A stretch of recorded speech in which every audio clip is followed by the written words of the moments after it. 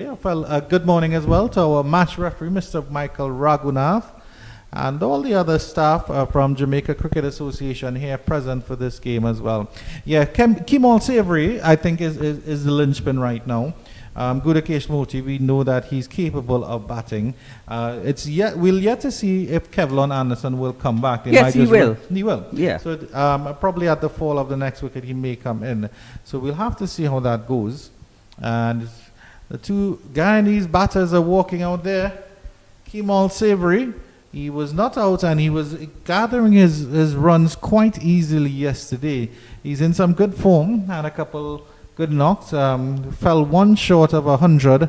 I think that was in round one. Yeah, it was in round one when the Guyana Harpy Eagles beat Barbados by 10 wickets. Anderson got 100 and Savory got 99. So poor fellow, he'll be searching for that landmark as well. But he looked good yesterday, but it's all about the reset once again. Yes, he's on 19, and Moti was with him, he's on 6. And last time these two teams played in Jamaica, he got 155, of course. This season, he's yet to score 100, he got 99. And so he got 99 when Anderson got 100, as you said, and became the 13th person to, not the 13th person. The 13th person was the one who got 200 in the same game. So you got 99. Devon Smith has the most 99s. He's got 99 3 times. Yeah, so just to remind you of the teams as well, Guyana, Tevin Imlak, of course, is captain, Tejan Chandapal, Matthew Nandu, Kevlon Anderson, Kemal Savory, Kevin Sinclair, Ronaldo Ali Mohammed, Gudakesh Moti, Veersamy Permaul, Niall Smith, and then the new fast bowler Thaddeus Lovell. Jamaica, Marquino Mindley is the captain, Aldane Thomas, Jermaine Blackwood, who is actually off the field at the moment. Marlon Pinnock was just whispering in my ear that he's off the field. Daniel Beckford is the substitute on. O'Dane McCarthy, Brandon King, Javel Glenn, Kirk McKenzie, Tamari Redwood, O'Dean Smith, O.J. Shields, and the young Brad Barnes. And here's a look at the bowling figures yesterday. O'Dean Smith, as you mentioned, and Tamari Redwood doing the heavy lifting. Yes, and Guyana, if you just joined us and missed the entire first day, Guyana left out Richie Luke North, who had the man of the match performance in the first match, and Pires. First delivery from Marquino Mindley coming up. Here once again, it is a false dawn. Marquino Mindley does that to me. And but he wasn't quite ready. Maybe Gudakesh Moti wasn't quite ready. And of course, there's still cricket going on around the region. The Windward Islands Volcanoes, 397 for 7 against the Leeward Islands Hurricanes. Trinidad and Tobago Red Force, recovery after their early collapse, 196 for 7. And Barbados Pride, 80 for 2. Trinidad and Tobago Red Force against the Academy. West Indies Academy, and Barbados Pride 80 for 2 in reply to combined campuses and colleges 262. So much going on in round 4, but we're here at Sabina Park, Sean Devers, and it's a lovely day. The considerations about the outfield, over the slowness of the outfield yesterday should be gone by now, so batters will get purchased for their runs. It should be a good day for batting. And here is the first delivery from Mindley for the day. Good line to start with. A fairly defensive field, you have to say. As my co-commentator Sean Devers can go through the fielding positions with you. Yeah, there's a solitary slip. Backward point, cover, extra cover, mid-off. And the onside, there's a mid-on, a mid-wicket, a backward square, and a man on the fine neck fence. So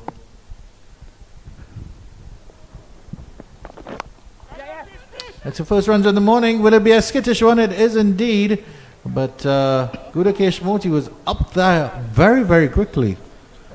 Good running between the wickets. That's what you like to see from Guyana. yeah, good intensity to start the second day. So the total going up by 1. Guyana off the mark this morning. And as I said, this will be a crucial partnership, especially since Anderson will come back. Guyana would have lost Anderson because he was retired hurt yesterday, and there was some speculation if he could bat. Wide delivery there from Mindley and going even wider. But concerning this field, okay, we understand that Mindley has a fairly defensive field. I would like to see a fielder in a bit more of a close position, but the fielders really have to be on their P's and Q's here. Yes, because if Guyana is going to touch and go. Yeah, it's a 5-4 field, 5 on the offside, 4 on the on. So you got a ball straight, you got protection on both sides. One would have liked to see another slip. Beautiful, beautiful delivery there. And Mindley, I think that one straightened, almost a tennis ball bounce, but it died as it went to the Aldane Thomas. Let's have a look at this one again. Yeah, short and going past the outside edge. That's why they should have had a second slip. The ball is not bouncing prodigiously, so you don't need a gully because the gully is there for the bounce of the ball, but they should have had second slip.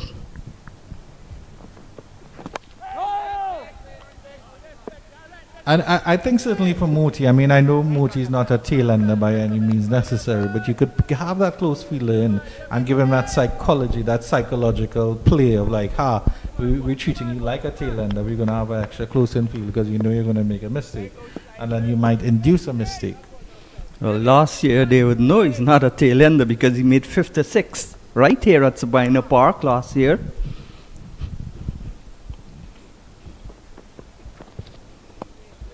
Good leave there by Savory. And this is what you expect from Mindley, of course. 15 overs into his 16th, and he just conceded 15 runs. Absolutely brilliant, leading from the front here. And that actually is the end of the over. 261 for 5. Another brilliant offering here from Marquino Mindley to start. Just the single off the over, and he's bowled frugal spells. Well, I think he bowled 4 spells, and all 4 were economical. I think he bowled 6 maidens or 7 maidens in his spell. So fantastic work, tying up one end.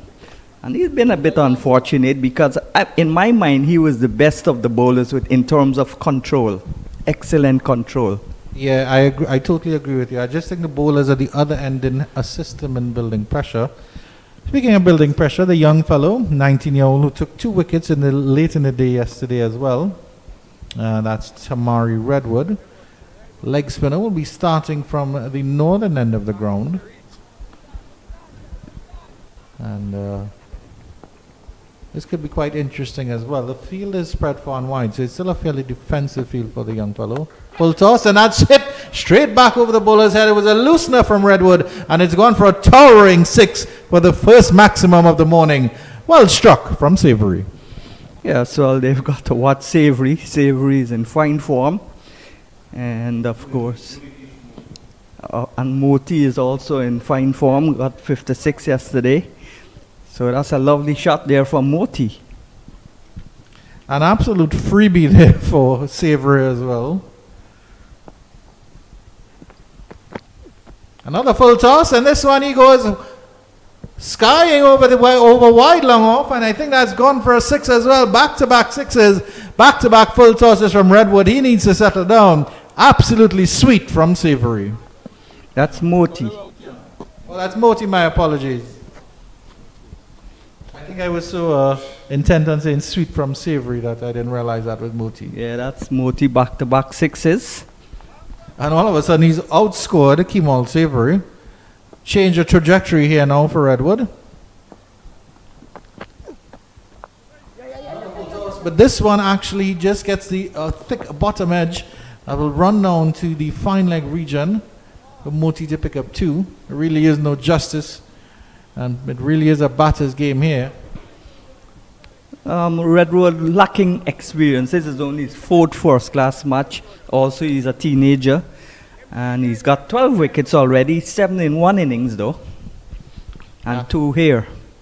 And he's an unfortunate centurion after those 2 6s as well. He's now conceded 103.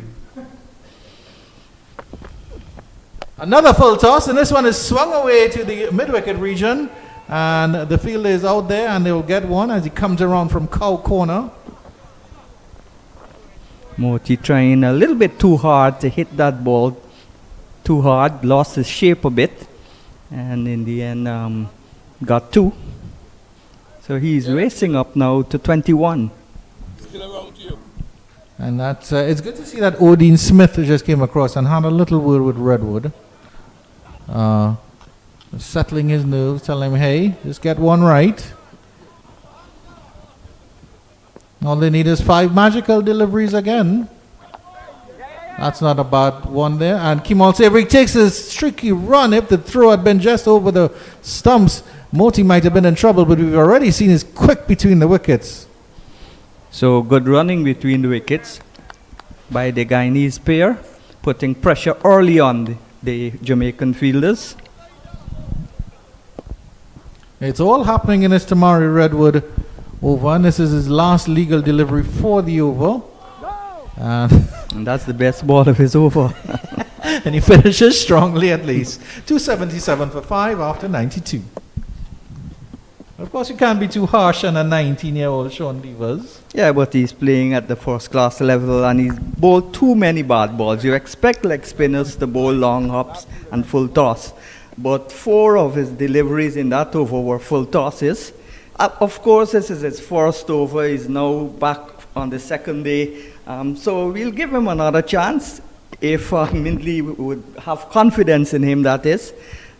And Mindley, who's bowled extremely economical, will start the third over of the day. Yeah, but it's symptomatic of the Jamaica problem as Marquino Mindley comes in. Because here's Mindley building pressure from one end, but from the other end they're leaking runs. And that was, I think that there was about 16 runs in that over. And Mindley has conceded exactly that. In his whole spell. In a spell of 16 overs. He's actually conceded 1 less. So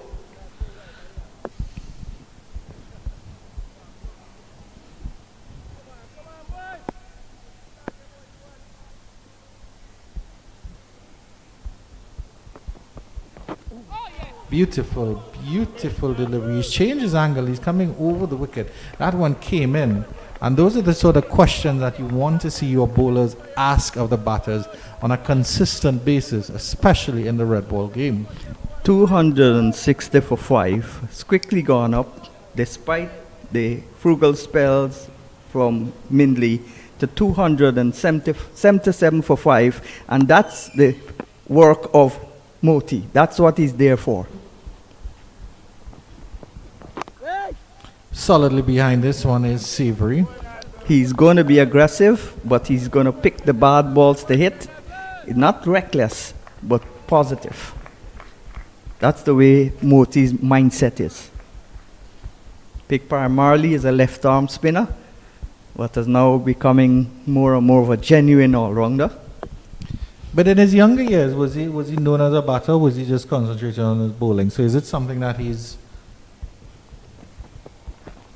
worked on in recent times, or is it something that he was always capable of? No, when he was younger, he was in fact a Chinaman googly bowler in his first under 15, when he was under 13, and I think he changed to left arm orthodox when he played on the 19 level, and it's lately, like a couple of years ago, that he started batting. He focused more on his batting. He was never a great batsman.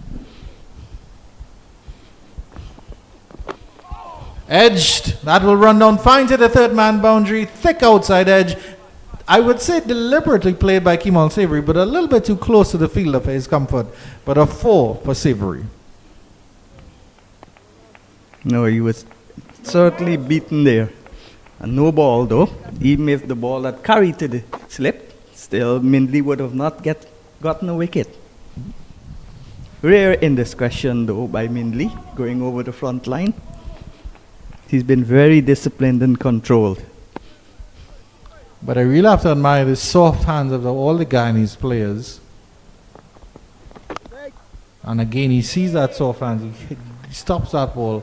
And even that shot, He played it with very, very soft hands. He didn't push at it. He played late, allowed the ball to hit the bat more than the bat hit the ball on that occasion. I think he's a little bit rushed by it came onto him a little bit more, maybe a little bit extra bounce as well than he expected. Still the one slip.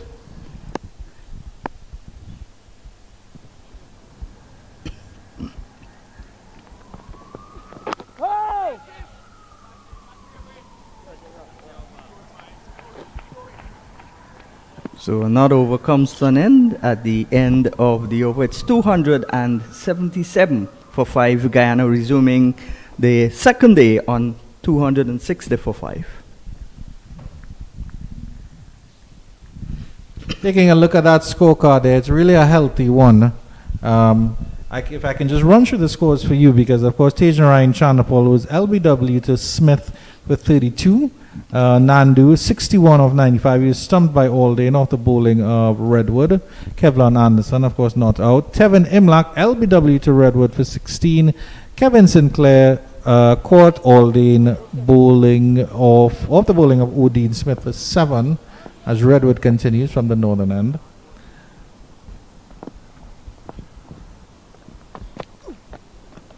That's a much better delivery. It might have been the googly. And I thought that Mindy would give Redwood another over. That was his first over of the day. And a leg spin is the hardest thing to bowl.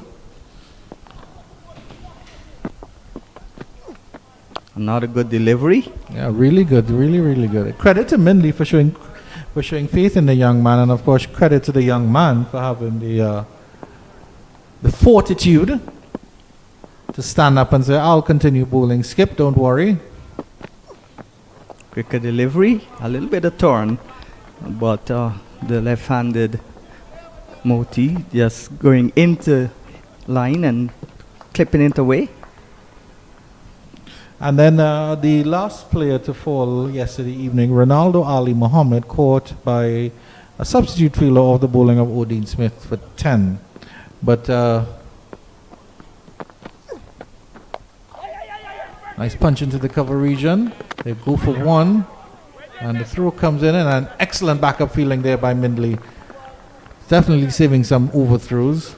So he's leading from the front, the Jamaican captain in his first game as captain, taking over from John Campbell, who was injured and out with a groin injury. One of the batters with centuries in this tournament. Good over so far from Tamari Wedrod. He's settled down nicely. Like chalk and cheese, Jekyll and Hyde from his first over. Spin bowling is the hardest thing to bowl when you're now starting. Deep into his crease goes Moti. Tries to wing that through mid-wicket. The fielder, Mindley, there. Spills a little bit. They're coming back for the second. The throw comes in at the bowler's end. A direct throw, and he might have been in trouble there, Kemal Savory. But at the end, the Guyanese live to fight another day. And they will march on to 281 for 5. The partnership between these two stretching up to now 30. Yeah, that was the first real bad ball in the over. A long hop, pull down, and batter going for the pull. Looking to hit it too hard again and losing his shape. So we've seen a good over and a bad over from Redwood. And we've seen 2 good overs from the southern end from Mindley. But what I think, we've discussed at length, and we wax lyrical on the Guyanese for their running between the wickets. And I think it's a completely and utterly underrated skill in cricket here. As we see that good third umpire, that gentleman walking off the field after conversing with his colleagues. Yeah. But the other aspect of it is the judge of the run as well, because you could be Usain Bolt between the wickets, but if you're not a good judge of the run, then you're going to be in some serious trouble. Well, we see the new ball being taken, so Mindley's had enough of the spin, unless Redwood will bowl with the new ball, which is very unlikely. So we're going to see pace from both ends now. The new ball taken after 94 overs.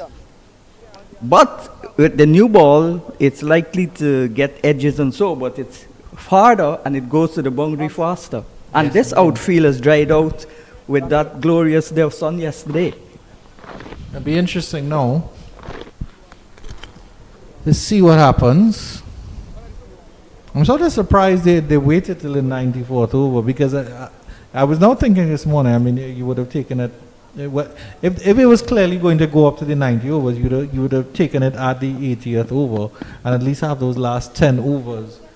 That's the trouble, because in the end, Jamaica did take wickets in that last session, so they could have had the Guyanese, they could have had 2 more late wickets. Anyway, let's see what happens. Savory settles and leaves that one comfortably. You can trust the bounce of a new ball. But they must have factored in that it was the leg spinner who took 2 of the 4 wickets in the last session, so they wanted to give him a try again this morning to see if he could break the partnership and get among the wickets. But he bowled badly in his first over, a little better in his second, but his confidence was destroyed from the first over.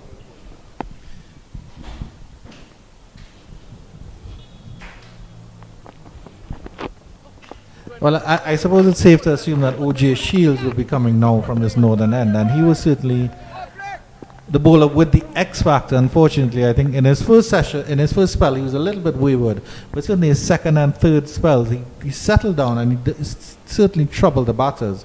So you can see if he can settle down immediately in this first session and get that chance, and I think that is O.J. Shields on your screen there. Yep, and he's kicking his heels and warming up. And kicking his heels as in getting ready. Thank you very much for that, Mr. Gerard Basso. Reinforcing my point. Oh, and he's practicing a batting shot as well. My, O.J. Shields. Well, O.J. Shields is a rare person. He played in one tournament for 2 teams, and he played against Guyana before for CCC, and he's now playing against Guyana for Jamaica.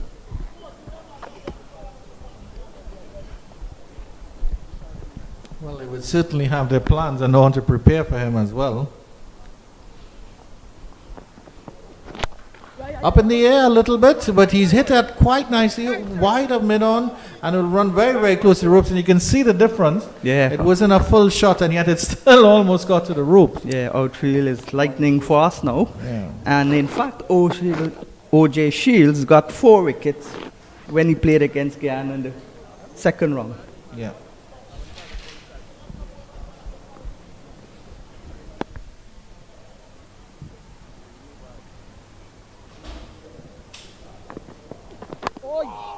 Guyana still ended up winning that game by 8 wickets. Tevin Imlach with 100. And that journeyman, Virasamy Pramod, taking 7. Guyana's won 2 matches, beat Barbados by 10 wickets, beat CCC by 8 wickets, and the match against the West Indies Academy, rain ruined that match. It ended in a draw. Yeah. This is a short ball and it's hooked, lovely. On his toes for that one was Kemal Savory. Classical Caribbean flourish. Sean Divas enjoyed that one. Yes, almost like a Roy Fredericks in the old days. On his toes, and that ball raced like a bullet from a gun to the boundary for 4. So the total going closer and closer now to the 300 mark. And they're looking to make up for the slow scoring yesterday, when you expected in normal circumstances in a 4-day game, if a team bats 9 overs, they make at least 300. They didn't, but today they're stepping on the gas, especially Moti, and now joined by Savory. So it's good going, good intent showed by Guyana. 287 for 5 at the end of 95, and for the first time in this match, Marquino Mindley has more runs conceded than overs bowled. 21 conceded in 18 overs. Still a very healthy bowling rate, but just going off the rails a little bit. And O.J. Shields was warming up from here, the Courtney Walsh end, the northern end of this iconic ground, Sabina Park. And he will be bowling to... Looks like Gudakesh Moti on the other end. It certainly is. See how Mr. Moti deals with this exchange from OJ Shields. Good delivery, nice and full. And Loose now. And Moti is a very aggressive batsman, almost pugnacious, but he's not reckless. He gets good defensive shots, he plays the ball in his merit, but more often than not, he'll look to attack. But he's not a swiper or slugger, by no means.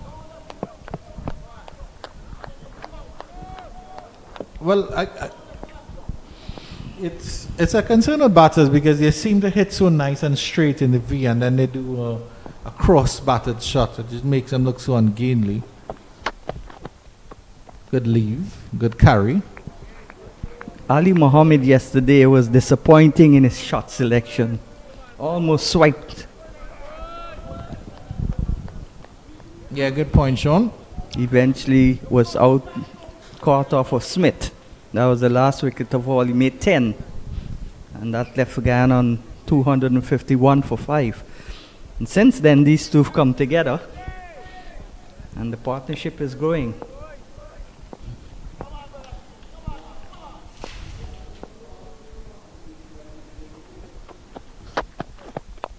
Well played by Moti. Coming in a little bit to him.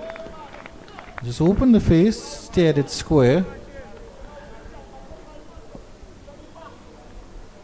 But you can see the pace of OJ Shields in that shot from Moti, because all he did was open the face and try to steer it into a gap.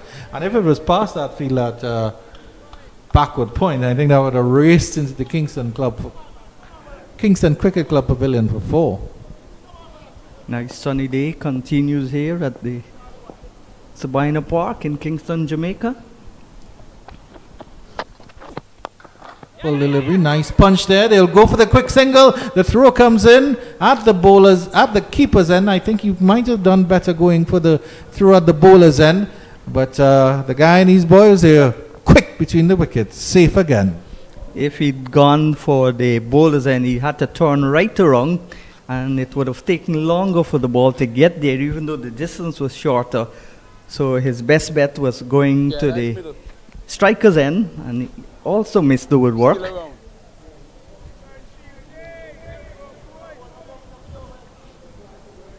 Yeah, quite true. If you'd have to turn around, you probably only have a view of one stump, maybe two. Throwing at the keeper's end, you would have had a view of all 3 stumps. Good delivery again, going past the batter, who left it alone though. Not close enough to challenge the off stump or force the batsman to play. And when you've got a new ball, you want to make the batsman play every delivery. Savory also an opening batsman at club level. Yeah. So he would know, have knowledge of facing the brand new ball.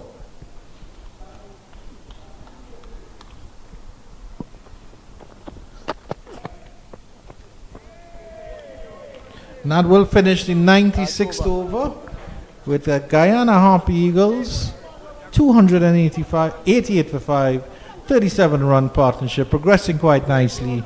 It's been 27 minutes of the first session on the second day, and so far the Guyana Harpy Eagles are flying high. Yes, Savory is still there.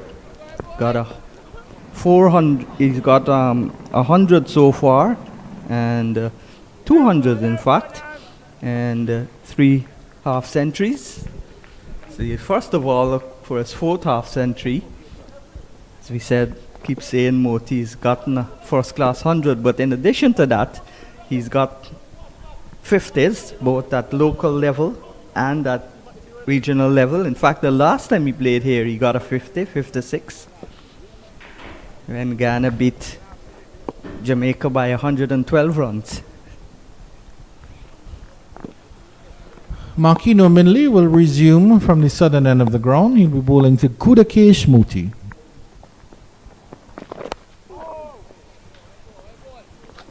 Tell us a little bit about Kemal Savory, because he's having a really, really good season.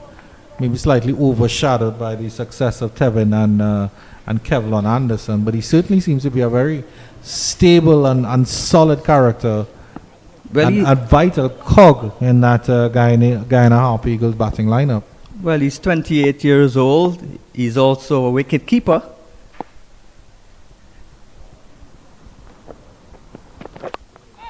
That's a rising delivery, and Moti does well to guide that down to fine leg, just for a single.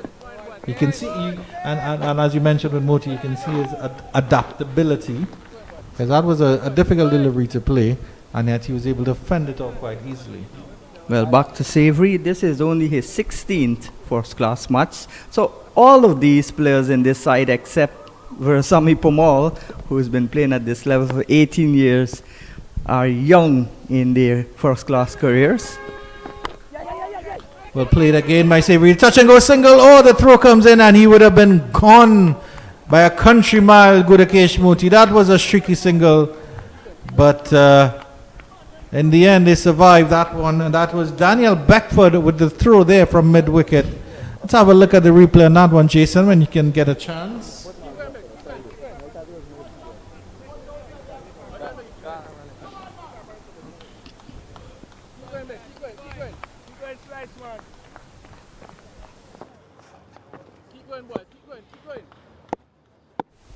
You look at it after this delivery. This one is turned down to that short fine leg region again.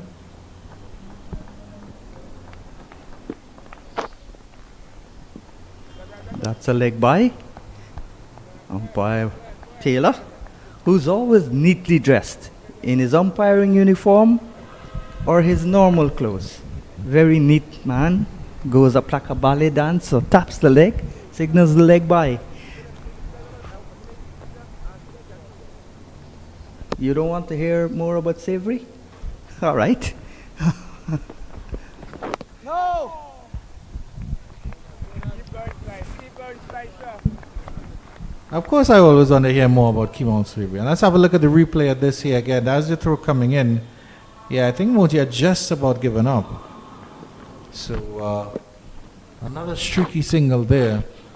Continue to put pressure on the Jamaican fielders, but if they consistently do that, one of the balls will hit the stumps and there will be a run out. It's Down all the leg side, well taken by Alden Thomas. And at the end of 97 overs, Guyana Harpy Eagles, they're progressing nicely, 294 for 5. Sean Devers, thank you very much for your first half an hour. You'll step away and you'll certainly hear more about Kimon Savory when Mr. Devers comes back later on. He's fan and knows about all things Guyana.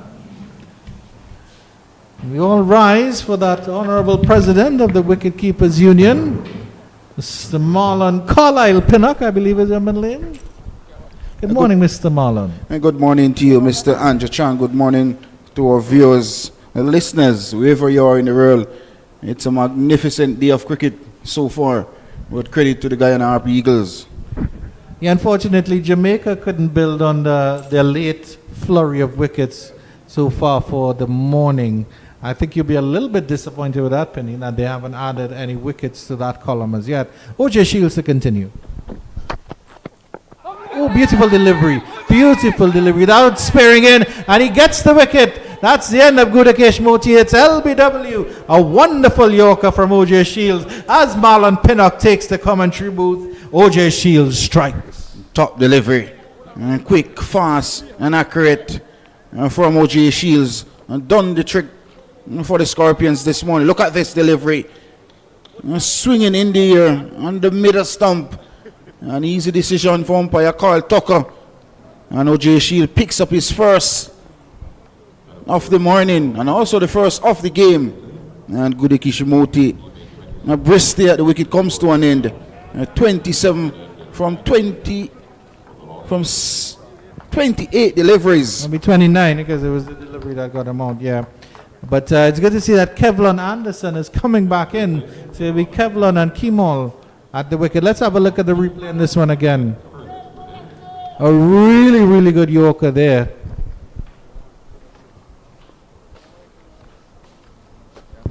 An easy decision for umpire Carl Tuckett. Indeed.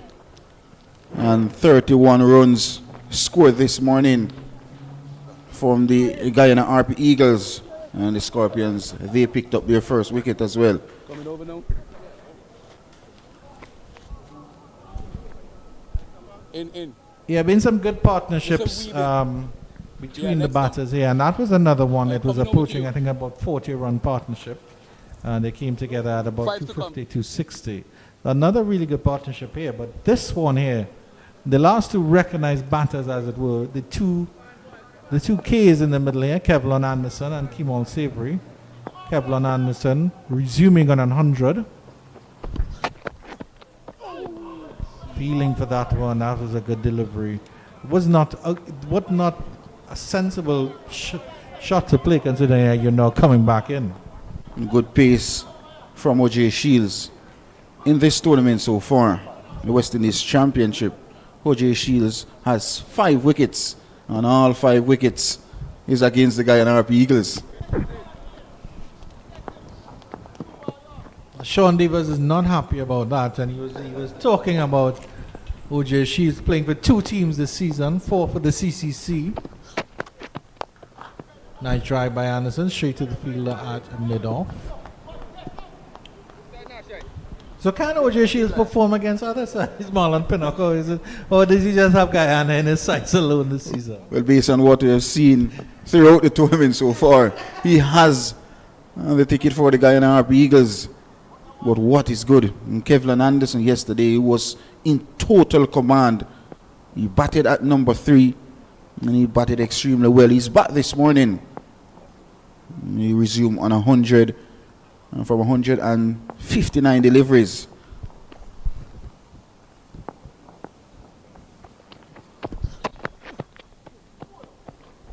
I am glad, of course, that it wasn't a more serious injury, because Kevlon Anderson has really put his hand up this season.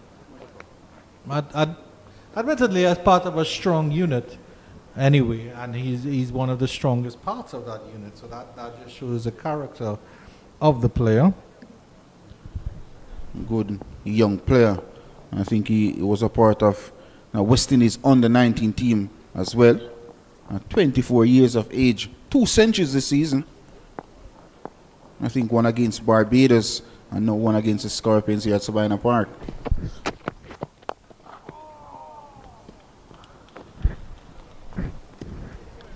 It was actually exactly 40 runs that Gudakesh Moti and Kemal Savory put on. There's a good little 5th wicket partnership. 6th, I should say.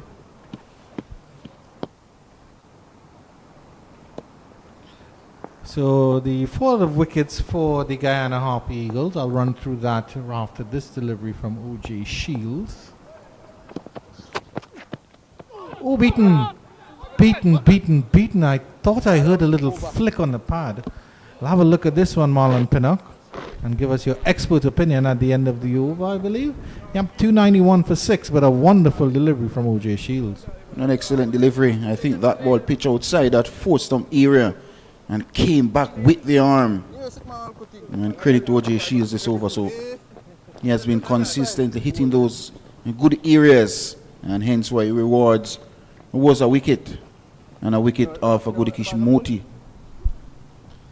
291 for 6 after 98. The fall of the wickets, the first one, Tejnarayan Chanapol at 55. The second at 192, and I think that was Tevin Imlak. And then Matthew Nandu, 226. Kevin Sinclair, the third wicket at 226. The fourth at 235. The fifth at 251. And the 6th at 291. We're going to see a change of bowling. Odin Smith and now replace Captain Marquino Minley from the Michael Olin end of the ground. He was the most successful bowler for the Scorpions yesterday, Odin Smith. I think he picked up 3 wickets. Yeah, and 3 very good wickets as well. Tejnarayan Chanapol, Kevin Sinclair, and then Ronaldo Ali Mohammed, who is, of course, a very dangerous batter. believe he took all his 3 wickets from the northern end. He's starting from the southern end, the Michael Holding end. Good rising delivery, but down the leg side. Easy for Kemal Savory. I love how Kemal Savory has gone about his innings. Marlon Pinnock. He hasn't really given much of a chance. He's slowly accumulated. He's put away the bad deliveries. Even when Gudakesh Moti was outscoring him for a little bit, he wasn't fussed or bothered. Classy left-hander. Another delivery down the leg side. Savory would be annoyed that he didn't get a tickle on that one. Alden Thomas going across to his right very, very easily. And I was chatting with one of our colleagues there. I think he's from the Jamaica Cricket Association, and he is of the opinion that Alden Thomas is the best glove man in Jamaica. Your thoughts on that, Penny? And I do support that a lot. Alden Thomas, one of the best in the Caribbean as well. But when you look at his batting, not much to write home about. Just 1 first-class century, and I think that came against the Guyana Harpy Eagles back in 2022. It's always against the Guyana Harpy Eagles. I'll have to watch you and Mr. Sean Devers that you all don't get into a rumble.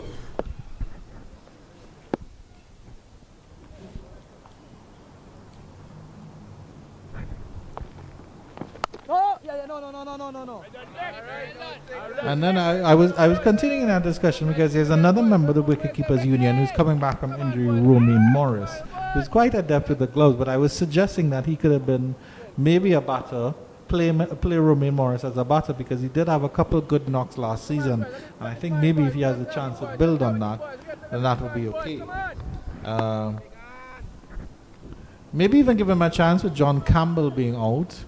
I'm not sure if Campbell will come back for the next round. We'll see what happens there, because of course he's out this round with a groin injury. Well, I think Morris is out with a finger injury as well. I think he fractured his finger. John Campbell is out with a groin, and Carlos Brown out with a side strain injury as well. But there's the update on the Jamaica squad from Marlon Pinnock. Quite familiar with everything and everyone that goes on. Short delivery, cut nicely, but cut straight to backward point. There was on either side of the fielder, and he would have gotten some good runs there. At the end of the over, it's 291 for 6. A maiden from Odin Smith, building a little pressure here. 99 overs bowled. As I mentioned about Savory, a very excited player, a very talented player. I think the last time he came here against the Scorpion last year, he scored his highest first-class score of 155. Yes, I know Mr. Sean Devers did mention that as well. It seems like the injustice still rankles with Marlon Pinnock. How dare Kemal Savory come here and score runs against us? That's our Jamaican pride for you. Class is class. Yeah, spicier than jerk chicken with pepper sauce. Indeed. OJ Shields continuing.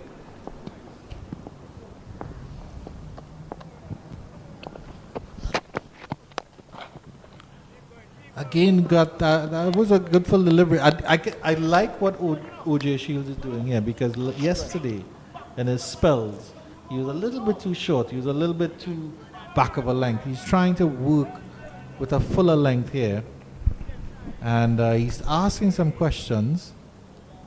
And with the new ball shaping around, I think that is a perfect idea from OJ Shields. 2 slip, a gully waiting as well.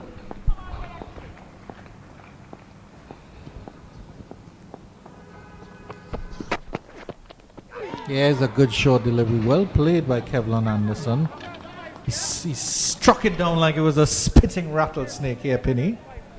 Almost turned him around, but the good thing, he kept his eyes on the delivery. And well played in the end, as I mentioned, but credit to OJ Shields. Played it exactly under his eyes, Penny. If it had gotten any more underneath his eyes, he'd have been playing it behind him. What a beautiful sunny Thursday morning here at Savannah Park as well. Yeah, not a cloud in the sky. Your good friend Gerard Basso on the camera gantry is probably getting some good sun. You'll be more burnt than a smoked herring fritter by lunchtime. One thing for sure is really enjoying here in Jamaica as well. Yes, indeed. And so too. He just had to show us that there's another cloud in the sky. Good morning, Gerard Basso. We are listening. And it's good to know that you're listening to us as well. Doing a fantastic job so far. Yes, indeed. Credit to him. Credit to him. Short delivery. Cut over the fielders, and that's gone for 4. Straight down to the Michael holding end, straight behind the keeper. There's nothing he could have done. If you're going to flash hard. And that's what the new ball will give. It will give runs. Short delivery from O.J. Shields. And looking to cut that ball over that backward point region. And Kevlin Anderson. And it flew off the top edge. And that's the safest way for the ball to go. 4 runs. And he goes up to 104 from 168 deliveries. And the Harpy Eagles head closer to that 300 mark. And Gerard Basso has found the one cloud in the sky, and he decided to show it on our screen. Nice punch there by Kevlin Anderson, but there is no run on that occasion. But there is not a single cloud in the sky over Sabina Park at all. It is absolutely brilliant. It is absolutely blue in terms of the sky. And brilliant conditions for cricket. I think if you're a batter, I think if you're a fielder, it might be a little bit hot and sweaty and uncomfortable. The control from Kevlin Anderson so far has been impeccable. You look at it, his timing, his balance, his stroke play. And hence why he's up to 104. And then the 100 over has come to an end. And the Guyana Harpy Eagles 295 for the loss of 6. End of the over. 100 overs bowled by the Jamaicans, the Guyanese. 295 for 6, closing in on that 300 mark. And what do you think in terms of continuing their batting? How much do you think they want to post before they would look at a declaration? Do you think in the region of over 350? Obviously, I would say. Well, I'm thinking about if these two batters in the middle bat up to lunch, I'm looking at a declaration at over 400 runs. I think last year it was a similar situation where the Guyanese posted over 400 runs and 2 batters got in that 3-figure mark. And one of them is at the wicket, as we mentioned, where the captain, he got an uneven 100 last season and he went early yesterday. But a decent batters in the middle, and Kevlin Anderson scoring his 2nd century of the season. He's 4th in regional cricket. And as I mentioned, Savory, he got up to 99 in the first round. So these 2 batters in the middle, 2 capable batters, and can do just for the Harpy Eagles. Kevlin Anderson was just getting some of that magic spray on his, it seemed to be his elbow. He rolled his ankle yesterday, which is when he went off shortly after completing his 100. Certainly hope he's okay. A short delivery and hooked nicely by Kimal Savory. He picked that up beautifully. It's into the Kingston Cricket Club behind square for 4. A shot of class from the left-hander. Controlled was brilliant. And Odin Smith was short on this occasion and duly accepted by Savory. First run of Odin Smith. His first was a main this morning, but the first delivery of his 2nd is a boundary.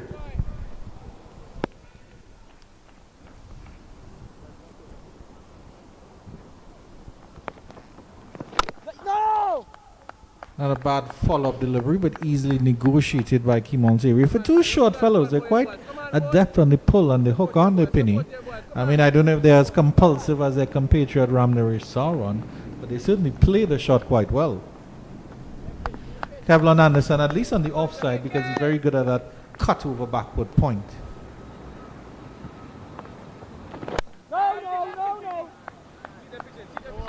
Radner Sawan is mentioned. A classy right-hander.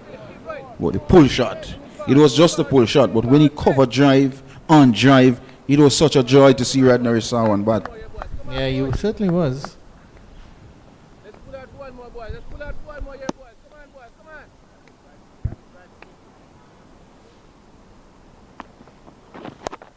on. And this is pulled again. This one goes even finer.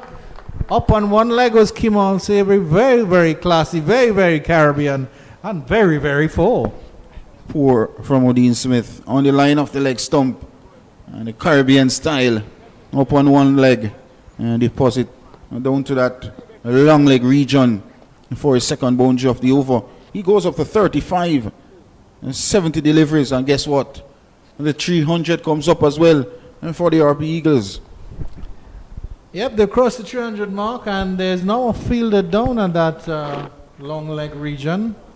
And they're going to try and tempt him with the shot again. But we can see that he's in good control of it. This one is outside the off stump, and he just waves that away and practices a ramp. The thing about the Guyana Harpy Eagles batters, they waited and waited on the bad deliveries and capitalized when it's good delivery. They're solid in defense or leaving outside the off stump, and that is good testing batting, 4D class batting, test batting, and credit must be given to them. Yeah, and that's why they're champions, defending champions, and looking at a hat trick of victories. Well played, well bowled, and well played in the end by Kimon Savory. I think he had to weigh that one a little bit. Let's have a look at the replay on that one. I think this one pitched outside the off stump and came back sharply. And from Odin Smith, the over has come to an end. 101 overs completed. The Harpy Eagles progresses to 303 for a loss of 6. And 1 wicket fell this morning. And 43 runs scored in just under an hour of play this morning. Yeah, they're doing brilliantly. Ended the day at 260 for 5 after session 3 yesterday. So yeah, you're quite right. They've added 43 runs in just about 51 minutes. 9 minutes before the first hour's drinks break. OJ Shields will continue. The only wicket taker so far this morning as well for the Scorpions. Nice full delivery. He gets this one through the gap, straight past mid-off, and it will trickle into the ropes now for 4. A little bit too full and a little bit too wide there from OJ Shields. Over pitch delivery. And Kevlon Anderson in total control. Just came on the front foot and didn't try to overhit it. And just caressed it to the right of Captain Marquino Minley at mid-off and stood no chance. And the total goes up to 307 for 6. Yeah, it really was a classy shot. For any young persons watching, we'll pull up the replay on that one for you just now. You'll see exactly how to play the push down the ground. And it was just that. It was just a push.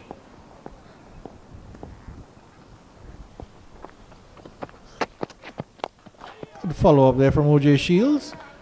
A little bit more back of a length and a little bit straighter. And this was the on drive this time around. The time it well with Brad Barnes at mid-on and did well. But clearly Kevlon Anderson, he's timing the ball extremely well. Yeah.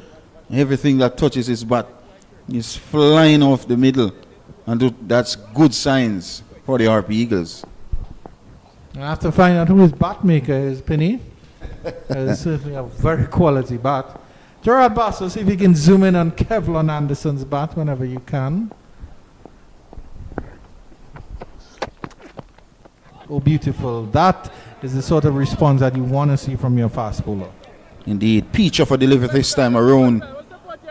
And Kevlon Anderson just held his bat in the line. Didn't follow the ball. That's a good thing. But credit to OJ Shields. Good comeback. One here, boys. Come on.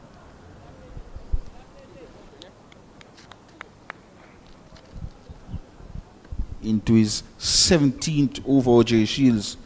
And into his 7th spell in 17 overs. A little bit too expensive here from OJ Shields. Good spell. Oh, he's feeling for that one. That was not a bad delivery at all from OJ Shields. Maybe a little bit too wide, but he certainly had Kevlon Anderson going at that one. It's good to see Jermaine Blackwood back on the field now. I think he's at first slip. And the substitute fielder, Daniel Beckford, did an extremely good job this morning. But I think the fans of the Jamaica Scorpions would glad to see Jermaine Blackwood. And that's a shot of Kevlon Anderson. Willow, very thick. Well done, Gerard Bassett, for that shot of Kevlon Anderson's fine willow.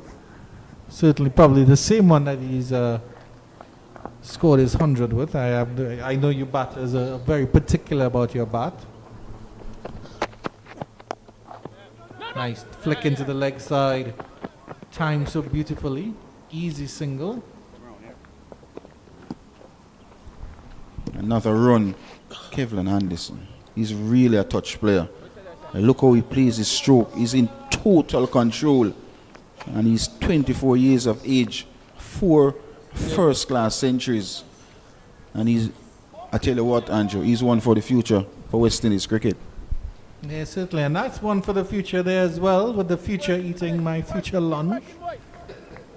I don't think he's eating curry goat. Was that chicken and things, it looked like? And maybe? fries in it as well. Still have a whole hour to go before lunch. Good delivery. Excellent bowling there. And he got the thick outside edge. He was beaten there, Kemal Savory. Run down to third man for 4. A fortuitous 4 for Kemal Savory. OJ Shields is annoyed with that one, but he can't do anything about it. 312 for 6 after 102 overs. The good thing about Savory on this occasion, he played it with soft hands all along the ground. And OJ Shields not a happy man. And shouldn't be. And more runs for the Harpy Eagles. As I mentioned, 312 for 6, 102 overs completed, and still the Scorpions in the field. How long this guy in Harpy Eagles will bat? I think they will bat up to lunch or beyond, based on what we have seen in Kevlon Anderson and Savory. Both batters in terrific form throughout the tournament so far. Marquino Mindley has decided the Odin Smith experiment didn't work. He got 2 overs and was very, very expensive. So he brought himself back on.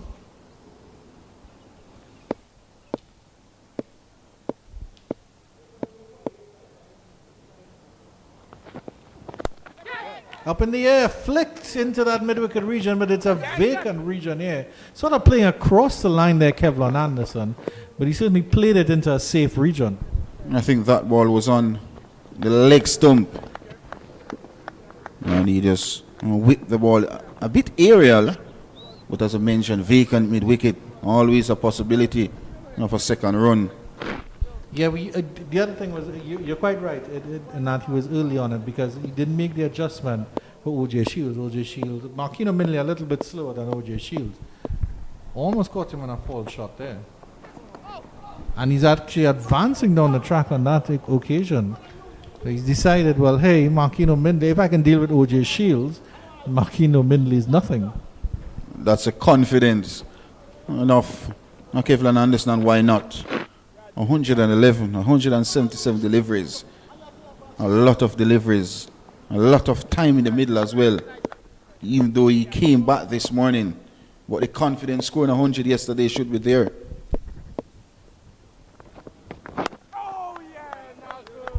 But I mean, of course, yes, you're coming back in on 100, but the whole thing about the 4-day game and the red ball game is that reset. It doesn't matter if you scored 200, 300 yesterday. You're coming back in and you're basically on 0, and that's what he came back in. So I want to see that despite So far he's done well. He's added 11 to his overnight 100. But I want to see that he can push on and reset and get to 150, 180, maybe even that double 100. Based on how That's what he needs to think about.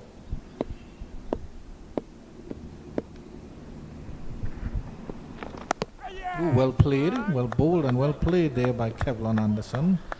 based on how he's batting, he's playing each delivery on merit. And that is what you want to see. Batters in 4D cricket mix aggression with good and excellent batting. And we have seen that throughout the innings from Kevlon Anderson. Because if you think about it, Penny, the whole goal of playing 4-day cricket and playing this regional and playing in this championship. A beautiful shot and well fielded there by Markino Minley. Was really good by the tall fast bowler to get down there and stop that one. Over pitch delivery. Was that a job opportunity? I'm not sure. With the reaction of wicketkeeper Aldine Thomas. Should be the drinks break at the end of this over. And I will be taking my leave for Mr. Marlon Pinnock and Sean Devers to make mass in Jamaica. Solidly behind that one is Kevlon Anderson. Overcompensating for almost being beaten on that last delivery. And that will be the first hour play on the second day and the first session of this round 4 West Indies Championship match between Guyana Harpy Eagles and the Jamaica Scorpions. Resuming on 260 for 5, the Guyana Harpy Eagles have progressed to 314 for 6. And after some final words from Marlon Pinnock, we'll take a short break and then Mr. Pinney will be joined by the one and only Sean Devers. 54 runs scored this morning, 1 wicket. A loss by the Guyana Harpy Eagles. But credit to Kamal Savory. 39s, 73 deliveries. Kevlon Anderson. He injured yesterday, came back this morning, had 11 runs. But all in all, this Guyana Harpy Eagles batting lineup, a long batting lineup. And if the Scorpions allow them to score freely and get over that 350, 400 mark, it's going to be a hectic battle for the Scorpions. Yeah, good morning to you, Marlon. Good morning to viewers and listeners wherever you are across the world, especially if you're in the beautiful 83,000 square miles of Guyana on the South American continent, the only English-speaking country in South America. Guyana have wonderful things there. They're developing the fastest growing economy in the world. And here in Kingston, Jamaica, Guyana starting the day on 260 for 5. They've lost a wicket. They've lost Moti leg before to Shields. That was a beautiful in-swing in York. Almost knocked him on his face. And that's what you get from O.J. Shields. Quick, aggressive fast bowling. He made 27, and then the score was 296 for 6. And then Anderson returned. He's got his second 100 already completed. His highest score, he's looking at his highest score in this tournament is 153. Can he get that? He can. He's at the wicket. And once he's at the wicket, there's hope. And he's a talented player, no doubt about that. Such a classy player. His stroke playing, his defense, when he's attacking, he looks so good at the wicket. And I guarantee you, he will be one for the future for West Indies cricket.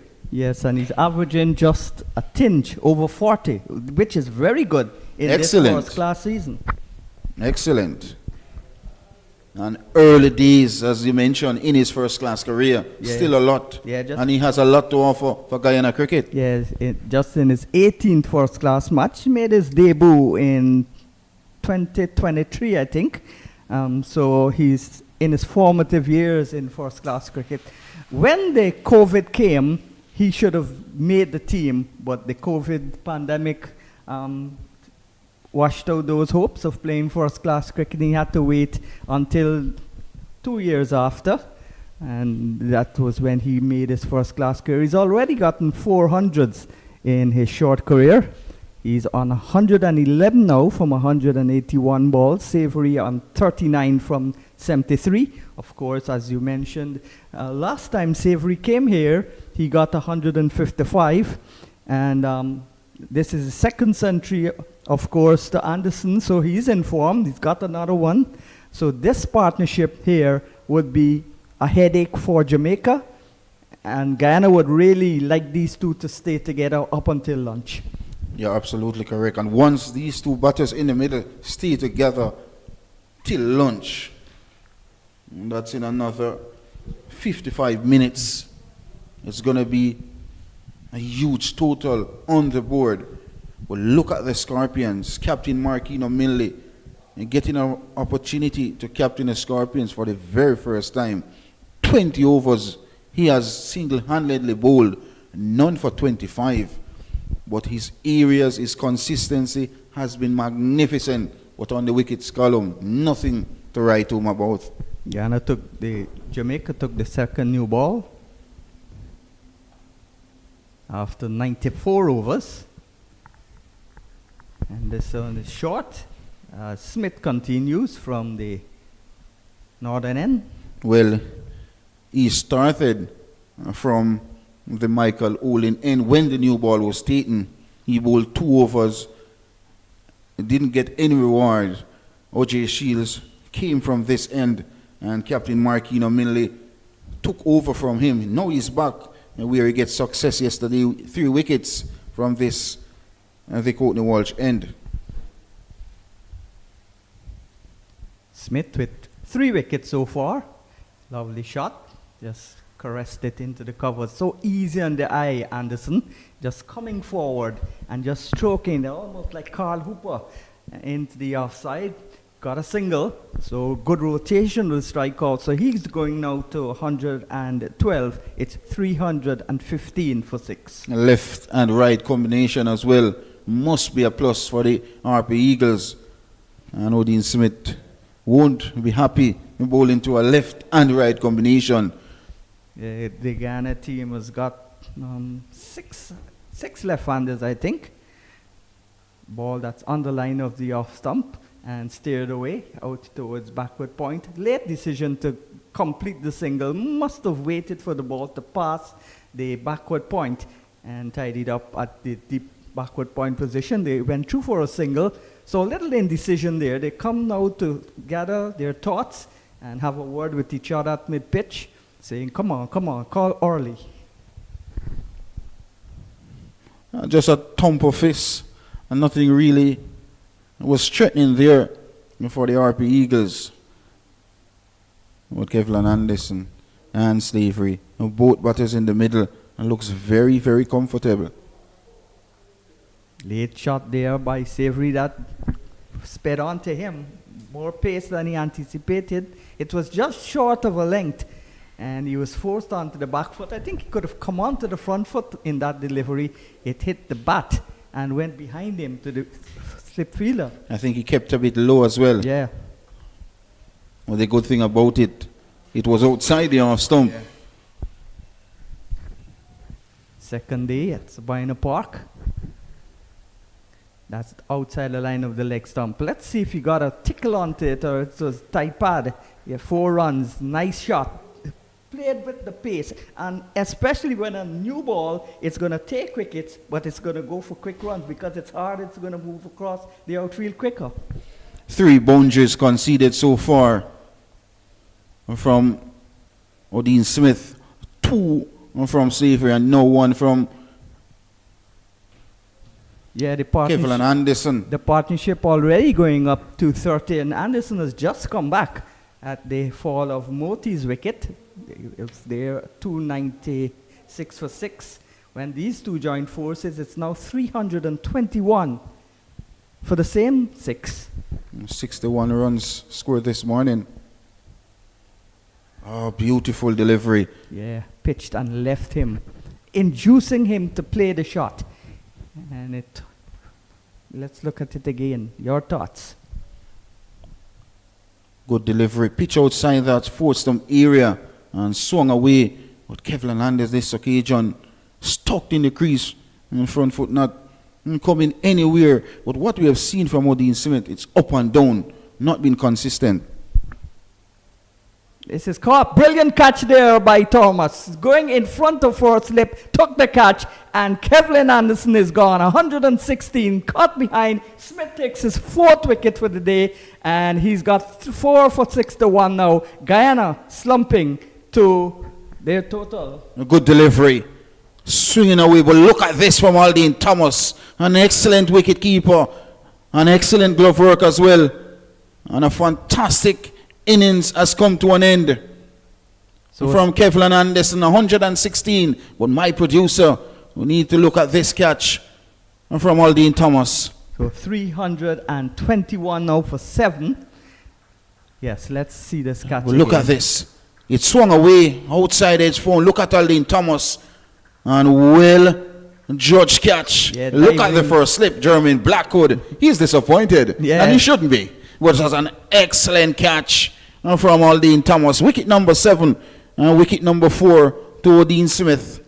He's a pick of the bowler so far for the Scorpions. And this is the second suspendious catch that Thomas has taken. One was to his right low down, this one was higher, but in front of 4 slips. So 2 good catches.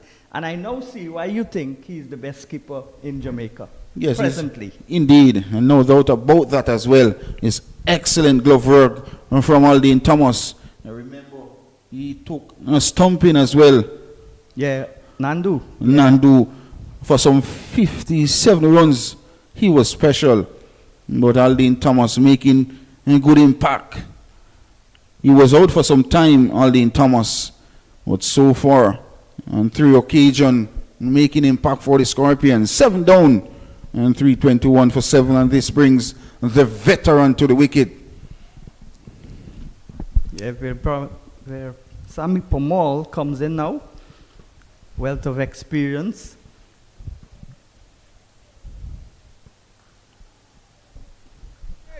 Another good delivery from the impressive Marquino Minley.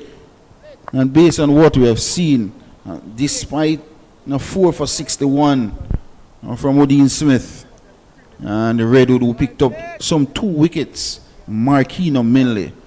He has been special throughout yesterday and this morning. In his 21st over, none for 25, but his area so far has been fantastic. This one is turned out to that square leg region. So Savory goes now to 42, and the total going up to 322 for the loss of 7. Pomal will face his first delivery. We see the famous Kingston Cricket Club, the home of Sabina Park. And the home of Jamaica cricket as well. Yeah. A lot of big players that have represented the West Indies at a test level and at an ODI level. A prime example, Nehemiah Perry would have played for this club here in Jamaica as well. And Lee goes past the edge, maybe intentionally just playing inside the line with ball. Pomal. Also a good club for administrators. In fact, the last president of the West Indies Cricket Board from Jamaica, Mr. Cameron. Indeed. Yeah, he came from the Kingston Cricket Club. Also the WIPA president, Wavell Hines. Well, Wavell Hines is from Kensington Cricket Club, just a throw stone away from Sabina Park. Yes, he's good delivery, got big on him. He just pushed the ball down in front. Nice soft hands though, kept it on the ground. And Wavell Hines has been recently reappointed unopposed as the WIPA president. Well, Pomal, a very experienced campaigner, yet to register a first-class century, or a regional century. Yeah. I think his highest was 90. Yeah, not last out. year.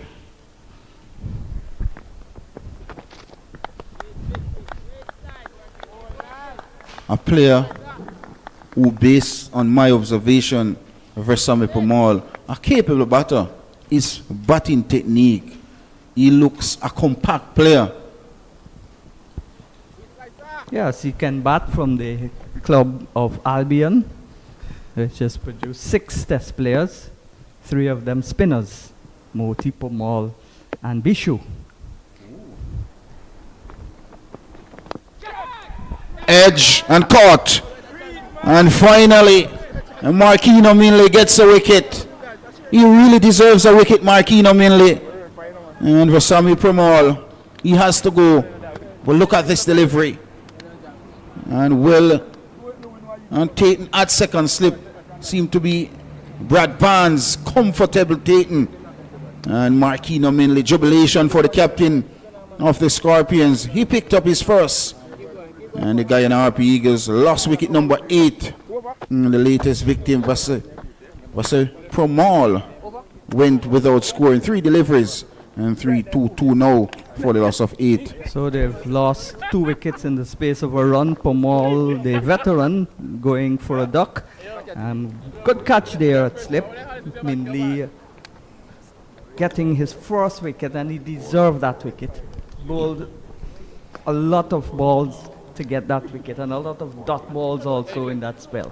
Indeed, he really deserves it. As I mentioned, he bowled some fantastic areas, asking a lot of questions. And finally, Mr. Devers, the question has been answered with a beautiful delivery to get rid of the veteran Pramal. The second new ball, so 3 wickets have gone down with that new ball. Guyana 328 for 8. Last year they made 424, and they would like to get that score, but it's all up now to Kemal Savory. And if the last 2 batters, Niall Smith and Thaddeus Lovell, who is only in his second first-class game, youngster, 20 years old, Thaddeus Lovell, and if they can stay with him. Well, Niall Smith, I tell you what, fancy himself as a batter. Yes, but he's got to curb those aspirations right now and just block and stay and allow Savory to do most of the batting. Well, he's going to play strokes. Yes. No doubt about that. He's that type of player who loves to get bat and ball.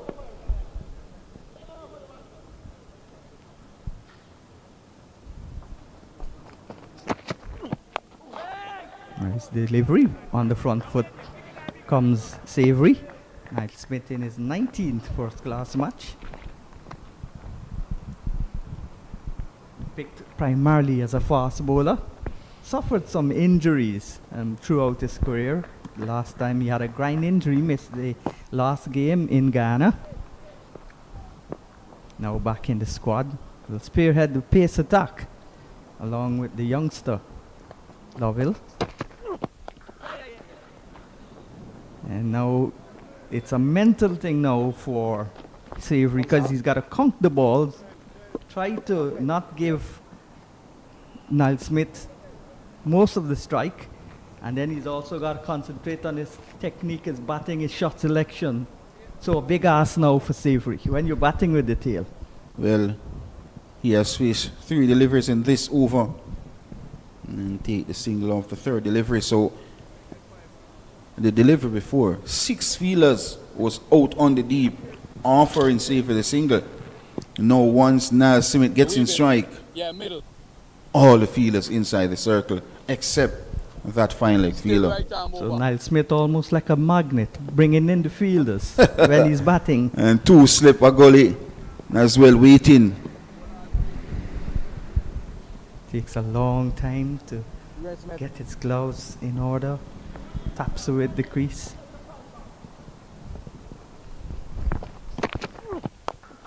Nice drive. Batsman-like. Out to mid-off. Everything is correct with that shot. High elbows. And the presentation of the bat outstanding. Was straight to that fielder at mid-off. Well, over the years, he's worked a bit on his batting and has got a good defense. Nice. He loves to field bat and ball. Loves the drive. That's the kind of shots he will play. And Savory will be the non-striker and having his heart in his mouth. Not a top order shot, that shot earlier. And playing away from his body. Yeah. And the off stump as well as the middle stump was exposed. But that delivery just swung away from the right hander. I think Smith needs to be a bit fuller.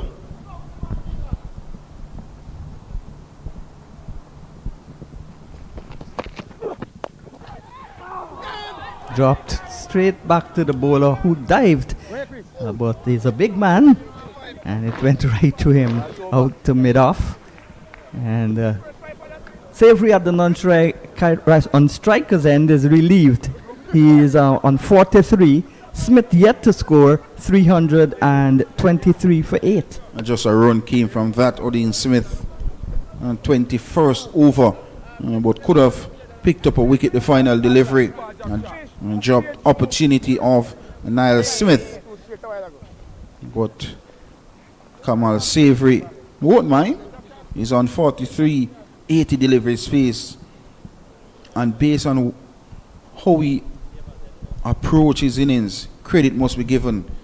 A player with a lot of class, a lot of heart, and fought hard for his team, the Guyana Harpy Eagles. So 7 runs away from back-to-back scores of over 50 here in Jamaica. The last time he tripled that. And he got 155. Don't think he'll have the time or the support to get to that score. In a winning things have happened. In a winning cause as well. Yeah, Jamaica lost by 112 runs last year to Guyana. And in that game, 2 centuries was scored by the Guyanese. So far, we have 1 century. You never know. He can have the support and get a record 9th wicket stand. 200 and something. You never know. And that's cricket, a glorious game of uncertainty. Yeah.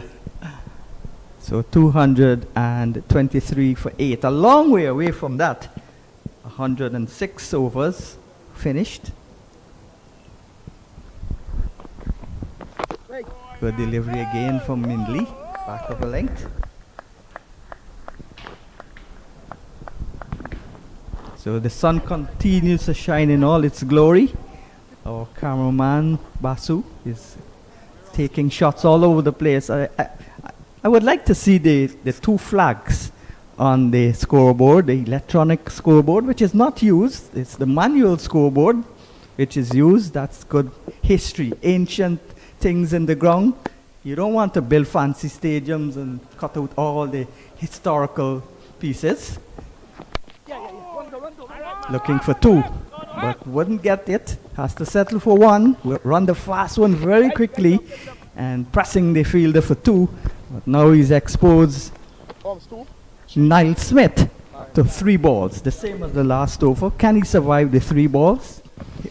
In the meanwhile, Savory goes to 44.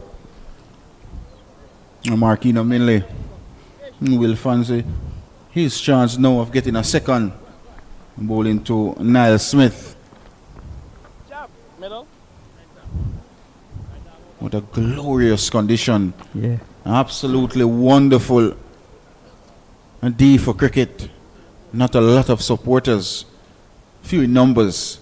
What is good? Cricket has been played here at Jamaica, the home of cricket, the Mecca.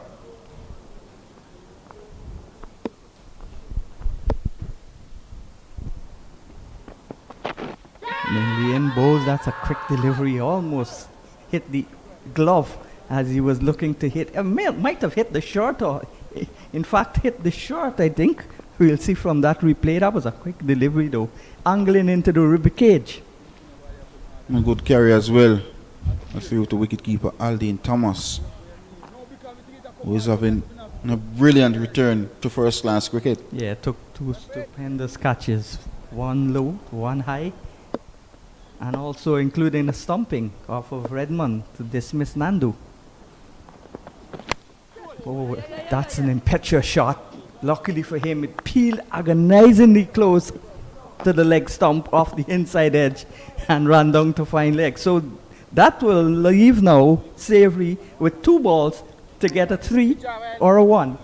1 ball. Yeah, 1 ball. And that's what you get from Niall Smith. He's going to play shots. A back of a length delivery. He was looking to hit the ball through that cover region, hit the inner portion of the bat, and flew down to that fine leg region. And he gets his first run from 5 deliveries. Do you think Savory should have taken the single there? I think he could have. Well, he he did. backs himself to get a run off the final delivery.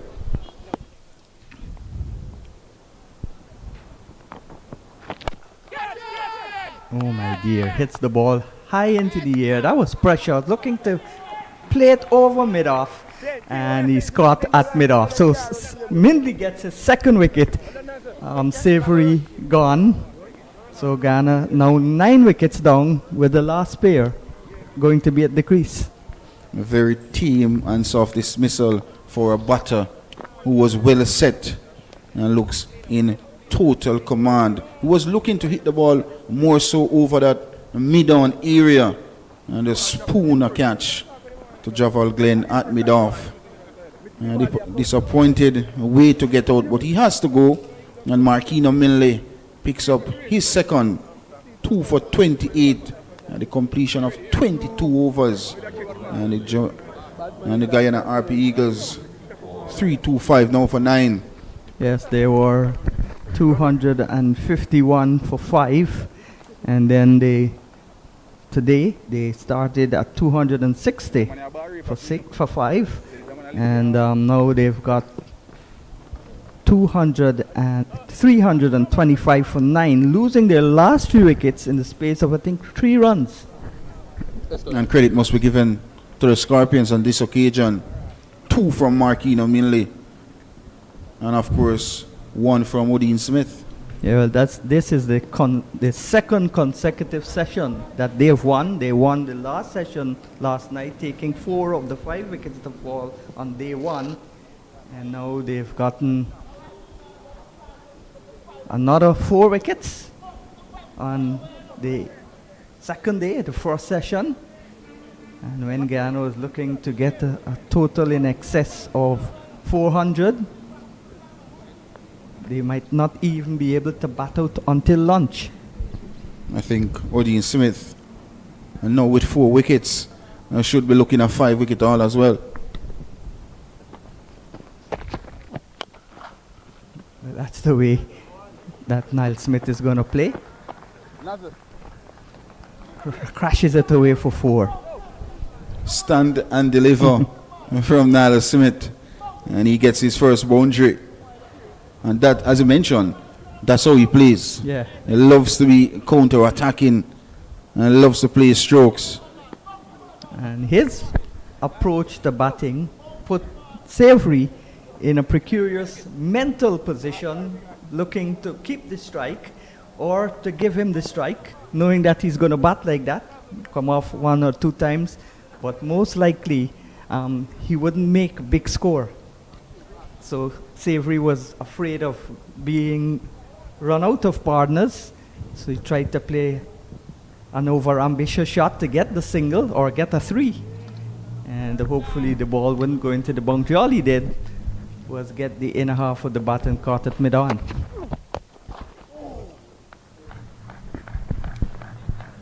I think he was trying to hit the ball over that mid-on area for 6. He was on 44. You know, had he gotten that for 6, and that would have been It's 50. an half century. Yeah. But it didn't came off as he expected, and he just spoon a catch to Javal Glen. Yeah, maybe played the shot in 2 minds, looking to hit the 6 and then deciding to keep the strike. So he was caught in 2 minds, and in the end was dismissed. A tame catch from Mindley.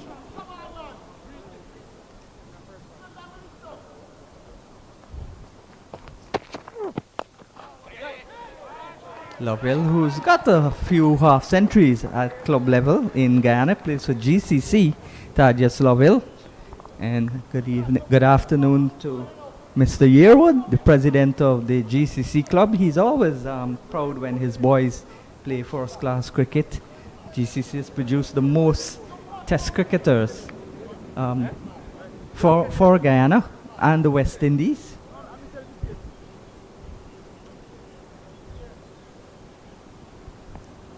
.331 for 9. A swish and a miss. No movement of the foot across. And the battle still on 6 from 7 balls. As what's that? Crow?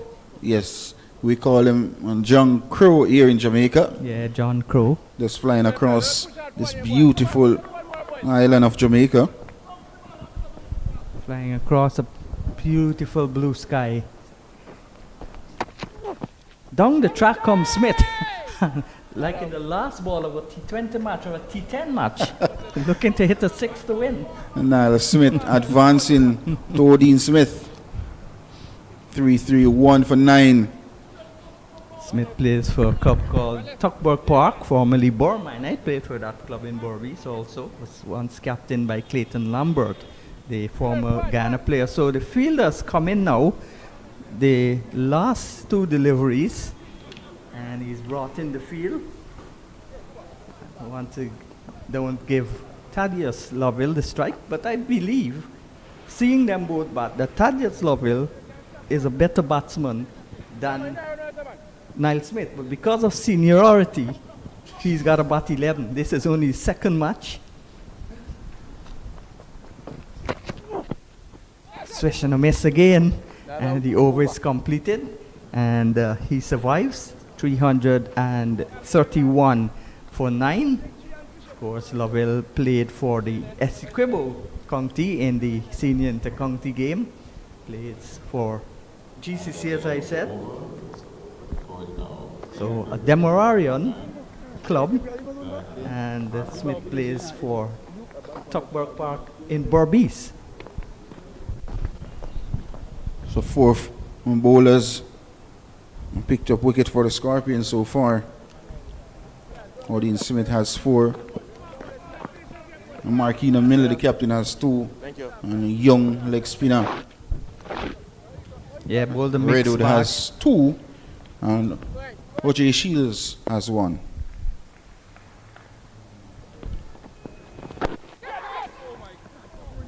So Mindley bowls to Lovell, and Lovell is playing it into the onside, gets a single.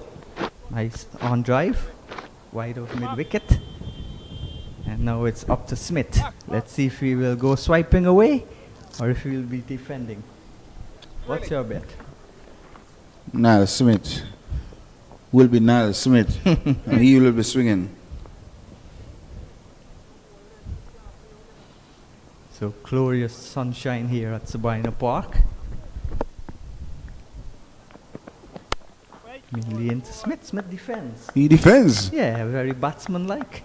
Like a number 3. Very surprising. 6 fielders out, by the way, for the Scorpions. Yeah, there's the deep mid-on. There's the long off. There's the sweep on the square cover boundary. There's the third man. There's the fine leg, and there's the deep backward square. And the man at the deep mid-on has been pushed back to long on. And Smith opens the face of the bat and walks the single. Maybe in 2 minds to refuse the single. And then Thaddeus Lovell was so far down, forced him to go for the run, saying, I can bat too, you know. So rotation again in the strike. 2 to Lovell, 7 to Smith. Guyana 333 now for 9.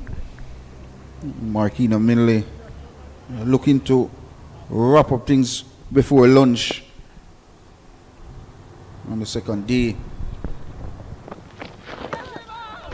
Looking to pull a short ball. And luckily for him, it missed the gloves. Well taken down the leg side by Thomas. I'm very impressed with the wicket keeping of Thomas. So why did he not play in the first 3 matches? Apparently he was away, but young wicketkeeper Daniel Beckford came in because Morris' finger was broken. Nice delivery again, going past Thaddeus Lovell's edge and taken by the keeper again. If you look at Aldine Thomas' first-class career, not much to write home when it comes on to his batting aspect. Just scoring that 1 century. But his glove work, outstanding in all formats. And Romain Morris, he had a fantastic season last season for the Scorpions.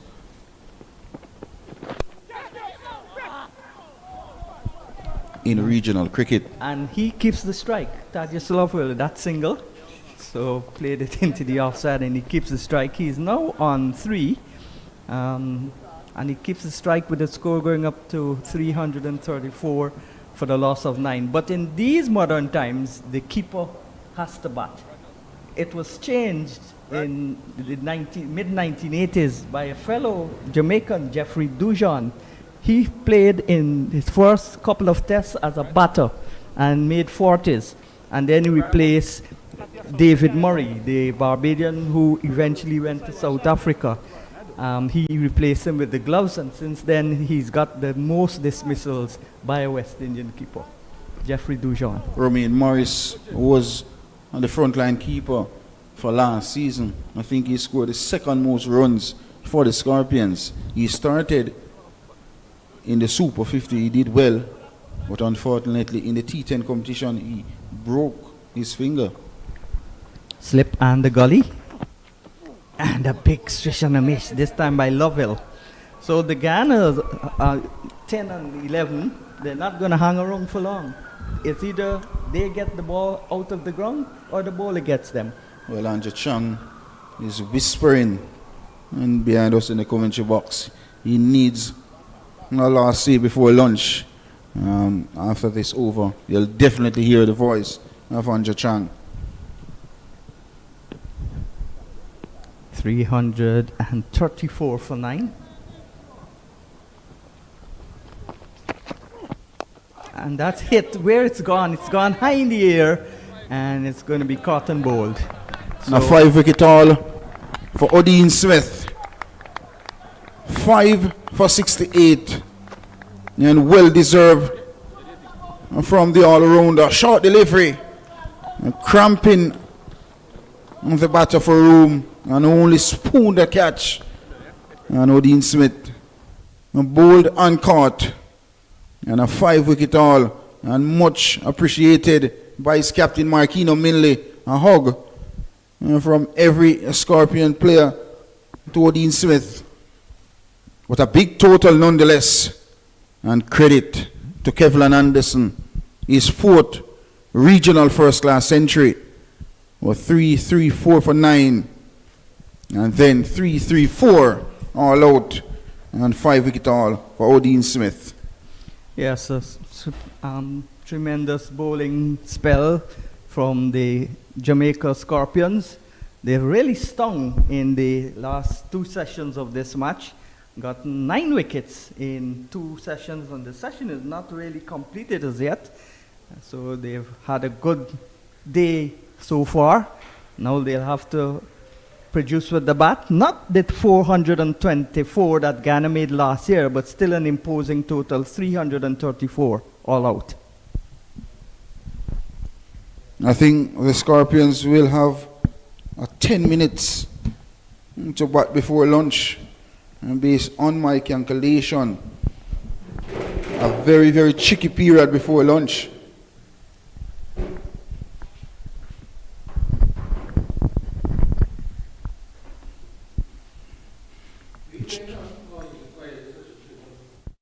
Very tricky period before lunch for the Scorpions. And I think Odin McCarthy on his first-class debut for the Scorpions. And of course, Kurt McKenzie. I think both players will open the batting for the Scorpions. 10 minutes of batting before lunch. Yeah, let's take a break and then we'll be back when play resumes.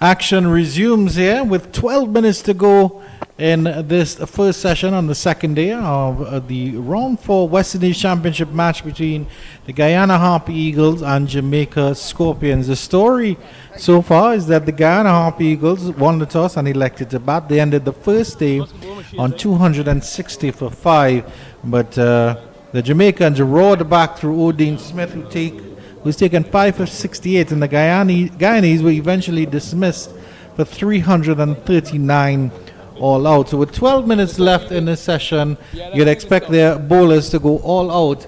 Andrew Chan in your company, as Mr. Sean Davis and myself will take you through to the lunch. What do you think about Guyana's collapse of sorts there, Well, Sean? it started from yesterday afternoon when they lost 4 of their 5 wickets in the last session, and it continued today when they lost their remaining wickets. In fact, they lost their last 4 wickets for 18 runs, and that included the returning Kelvin Anderson. He was retired hurt yesterday. He came back to bat after the demise of the first batter that was out, and didn't last long. And so Ghana, looking for a big total, ended up on 339 all out. Niall Smith will start proceedings from the northern end for the Guyana Harpy Eagles. He will be bowling to Odin McCarthy, and it looks like Kirk McKenzie will be opening on the other end in the absence of the Jamaica skipper John Campbell, who's out with an injury. Niall Smith with the first delivery. No! And it's a wide wayward one. Good bounce, good carry, and well taken by Tevin Imlach behind the stumps.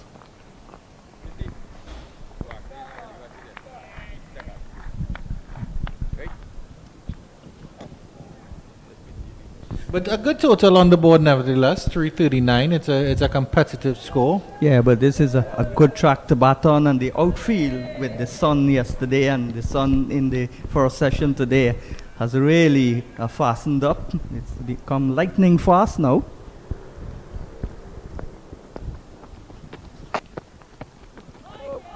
Good delivery, but still a little bit too much down the leg side from Niall Smith. But of course, you have to think that you have to back the Guyanese here, because of course they have the linchpin, the double linchpins, and the spin twins of I was going to say Kevin Sinclair, but they have Kevin Sinclair, but Gudakesh Moti and Veerasamy Permaul, who I think will offer better control than the Jamaican spinners that were on show tomorrow, Redwood and of course Brad Barnes. Yeah, well, they're off spinners, leg spinners. One is 19 years old, so you wouldn't expect the kind of control for a man who's played for 18 years of first-class cricket in Permaul, and a test player, 2 test players in Sinclair and Moti. But it's a good pitch, and these fast bowlers have got to take a wicket quickly. But a bad delivery again down the leg side. He's got to bowl more on the off stump. He's got 3 slips, a gully, a backward point, a man catching at cover. And he's going down the leg side. Quickest of the bowlers in the Guyana camp. And Thaddeus Lovell with just 1 first-class match on his belt, the 20-year-old. So it's going to be hard work for the Guyanese. The spin won't come on as early as maybe the 15th or 16th over, unless the fast bowlers get a batter in.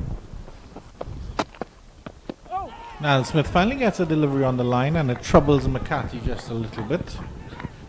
Yeah, so taking a look at the fall of the Guyanese wickets, the first wicket at 55, the second at 192, the third at 226, the fourth at 235, the fifth at 251, and this is where it starts to fall apart. The sixth at 291, the seventh at 327, the eighth at 329, the ninth at 330, and the 10th at 339, finishing at 339 all out.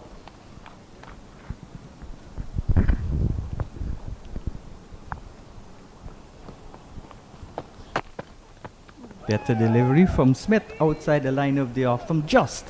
And a little way movement from the right-hander goes past the edge.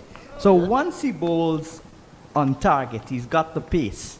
I remember last year himself and young Isaiah Thorne, who's not playing in this game because of a toe injury, bowled very, very quickly in Antigua and bowled long spells also.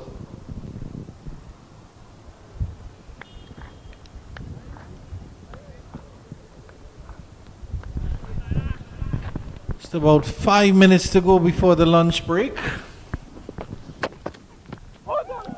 Good delivery again. This one came back. So he's got the ability to move the ball both ways. But he's got to look after his control and his no ball. He hasn't bowled a no ball as yet, but that was his problem this year and last year. Hopefully it's sorted out with the long break they had between the third and fourth round. He's worked in the nets.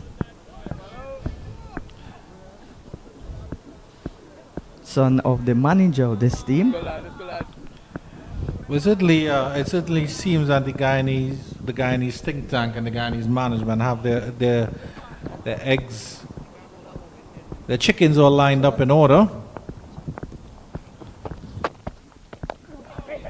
Finally get some bat on this one because yes, you have a decent bowling side. You have Veerasamy Permaul, you have Gudakesh Mooti, and of course Kevin Sinclair. But their pacers are doing quite well as well. Niall Smith, Ronaldo, Ali Mohammed, and then the young fellow that we have to see still, that's Thaddeus Lovell. So it seems that there is potential there. And the first over ends. Jamaica have 1 run on the board. They're 1 without loss. Yeah, so it's going to be a good session for Jamaica. Even if Jamaica lose a wicket here, I'd still give Jamaica the session because from a position of 260 for 5, Guyana only managing to make 339, which is still an imposing total, but not as much as the 424 they made last year. And they declared in the second innings and won the match by 112 runs. Spin into the attack as Kevin Sinclair, who's not a prodigious turn of the ball, and he would be the most likely one to start the bowling because he does that in 2020 cricket. Yeah, and maybe Kirk McKenzie taking strike. I got a lot of time for Cork McKenzie. He needs to get a big season here and get back into the West Indies team.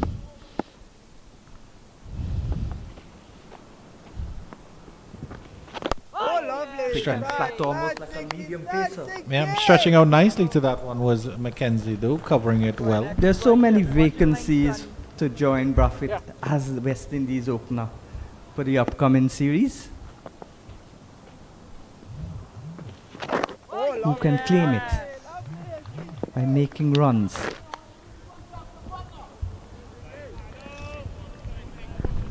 Yeah, you're quite right about Kirk McKenzie. I mean, he's had his opportunities with the West Indies. He really hasn't grasped that as well as he would have liked. Well bowled. That one stayed straight, but it bounced. And that's what beat the left-hander. So good start from Kevin Sinclair, the man from Angois Avenue in New Amsterdam.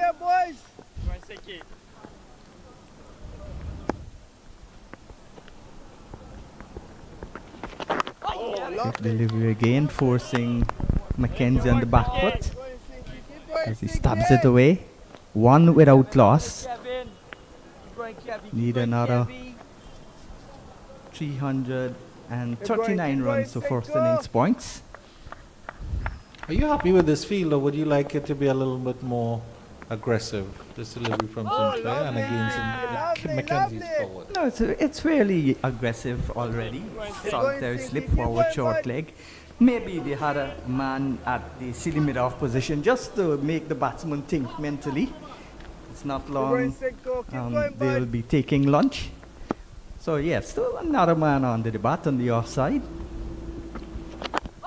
Yeah, that was my thought as well, because if he's getting that ball to bounce outside the off stump and they go for a loose drive at the end of the over, a maiden for Kevin Sinclair. 1 without loss, Jamaica still. And his main purpose was opening the bowling, I believe, is to bowl as many overs as possible during this last 8 minutes or so. Well, I think this might very well be the last over before lunch. If it was two fast bowlers bowling, then this would have been lunch. Definitely. Not that I would be complaining. I'm quite hungry myself, but I'll be a gentleman about it, Sean Devers. Well, I don't like food. I only eat food to stay alive. What do you mean you don't like food? No, How do you not like food? So you're not a foodie, Sean Devers? no. Not at all? I like fruits. I could live on fruits. Well, certainly in the Caribbean, we're blessed and with an abundance of fruits. Yeah, more so in Guyana, where we've got pineapple. I saw them selling here bananas, Yeah. exorbitant prices. In Trinidad, where I did my surgery, and I was looking for soursop. I went to the Suguanas market, and the prices were skyrocketing. In Guyana, those things are cheap. Guyana is the breadbasket of the Caribbean. So many fruits. I have to say Jamaica has some of the sweetest pineapple I've ever tasted. No! Well, you've never Nice been to tickle Guyana. down the leg side there by McCarthy. No And it's a ball. no ball from Smith as So well, it starts as no ball issues. as you mentioned. Dead ball. Is it something to do with his run up? Because he has his legs very, very straight. I don't know if he just projects them out too much. And the umpire is actually signaling a dead ball at this stage. Because the batsman might have not played a shot, No, Just- but you notice they signal dead ball. allowed the ball to hit his pads. So, and I was told that everybody in the nets, they check no balls and so on. He doesn't bowl no balls in the nets.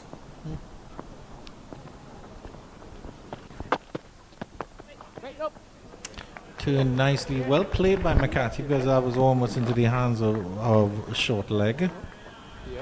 Looks like Matthew Nandu No, but that under the helmet there. last. You can check my last signal was dead ball. Do you think anything would score that? Yeah. Well, he was supposed to run. Oh, he wasn't supposed to run. Yeah, because if you run, because if you get... But why open with Sinclair if you have bowlers of the caliber of Moti and Pramod? Why not give them an over or two? Because Moti is a bowler that likes to bowl with the ball when it's older, so it can grip and turn. Pamal could bowl the new ball, Okay. but maybe because Mackenzie is a left-hander, and it's normal that the off-spinners prefer bowling to left-handers. A good point, Sean Devers. Not a bad delivery there from Smith. You can see that he's getting a little bit of swing and a little bit of movement because that one sort of touched down and then just curved away a little bit. McCarthy didn't have anything to do with that one at all. Not a run off the bat yet. One run that Jamaica have on the board, I think it was a wide or leg by. Was a no ball from Smith. No ball. It was a no ball from Smith. McCarthy and Mackenzie starting very carefully here, and of course that's all well and good because they just have a couple deliveries to face before the lunch break. Sun continues to stream down in all its glory here at Sabina Park. As you said, cloudless sky, color of the Caribbean Sea. So you got the sea blue and the sky blue. In Guyana, the Atlantic Ocean is brown.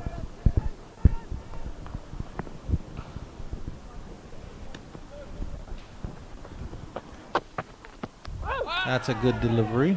He was very wide of the crease there, announcement. I don't know if you noticed that. So he's kind of working the angle of the crease, which is good cricket. Very intelligent young fast bowler, Niall Smith. This is his 20th first class match, I think.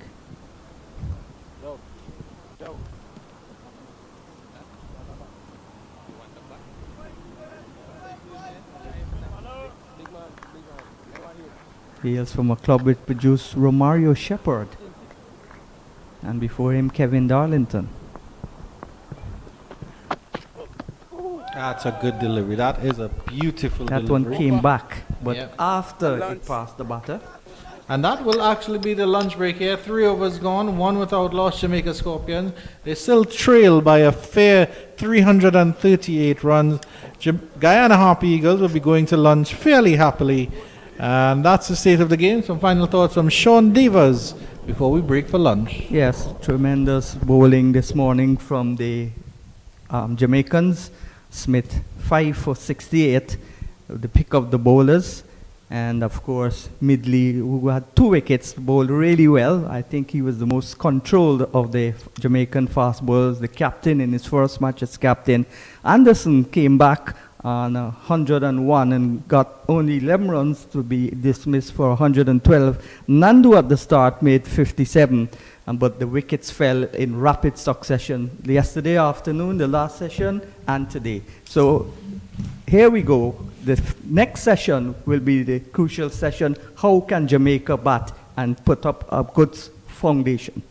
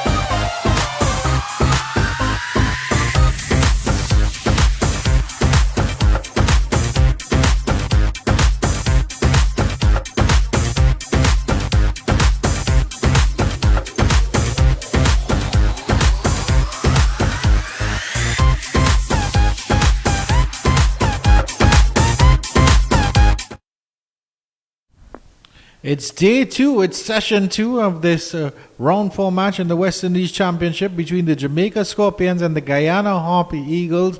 And the story of the match is the Guyana Harpy Eagles, they won the toss, elected to bat, and they posted 339 all out. And they were dismissed just before the lunch break here on day 2. And in the 3 overs that the Jamaicans have faced, they only put 1 run on the board, and that was off a no ball from Niall Smith. Andrew Chan in your company, alongside Mr. Marlon Pinnock, who is sitting pretty and comfortable and is hoping that his Scorpions put on a good show here. Good afternoon to our viewers, listeners, who's even watching. And good afternoon to you, Mr. Andrew Chang. It's a fantastic afternoon for cricket, a glorious condition. And Kurt McKenzie and Odin McCarthy, and both openers for the Scorpions. McCarthy making his debut for the Scorpions today as well. But Kurt McKenzie not in the best of forms in this competition so far. Highest score of 46 in 3 games, 6 innings so far. At an average of just over 20. It's McKenzie to take strike. And he's up against Niall Smith. Ronaldo Ali Mohammed, my apologies. We actually saw a couple overs from Niall Smith from the northern end of the ground. So that's Ronaldo Ali Mohammed, who's coming in from the southern end of the ground. And there was 2 overs from Smith and just the 1 experimental over from Kevin Sinclair, which is actually quite interesting as well. Very tall, medium fast, tends to get a lot of bounce as well.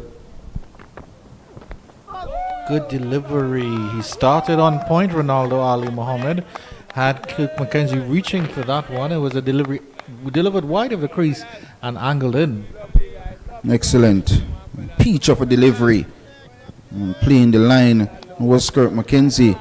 Also plays his cricket here in Kingston Cricket Club, Kurt McKenzie. He's quite familiar with that pavilion to his right.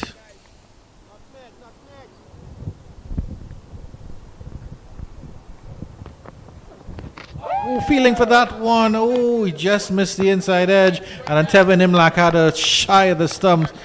Well, it's all happening here, Penny. Walking with the drive this time, Kurt McKenzie. But credit to Ronaldo Ali Mohammed. Just outside the off stump. And just about that driving length of forcing Kurt McKenzie, who loves to drive the ball. And with 2 slip and a gully, it's very risky, but credit to the fast bowler.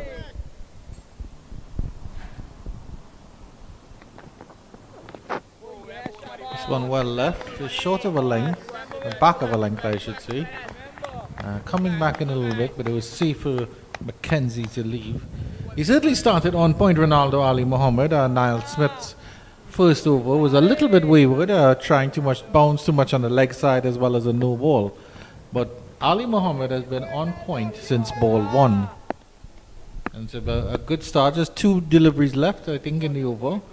See if he can finish strongly.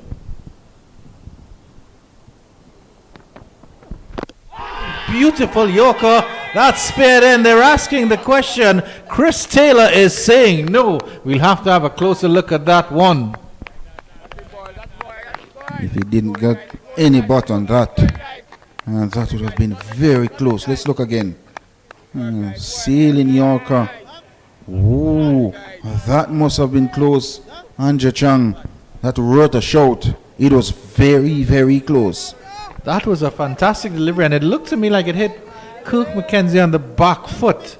So I'm not sure. It might have been the angle because, of course, Ali Mohammed is coming a little bit wide. Yeah, it did hurt on the back foot. And this one is wide down the leg side. It's a freebie there. And it will be signaled by Mr. Chris Taylor. And they'll get some runs, Jamaica, and a reprieve at the end of the over, 5 without loss. Well, 5 runs on the board for the Scorpions. But guess what? and 5 extras. And neither of the batters off the mark. And 5 without loss. And the 4th over has come to an end as well. Really, really good over from Ronaldo Ali Mohammed. Niall Smith will resume duties from the northern end of the ground. So if Smith can build on that pressure that Ali Mohammed would have created here, because 5 runs on the board and nothing off the bat here yet, Penny. So both batsmen are staring ducks in the face. Yeah, that is middle. If Sean Devers was not a foodie, I'd have tell him get the curry out, but he's not a foodie at all, as he mentioned to me. Early on in his spell, and now Smith getting the ball to shape back into the right-handers. Wide of the crease, they're looking for the run. It was Harpy down the pitch there, and is the run out complete? No! O'Dane McCarthy dives back in and is in safely. Niall Smith got down to the end of the pitch and dismantled the stumps brilliantly. But O'Dane McCarthy was left stranded by Kirk McKenzie, managed to make his way back in.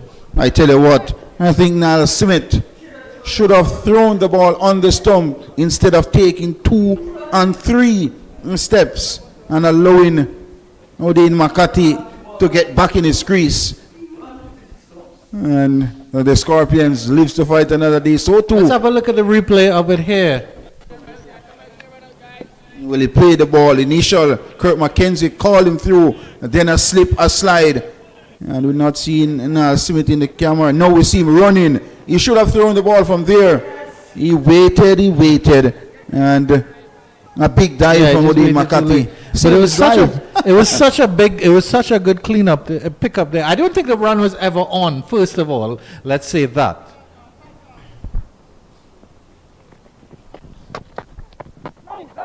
Almost squared up by this one was McCarthy. And yeah, looking at the replay, I mean, Niall Smith was basically on the stumps before he threw it down. And that split-second decision really saved O'Dane McCarthy. He took about 3 steps before he released the ball. Had he thrown the ball from, he retrieved the ball and hit the stump. Yeah, but we're talking about pressure here. 3 steps on a gully, wait for an edge with that cover region open and enticing. Plays that one nicely into the extra cover region, and there's no run. But what Niall Smith is doing, bowling full outside the off stump, forcing the drive. As you mentioned, 3 slip a gully, and still he's getting the ball to shape back into the right-hander. So it's a very risky chance. If the ball is not there for the drive, he could very well be bowled through his gate. It's a good point, Penny, but I'd like to build on that by saying he's delivering very, very wide of the crease. I would like to see him occasionally just try to get a little bit closer in, just to get a little bit more straighter deliveries. Because at that point, if you're delivering that wide, O'Dane McCarthy can leave that quite clearly because he knows that's pitching on 6 stump. It's not going to come back in anymore. So occasionally, I think Niall Smith just needs to get 1 or 2 deliveries, maybe just step in, get closer to the umpire, and hit that stump-to-stump line. And that would cause some problems to McCarthy as well. He's playing very late, McCarthy, and playing under his eyes. And that's a wise idea with Niall Smith tailing in the ball to him.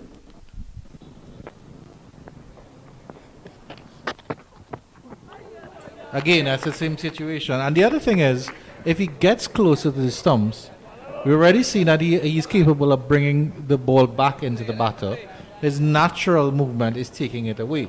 So if you're closer to the stumps, then the batter is not sure which way it's going because he's like, okay, Niall Smith can bring it back into me. So you get that on that just outside off stump line.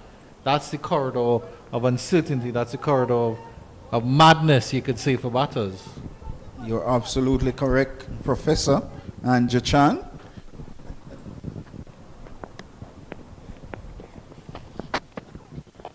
Wide again, almost squared up. Well played in the end by McCarthy. Played it underneath his eyes.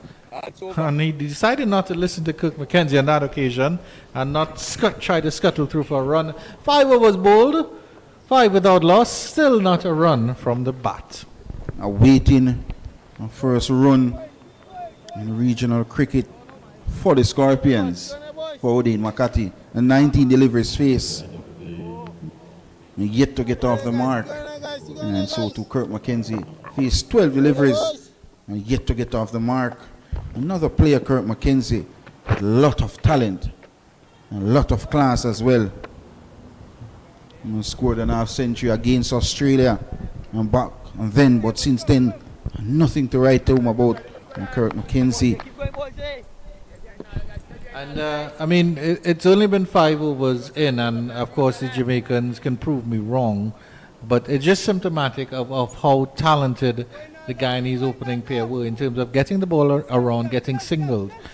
But it also shows what happens when 2 bowlers bowl well in tandem. Ronaldo Ali Mohammed into his second over, just his second over, but asked a lot of questions in his first. That one was a little bit down the leg side. And he'll get a chance to bowl to the right-handed Makati now. But Niall Smith asking questions, and then Ronaldo Ali Mohammed, his first over really was a very, very good one. And personally, I think he should have had Cook McKenzie's wicket. But of course, we have to respect the decision of the on-field umpire, and of course we do. First run off the bat as well for the Scorpions. And it goes to Kirk McKenzie. Another touch player. A player who has represented Jamaica for some time. Had his youthful days. So too is this man on strike, Odin Makati. Former from St. Elizabeth Technical High School here in Jamaica. Good Yorker length delivery again from Ali Mohammed. It's flicked into the air. Is the catch taken at square leg? I believe it is. It has been taken. Yeah, it is the end of Odin Makati. Tries to flick that, and the first wicket goes with the score 5 for 1. Ronaldo Ali Mohammed strikes. A team dismissal for the debutant, Odin Makati. And the only fielder, not that onside region, in a full delivery on the line of the leg stump, and could have hit that ball anywhere. And he just picked out the lone fielder. And a disappointed end. 20 deliveries face. And he went back without scoring. And look at the replay. Full delivery on the line of the leg stump. And hit the ball straight to square leg. He's disappointed. He has to go. And the Scorpion lost their first. It is now 6. I think you do have to give Ronaldo Ali Mohammed some credit in the sense that it was a very, very good Yorker. McCarthy did well to dig it out, but unfortunately, he just dug it out straight to a fielder. Brandon King comes in at number 3. And boy, do the Jamaicans need an innings from this man. Brandon King, I think he fancies the white ball instead of the red ball. But it's good to see him back in the midst for the Scorpions. A very, very good player. Yeah, he looks very, very fit as well, Brandon King. I think he's always been very fit. But again, it's good, as you mentioned, it's good to see him because he was leading the Scorpions for a little bit last season as well. When Jermaine Blackwood, who initially started as captain, was removed from the captaincy position. And I like to see that he's showing an interest in trying to develop and break into the red ball teams. I think he scored a few half centuries as well last season for the Scorpions. And he plays his cricket for Kingston Cricket Club here in Jamaica as well. A bit too straight, but not bad to start with from Ali Mohammed, his first delivery to King. But I mean, if you look at the benchmark of what 4-day cricket, regional cricket, the championship is building up to test cricket. And I would say if test cricket is twice as hard as first class cricket, then you need to be able to score double 100, you need to score 180, you need to score back-to-back hundreds, you need to score 2 or 3 hundreds throughout the season. And they can't be just small ones, Penny. Given some width, and he's cut that brilliantly. off the front foot into the Kingston Cricket Club. Don't give Brandon King width. He will punish you all day and all night. Shot of class from Brandon King with an offward. And look at that, great dexterity from Brandon King. His first boundary. And the total goes up to 10 for 1. First runs off the bat as well. The Brandon King is off the duck. Kirk McKenzie is thinking, what do I have to do to get a run? Oh no, Kirk McKenzie actually has a run according to our scorers. So Kirk McKenzie does have a run on the board.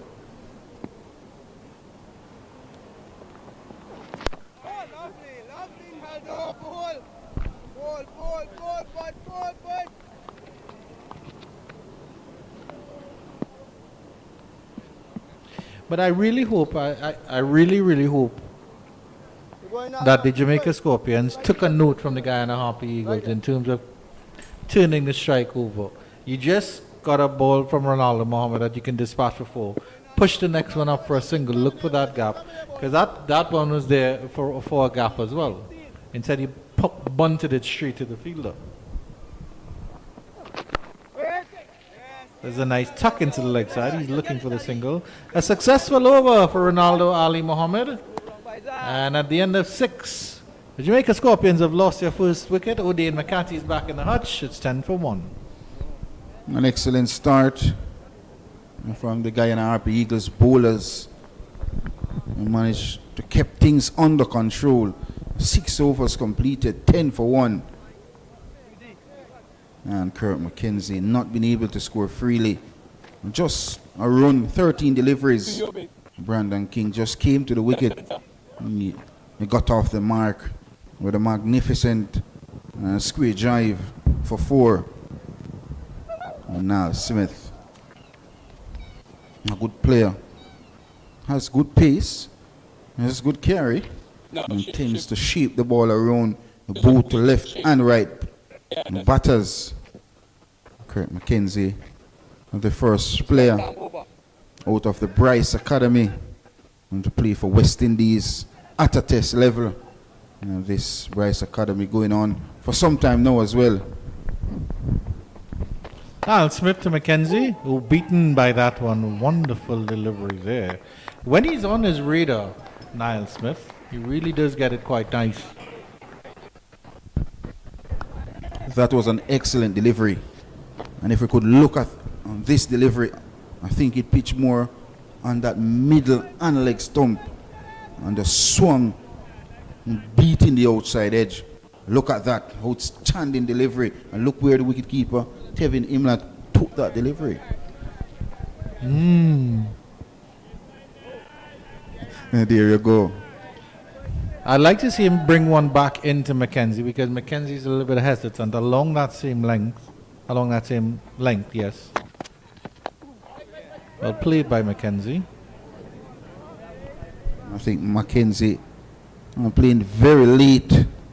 And now Simmet, he's whistling the ball around into right-handers and out to left-handers.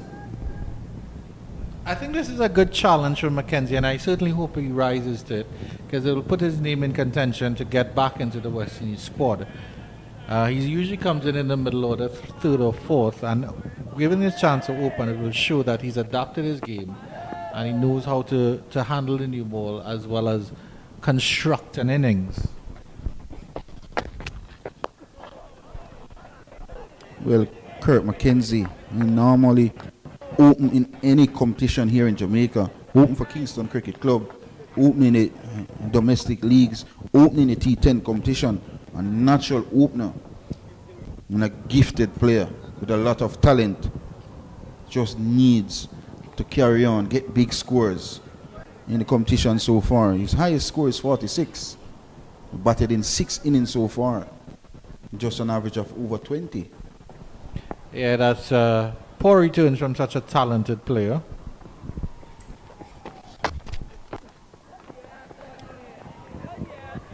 Well, the best place to be is home in Kingston, Jamaica, and this is where he plays his cricket for this club. A perfect opportunity for him to express himself in front of his family, friends, and even his loved ones. Yeah, well, I mean, if you have to be scratchy, you might as well be scratchy at home. And then if you're going to go away, at least you'll have that confidence from a knock at home to really make something. I mean, there's a lot of cricket left to be played, Penny. We just after this game, we'll be basically halfway through the season. And good pace, good carry as well from Niall Smith. Still German, Blackwood. Last season, I think this time last season, German Blackwood was playing his final game for the Scorpions. But another good player. Already has a century in the first round against, I think it was the Windward Island and Volcanoes.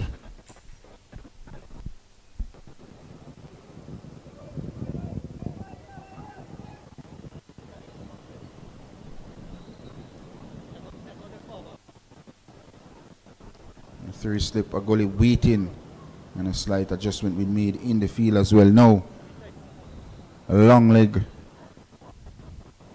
And finally goes more to a long leg region, and the cover has been taken out, and more so in a straightish mid-wicket area. Good change of angle here from Smith. That's over. And he just does it for that one delivery in the over, 10 for 1 without loss. A good maiden there from Niall Smith. The Guyana Harpy Eagles fast bowlers really offering a lot with their opening exchanges. He has bowled 4 overs so far, Niall Smith. And 3 maidens, a run from his bowling, and I think that was the no ball that he delivered just before lunch. Well, kudos to the Guyana Harpy Eagles, the defending champions, and they are shown why they are the defending champions and looking for a third title in as many years. Taking a look at the cricket around the region, the Windward Islands Volcanoes have folded for 480. The Leeward Islands Hurricanes in response at Groelet in St. Lucia, 11 without loss. Ronaldo Ali Mohammed not feeling comfortable with that one. He pulled out of that one. Looking at the scoreboard for the Windward Islands Volcanoes. Good knock of 119 from Shadrach Descartes, and your man Ryan John 109. Kenneth Demba 75. And that's how they got to 480, Penny. And credit to Ryan John, not only known for his swing bowling, he's swinging the bat as well, and getting I think it's a maiden first class century. Absolutely, congratulations to Mr. Ryan John. Trinidad and Tobago Red Force, they were in a spot of bother against the West Indies Academy, but they eventually have gotten to 304 all out. Josh De Silva with a good century there, timely century from him, 120. Carrie Pear contributing with 42 as well. Brian Charles, 23 late on. And then good old Jaden Seals contributing at 29 late on as well. So it's good to see that the batters are coming to the fore. Indeed, another century for Josh De Silva.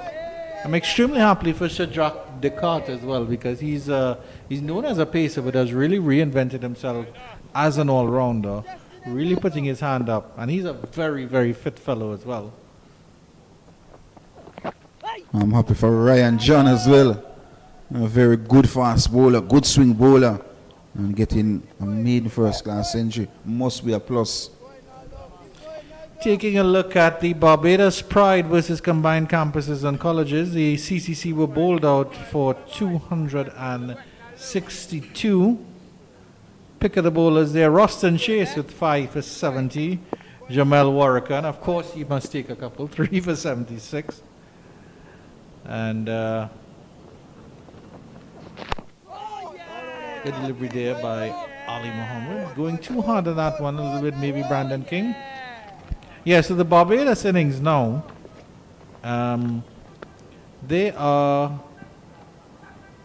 228 for 4. Kevin Wickham getting to 95 before he was bowled by his fellow Bajan, Akeem Jordan. Roston Chase is not out on 23. Jason Holder is in there as well, 7. Good to see the baby bird back. I call him Baby Bird.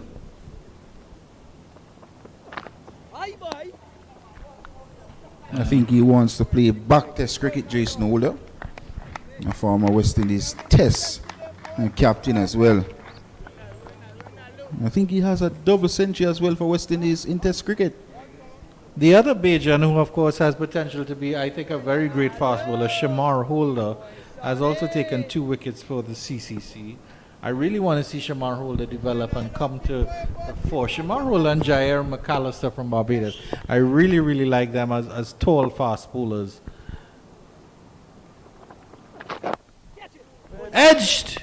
No, it's played down. It's bounced just before the fielder. At third slip that was. Good piece of fielding there. Let's have a look at the replay on that one.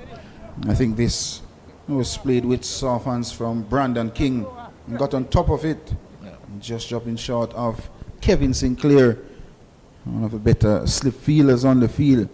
But as I mentioned about a Jason Holder, I think that double century was against England, and also another Barbadian scored a century in that game. That member of the Wicketkeepers Union, Shane Dowrich, of course. There you go. Of course, Marlon Pinnock, I must know that game. And that was another maiden there. So 2 back-to-back maidens here. The Jamaica Scorpions really being held back by the Guyana Harpy Eagles, who have bowled brilliantly so far. Every bowler has put their hand up, and they've only used 3. And they have quite a few more to use. I'm just going over 1.25 runs and over so far. And credit to the RP Eagles bowlers. Managed to keep things under control. Picked up a wicket of the debutant for the Scorpions, Odin Makati. He went without scoring. Brandon King has asked for a change in bat. Hopefully it marks a change in fortunes for his team. 20 deliveries Kirk McKenzie has faced for just that one solitary single.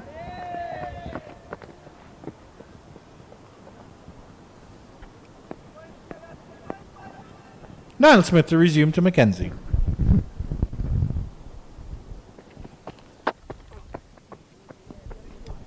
Kirk McKenzie, another player who has been a part of a double title for Kingston Cricket Club. I think they won the 50 over title for Kingston Cricket Club, and he was a part of that team.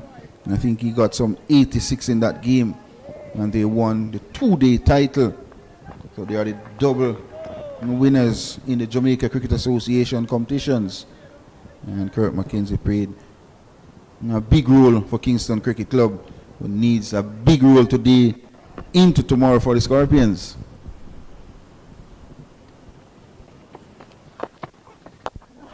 That's a nice cover drive. He'll get a run off the bat for that one. Didn't try to hit that too hard.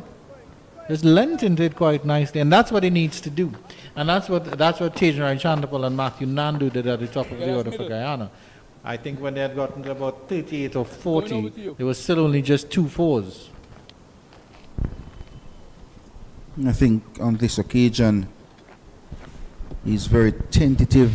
Kirk McKenzie loves to cover drive, and the Guyanese would be aware of that. And hence why they have a 3-slip and a gully, and just bowling that tentative length outside the off stump.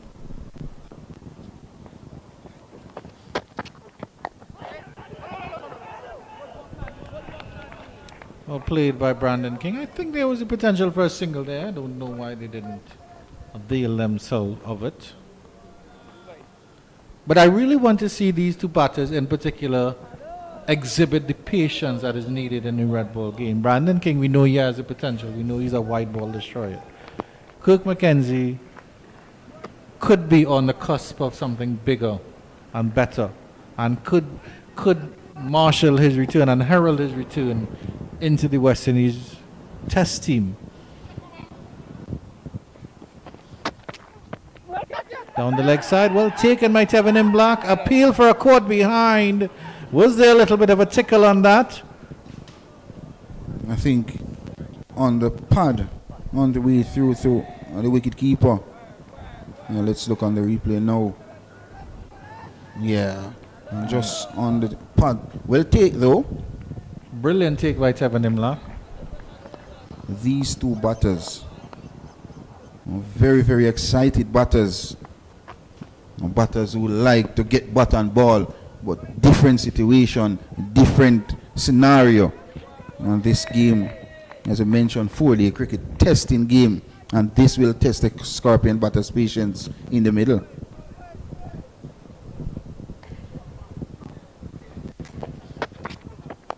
Well bowled.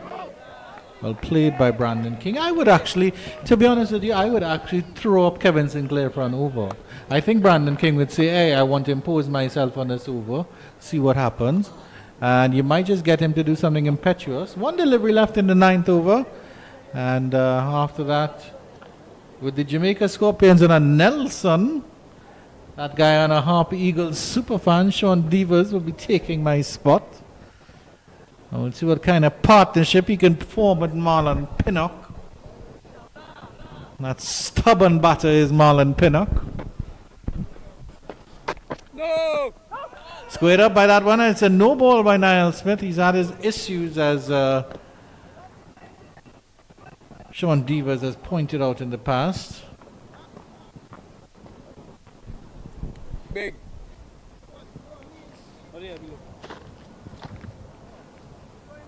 It was going down the leg side. He was there was a height issue as well, because Brandon King is a fairly tall fellow, and it struck him, I think, above the pad.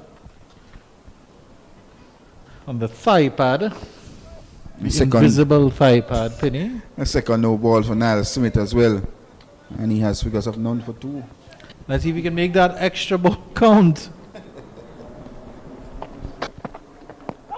Good Yorker line delivery again, drifting down leg side. Niall Smith asking good questions. Jamaica Scorpions 9 overs, 11 for 1. They're on a Nelson, Marlon Pinnock, and Sean Devers to take you through the next half an hour. Excellent from the Harpy Eagles bowlers. And manage to keep things very, very quiet. Kurt McKenzie, 21 deliveries. And Brandon King, 14 deliveries. And the third delivery he faced, Brandon King, was arrested through that cover region for 4. But since then, not been able to score freely. But credit Mr. Devers to the Guyana Harpy Eagles bowlers. Yes, they're bowling quite well. Niall Smith continues to have that no ball problem, the 29-year-old Barbarian. And it's going to be Ali Mohammed, plays for GCC in the capital city. He's going to be bowling from the southern end, the George Headley stand end.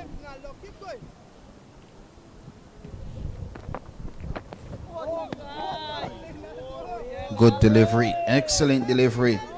This Ronaldo Ali Mohammed, he picked up the only wicket to fall. But you look at his corridor so far, just about that 4th stump, 5th stump area, and causing a lot of problems. And occasionally, you get that one to shake back into the batters. Jamaica chasing 340 for first innings points, 11 for 1. Good delivery again from Ali Mohammed, just a little movement away from the left-hander. Guyana 339 all out. Anderson 112, Nandu 54, 57. Odin Smith a 5-for. Odin Makati was caught off the bowling of Ali, the only wicket taker. He made a duck, 6 for 1. Since then, these two have joined forces. Both have played international cricket. The left-hander comes forward, leaves it alone. That's Mackenzie. Mackenzie has played 6 test matches, while Brandon King, the white ball specialist, he's played mostly won the internationals, 46. He's played 20 internationals. But he made his debut in first-class cricket way back in 2015 against the Trinidad and Tobago side. And he came. A loud appeal this time. Umpire Christopher Taylor unmoved. Yeah, probably going down the leg side. It is going down the leg side, but worth a shout. Yeah. And I think Kirk McKenzie was playing around his front pad. Very risky. And I think he needs to present that full face of the bat when Ronaldo Ali Mohammed getting the ball to shape around. Yeah, 24-year-old Kirk McKenzie. Partnership with the 30-year-old Brandon King.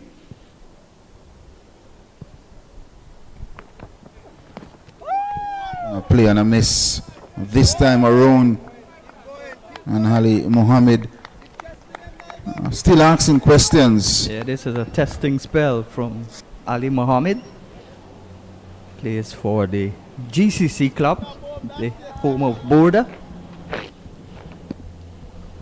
You mentioned Brandon King made his first-class debut back in 2015. Well, he was a part of a West Indies under-19 team back in 2014.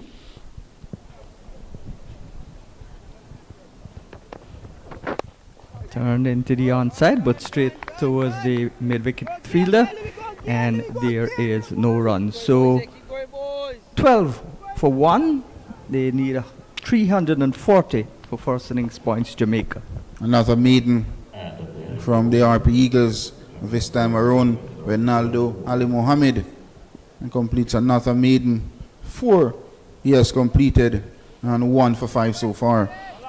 Looking at Kirk McKenzie, I remember that half century made against Australia. His only half century in his 6 test matches, but he also scored a double century for Jamaica in the regional 4-day. He played 28 first-class matches, and that's his only 100 also, 107 50s, his name. I think that game where he scored that double century, he played some lovely shots. And if you look at his first-class career, he has been getting a lot of starts, but not able to capitalize and get that 3-figure mark. Only converted 1 of 8 half centuries. Good delivery, caught behind. He didn't even look at the umpire. Just walked away. Brandon King goes. He's gone for 4. And it's 12 for 2. Top delivery from the impressive Niall Smith. And look at this, playing away from his body. And easy of catches to Captain Tevin Imlak. And disappointment for Brandon King. With jubilation for Niall Smith. He picks up his first in his 6th over. And he has figures of 1 for 3 now. And Brandon King has to go. And the Scorpions lost their second with 12 for 2. Thought you said the Scorpions lost their sting. Well, Jermaine Blackwood, a man with some sting in the tournament so far, has 1 century and a half century in that first game as well in the second innings, where he got some 79 runs and 100 in the first innings, but a big knock is needed from Jermaine Blackwood. He's the veteran 33-year-old Jermaine Blackman. He's played for the West Indies in Test cricket. He's played for Jamaica for a long time, and he's going to have to bat along with Mackenzie, who is looking to make a comeback to Test cricket. This is going to be an interesting period. Right now, Jamaica on the ropes. And credit again to Niall Smith. Top delivery to get rid of a top player in Brandon King and Jermaine Blackwood. I tell you what, something you don't know. Jermaine Blackwood and Marlon Pinnock plays under 15 for Jamaica back in 2006. And the Jamaica won that under 15 competition in Antigua. Oh, so he was your teammate for Indeed. Jamaica. And also a player who has played for Homewood Technical High School. And I played as well. And so we both played under 15 together. Both went to Homewood together as well. So Marlon Pinnock, the former Jamaica youth player, watches as his teammate comes forward and plays Niall Smith back towards him, parries the ball to mid-off, and Blackwood, a wealth of experience, 56 test matches, 318 50s, and in first class cricket he's the most experienced in the Jamaica side, 145 first class matches, 9 centuries and 53 half centuries. That's a lot of half centuries. Yes, indeed. Imagine he convert half of those half century into centuries. Oh, good delivery. Excellent from Niall Smith. A testing line and an excellent length as well. And deceive Blackwood. But credit again to Niall Smith. Kept things under control consistently, hitting those good areas and causing a lot of problems to the Scorpion batters. Yeah, certainly has pace and has the ability to move the ball both ways. The only problem he has is his no ball problems, and sometimes leans too far with his head and sprays the ball down the leg side. Well, he has 2 no balls so far in the contest. Nice delivery though, bang on target, and it's got Blackwood on the defense. So 3 slips, a backward point, a gully, a mid-off. Those are the fielders on the offside. There's a forward short leg in place, there's a long leg, and there's a mid-on. So those are the 3 fielders on the leg side, predominantly offside field. So you'll need to bowl the ball maybe on 5th stump, even 3rd stump, and move it away.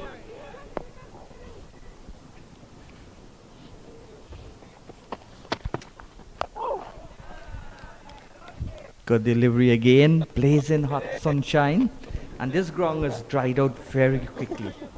Lovely sunshine, absolutely glorious condition for cricket. Yes, and it's a good batting pitch. Jamaica should make hay while the sun shines. Indeed, you're absolutely correct. And Jermaine Blackwood, the man from White House in Westmoreland, is at the wicket. Has some brothers that have represent Jamaica at youth level as well. A family that loves the game of cricket. Smith bowls, and that's hit hard. And through the mid-on, who had a little bit of hand to it. So the ball did not go into the boundary, and the batsman came back for 2. Yeah, 2. So he's off the mark with 2. 2 is Mackenzie's been there for a long time, 27 balls, and the total going up to 14 for 2. I think on this occasion, Jermaine Blackwood looking to hit the ball through that cover region, with the bottom on he came into play, get it through that mid-on area, and 2 runs to his credit. So he's off the mark, Jermaine Blackwood, and 14 for 2, the Scorpions in pursuit of that huge total made by the Harpy Eagles. So Ali Muhammad will bowl from the George Headley stand-in. Iconic figure, born in Panama to Jamaican parents. Just had a recent trip to Panama where everyone almost speaks Spanish. Oh my word. You ever been to Panama? No, that's the first time I've been there.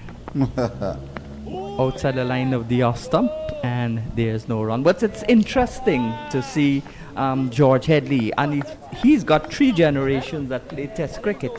His son played for Jamaica. He himself played for Jamaica, what they call the Black Bradman. And his other son, Dean Headley, played Test cricket for England. Yeah, so there's 3 generations of Test cricketers.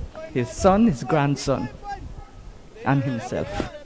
Legend must live on. Yes, I saw a statue of him coming into the media center, and there's a name on the stands to celebrate him. Jamaica's produced some outstanding cricketers. Remember, well, you wouldn't remember in 1950. I wasn't even born then, but I read about it, that Alf Valentine, a bespectacled left-arm spinner from Jamaica, and Sonny Ramadan from the island of Trinidad and Tobago, Carnival country, they conspired to win West Indies their first test match at Lord's in 1950. And a Calypsonian sang the song, "Those Two Pals of Mine, Ramadan and Valentine." Here we go. A very, very long time ago. Here's Ali Muhammad. Again outside the line of the off. No pressure there on Mackenzie, but want to bring the ball back a little closer, make him play. That's 75 years ago. Yeah. I believe you, I'm not too good at maths. Yeah, sun continues to stream down here. Lovely 2 days we've had. And before the start of this game, we had some rains in the week. But God is good all the time. Yeah. And He provides us with 2 days of cricket so far. Excited cricket. And we have seen batters getting century. In talking about centuries, they've got now 24 centuries scored, and 1, 2, 3, 4, 5 in this round, and it's only the second day. And we've got 2 bowlers getting century as well. Ryan John, the latest. Well, when you're batting, you're a batter. There you go. Showing all his batting capabilities, Ryan John. So Anderson scored 1 here. Shamrock Descartes scored 1. In the same match, Ryan John scored 1. Daniel Elvin scored 1. And Josh De Silva continues to score hundreds. I think he got his 3rd. Yeah, 2 in 1 game. Oh, so 3 in a row Yeah. for Josh De Silva. Outside the line of the leg stump. Yes, good take there from Imlak, who's been very, I was very impressed with him in Pakistan on those spinning pitches. His glove work was immaculate. Very good. A tidy all-round cricketer, Tevin Imlak. Didn't keep much last season. Kevlon Savory did most of the keeping because of his finger damage right here when he was batting. This is on the line of the leg stump. A jumping defensive shot gets it out to backward square, and there is no run. So the overs come to an end. At the end of it, another maiden, 14 for 2. And in that same game, Tevin Imlak scored a century. Yeah.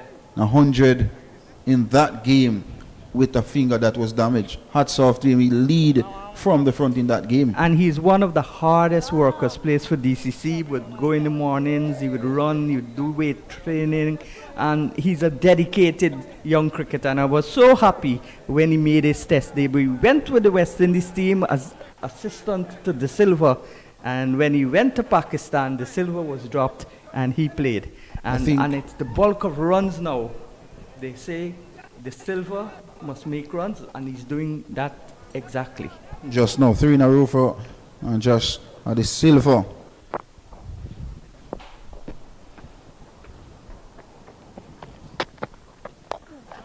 Smith bowls, and that's a jumping defensive shot there from Blackwood. Ball might have kept a little low. I think you look at Blackwood batting technique. I think he's playing more so away from his body. A prime example how Brandon King got out earlier, playing away from his body. And that ball had some extra bounce. And an easy of catches to the captain Tevin Imlak. So Blackwood need to be mindful of that as well.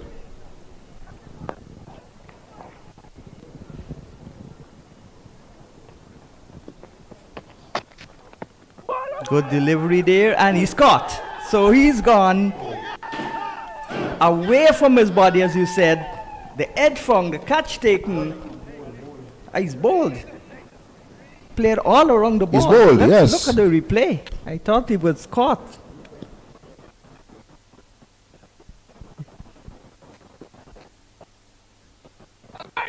Yeah, ball went, he played right around his body. I saw the first slip fielder essaying a catch, but the ball had hit the stumps. So he's gone. So 3 quick wickets for Guyana.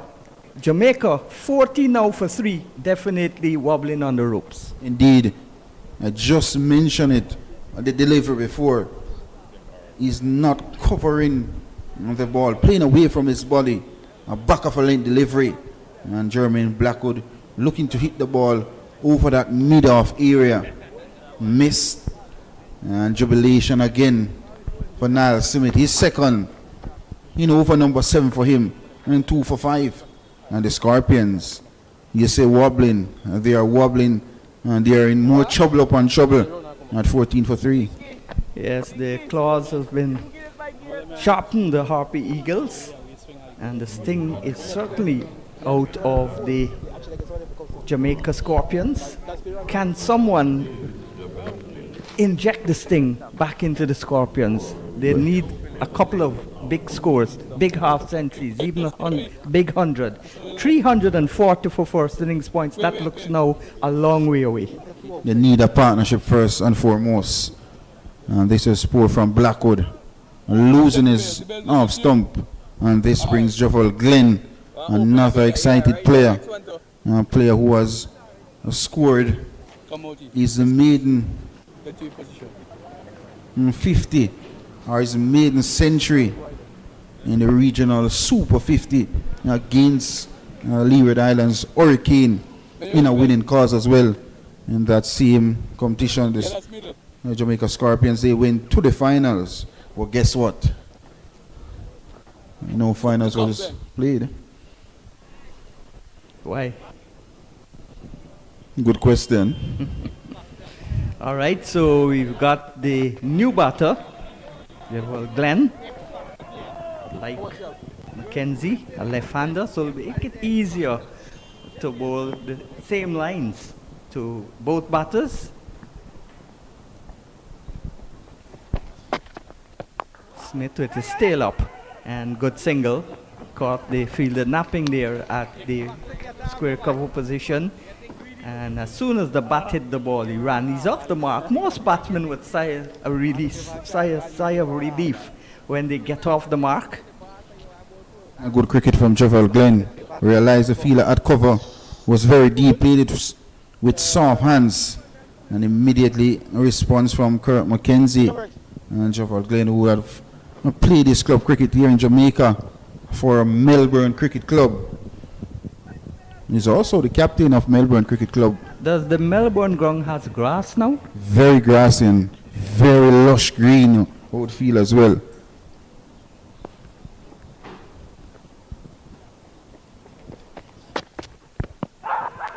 A loud appeal. Yes, going down the leg side. More enthusiasm than conviction. The 29-year-old Niall Smith. This is his 25th first-class game. When I played here way back, youth cricket, as I said, this was the first country I've ever been to outside of Guyana. That's why it brings back memories to me. The land of wood and water. The Melbourne ground was void of grass. I think it was last year. Topsoil went on it and they prepared it beautifully. Good delivery again, back and across, plays it out towards mid-off. So, entertaining cricket from the Harpy Eagles in the first couple of overs after lunch. Picked up the wicket just before lunch, and now they've got 2 others quickly. So it's 15 for 3. Mackenzie's still there, and Glenn, who had a 50 in this tournament. Can't remember who he had the 50 against. I think it was 52 exactly. So he's in some sort of form, leaves it alone. as the Burbisian Smith completes an impressive and successful over. At the end of it, it's 15 for 3. Tidy stuff. 7 overs from Niall Smith. 2 for 6. And guess what? 2 no balls in it as well. So it's just 4 runs came off bat. Well, that's a big improvement in his no balls. During the Guyana leg, the Guyana, for the first time in a long time, had 3 consecutive home games before coming here after the break. He bowled a prolific succession of consistent no balls, which continued from last season.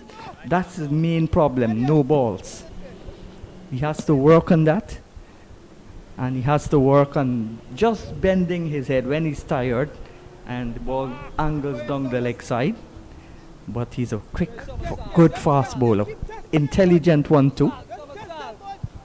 Javal Glenn, this is his 3rd game. Exactly 100 runs in the tournament so far. A best of 52.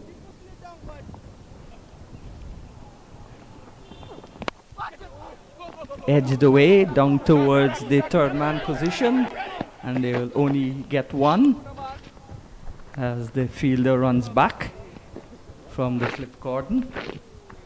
So 1 more to, was it Mackenzie? No, Javal Glenn. Glenn. Both left-handers. We'll want to forge a partnership here though. Get Jamaica out of this hole. Want to orchestrate mission rebuild. You're a soldier, you would know about that. Yes, indeed. This is their mission now, to rebuild. A huge mission. Oh, this one is arrested straight to that fielder at cover. Left or right of that fielder would have been certain 4, but straight to that fielder. You ever shot somebody in the army? Not at all. Okay.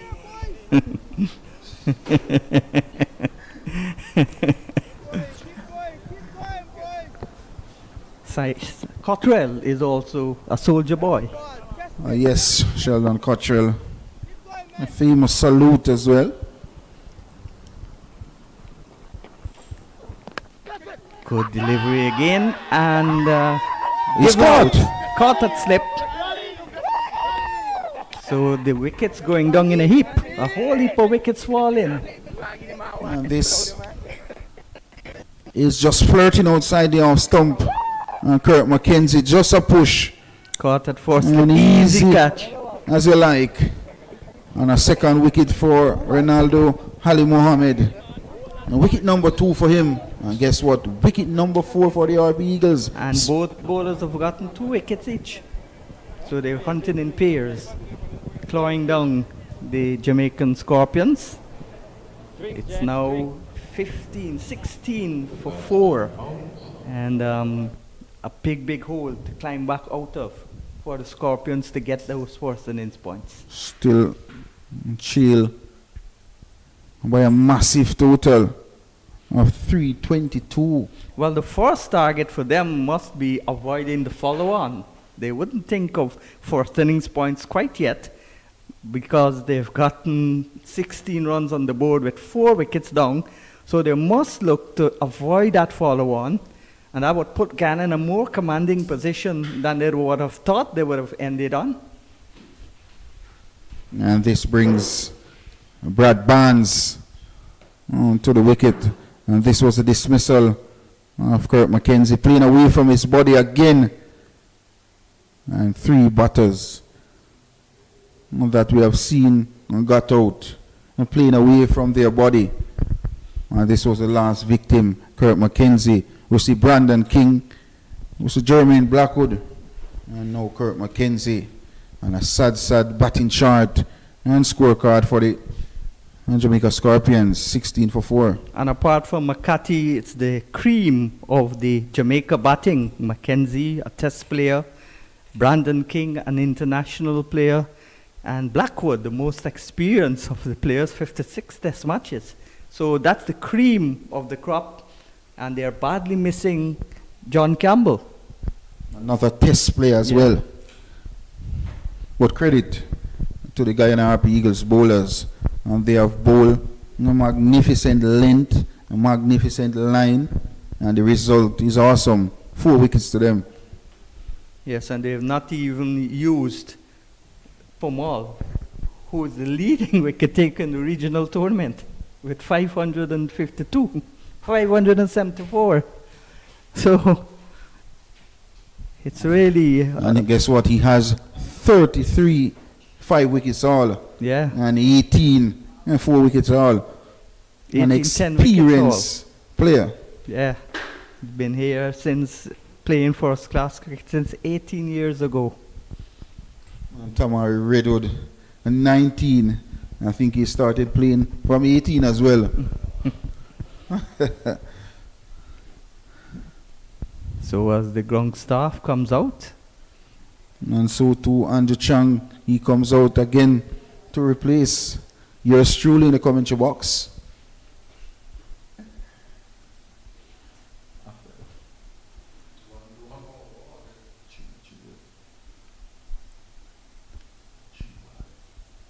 so Ali Mohammed with his tail up, midway through his successful over. He's been consistent. He's not gotten the 5 wicket hauls or the hundreds, but he's been very consistent as an all-rounder. Gotten half centuries, gotten 3 wicket hauls. Ali Mohammed.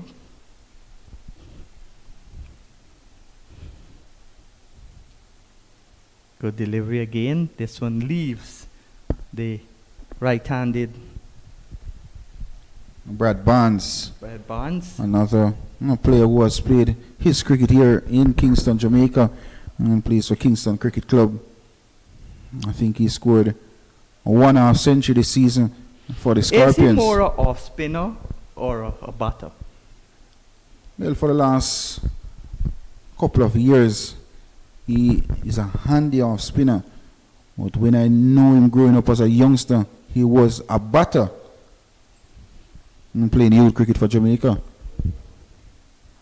On the line of the leg stump, too full and ill-directed, and capitalizing on that, turns the ball into the onside. So he's off the mark.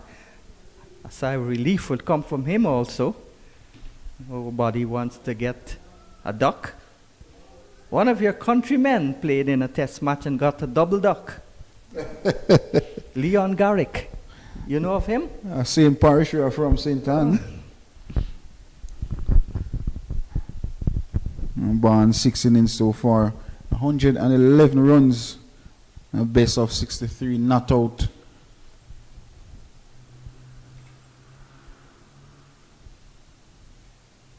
Good delivery again on the line of the leg stump. This time to the left-hander. Tucks it away out towards long leg, and they run a single. So the end of the over, 14 overs gone. It's now 18 for 4. And this is where I take my leave. And the Trini, the man Andrew Chang, will join the Guyanese in the commentary box. Yeah, good session for Guyana. And that's Test cricket and 4-day cricket. That's why I enjoy the longer version of the cricket, the red ball cricket. It's a test of your ability. You could come back after going down. In 2010 cricket, it's so fast that once you make one mistake, it's all over. But this is a battle of attrition, 4-day cricket and Test cricket. Good afternoon to you, Andrew Chan. Good afternoon, Niall Smith to continue. On the line immediately to Javel Glenn. And there's a saying in Trinidad, Sean Devers, I don't know if you know it, pressure is bust pipe. Yes, in And, Guyana also. Yes, and that's what Niall Smith and Ronaldo Ali Mohammed have done brilliantly here. As you mentioned, I heard you mention they haven't used Promol, they haven't used Moti, but the Pacers have done the job here for Guyana. And it almost seems like a different pitch compared to the ones the Jamaicans were bowling on. And it almost seems like back in the 80s, 4 slips and a gully. West Indies teams had that. My goodness. And they're all ready and waiting for Niall Smith. And instead, Glenn plays this one nicely into the leg side. They're coming back for two. Play just behind square on the leg side. A little bit too straight there from Smith. And the keeper, Imlak, had to go all the way to square leg to retrieve the ball. He's a live wire in the field, so energetic. Imlak, hard-working, fit. So it's 2 for 6 for Niall Smith, or 2 for 8 now, and I think it's pretty much the exact same figures for Ronaldo Ali Muhammad. A really, really good bowling. They put together a couple overs where there weren't any runs at all. And just look at the fall of the wickets. The first one at 5, the second one at 12, the third at 14, and the fourth at 16. They've taken wickets regularly at regular intervals. Kirk McKenzie, symptomatic of the struggle, 2 of 38. He was the last batter dismissed, actually.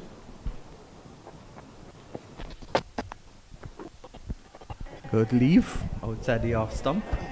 I was telling Marlon that the cream of the crop is gone because those 3 batsmen, apart from McCarthy, they're all international batsmen. Mackenzie and Blackwood have played Test cricket.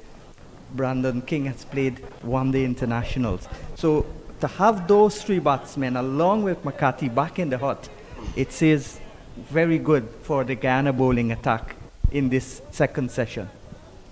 Yeah, certainly. I mean, they have a couple of players still all there, and Thomas is still there. Odin Smith, we know, can bat a little bit as well. But it comes down to Javel Glenn and Brad Barnes to see how far they can take this. And at the moment, I mean, the Jamaica Scorpions are really, really up against it. And you often see when the top order is blown away, there's some revival from the lower order. There are no real tail-enders in the modern red ball games. So the tail-enders, we'd say in the past, are no longer tail-enders. They're lower order batters, and they live up to the task, step up to the plate. Down the leg side again, there's a peel for caught behind. They're still looking back at the umpire. I think that one came off the thigh pad or the top of the pad. Let's look at the replay.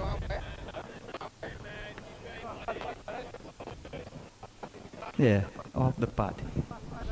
But The good bat- effort there from Imlak though. The bat was very, very close. Taking a look at the other scores around the region now. The Leeward Islands Hurricanes up against 480 from the Windward Islands Volcanoes. They've slipped to 40 for 3, certainly not as bad as the Jamaicans, but they still have quite a tall task to come out. Mikai Louis is still there, not out on 22. Casey Carty falling for just 4. Ryan John, after his 100 in the first innings, has 3 wickets now, just showing his value as a player. Jewel Andrew is at the crease, and of course we will hope to see great things from that Jewel. We want that Jewel to shine very, very brightly. Very talented young player. Another short delivery fended off by Javel Glenn. The West Indies Academy 27 without loss in response to Trinidad and Tobago Red Forces 304. And the Barbados Pride have overtaken the combined campuses and colleges. They're building a lead now, 274 for 4, after the CCC posted 262. Ruston Chase not out on 48. Jason Holder not out on 24. Here at Sabina Park, it's 20 for 4. After 15 overs, the Jamaica Scorpions really, really behind the 8 ball here. Good afternoon to James Trotman in Antigua. He loves Joel Andrews, and he would hope that he makes a lot of runs. He talks all the time about him. Talented young player, Joel Andrews. Yeah, definitely, definitely. Good to see Mikhail Louis still standing up as well, because of course he's a good player and the incumbent test opener along with Captain Craig Bruffett, and I like him. I really do like Mikhail Louis, and I hope that he does well after his sparkling form last season. Reaching for this one, gets that one into the extra cover region. Brilliant fielding there, and I think that might be Niall Smith who threw himself around there. It is Niall Smith, and after the effort from the fast bowler in the bowling, to put down that fielding effort there at backward point is really, really good effort from him. That was a flamboyant square drive, though. Yeah, It really classy. was. Yeah, Barnes almost got a hold of it. He had the width to work with. So good fielding there, preventing what would have been a boundary, because the outfield is now very fast because of the dry weather in the last 2 days. Down the Turned left in, side. yeah. Barnes turned this one into deep backward square leg. They're coming back for the second. The throw comes in. Barnes is a little bit slow, but he still gets his way in. Imlach absolutely and utterly uprooted that stump there. The throw from the fielder was not a bad one, but Imlach still had quite a bit of work to do. Yeah, let's look at the replay.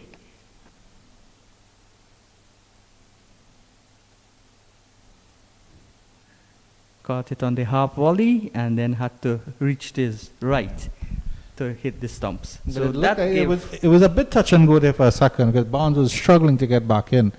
Made it in the end.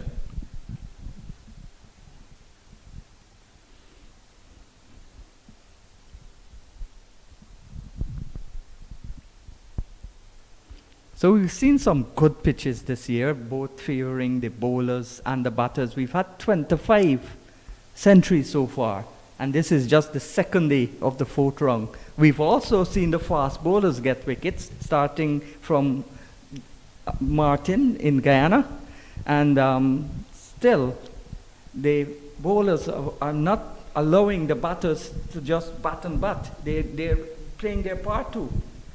Fantastic pitches.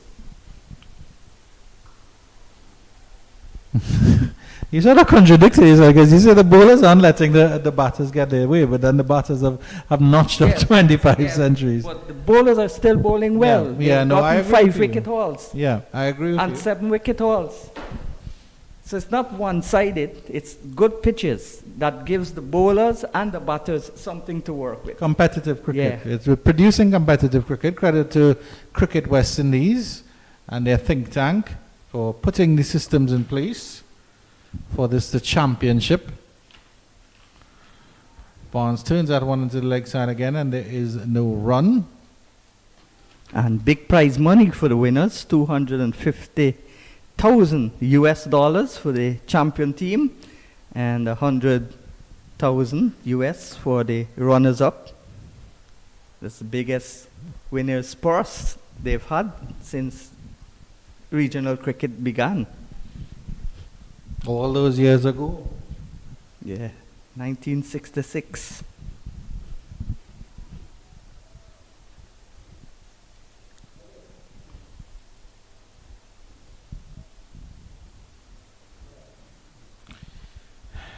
Two for 4. One delivery left in the 16th over. Short delivery. Brad Barnes tries to pull that one, slams it into the pitch, and it dribbles out into the square leg region for a dot ball. 22 for 4 after 16 overs, the Jamaica Scorpions. How do they assess it from here, Sean Devers? Because, I mean, they really do have a mountain to climb. It's almost as if they have to beat the Everest Cricket Club. Yeah, well, in Guyana. these two here have to bat and bat for as long as possible. Bat time, and first of all, they've got to avoid the follow-on. Then look at getting first innings points. It's indeed a tall hill to climb, like Mount Roraima, which is the tallest mountain in Guyana. From Mount Roraima, you can see Venezuela, Brazil, and Guyana. 3 countries when you go to the top of Mount Roraima and the Pacaraima mountain range. Oh, very nice. Yeah, so that's Mount Roraima they have to climb. Not sure what's the highest mountain in Jamaica. We'll do some research and get back to you on that. Good delivery by Niall Smith. No, it's another no ball. He's really had his problems with that one. So this is his third in his 7th over. Guyana, beautiful place, the Kaitro Falls, as you were mentioning. And that's not the only waterfalls, that's the highest single drop fall. 11 times the height of the Niagara Falls, which borders America and Canada, and also higher than the Victoria Falls in Zimbabwe.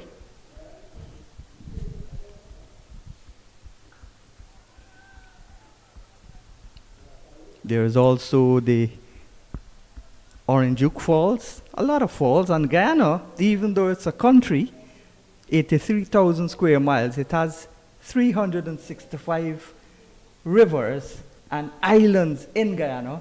One of the islands, Wakenham, that Ramneri Sarwan came from. And that's the river in the Essequibo. That's the Essequibo, the island in Essequibo River. So Guyana has islands also. Oh, bowled him! Niall Smith has cleaned up Javel Glenn, the 5th wicket to fall with the score at Jamaica 23 for 5. They slip into further trouble. Brilliant delivery by Niall Smith. Have a look at the replay on this one, Sean Devers. Yeah, came back, played completely over the ball, Yorker length, and the stumps were plucked out.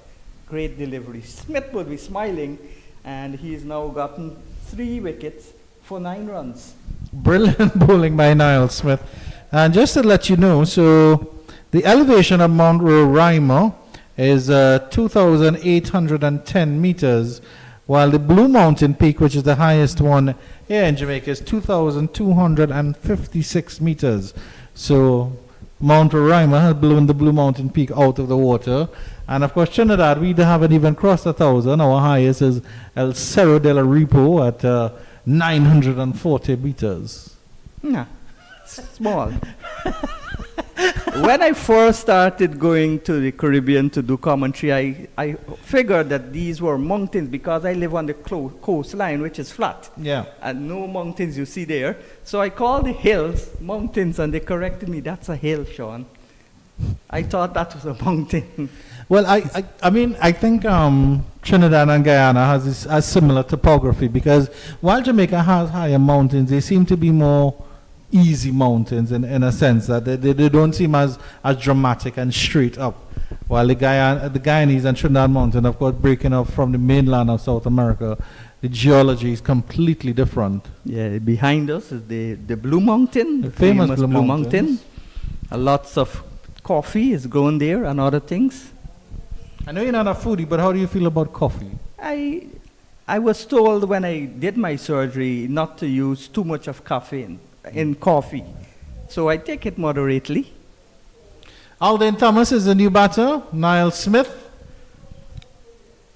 Short delivery at the member of that wicket keepers union. It's a signal wide there. And understandably so. Niall Smith is getting a little bit too excited. That was fast though, and short. Yeah. And it rushed into Thomas, got big on him. Luckily for him, he didn't hit the helmet because he was hooking at it. But in looking at the 5 Jamaican wickets to fall, you really have to credit the Guyana Harpy Eagles, which shows how much is stuck to their line and length. Tevin Imlach has taken 1 catch behind the stumps. Smith has 2 ball deliveries. Appeal for a leg before, I think it was. Nothing doing, says the umpire. That was a testing delivery from Niall Smith. I would love to see that again and see what Carl Tuckett thought of this one.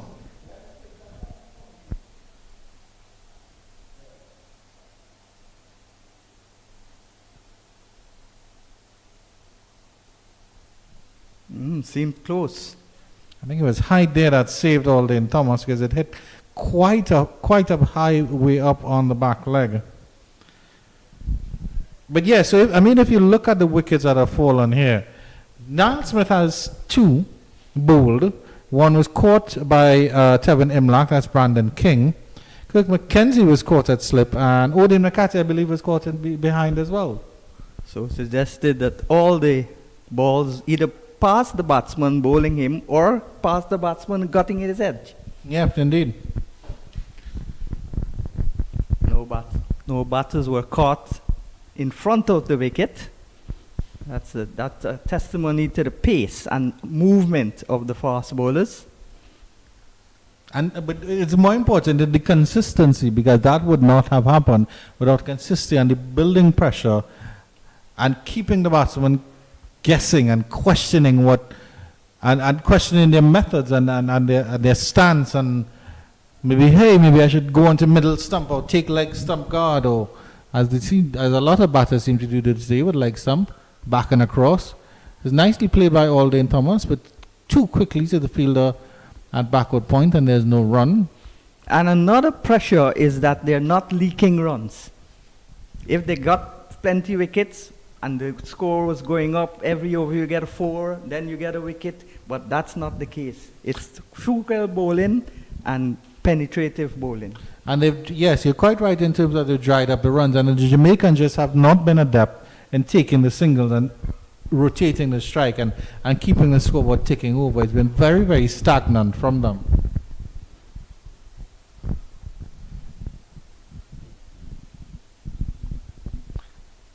It's another no ball here from Niall Smith. That's, I think, his 4th or 5th. Immediately signaled by the umpire. That's his main problem. He needs to work on it. It's been too long since he's had this problem. He's got to fix it. He's too good a bowler to be plagued by no ball issues. When he gets a wicket, it's a no ball. Imagine how depressed he'll be.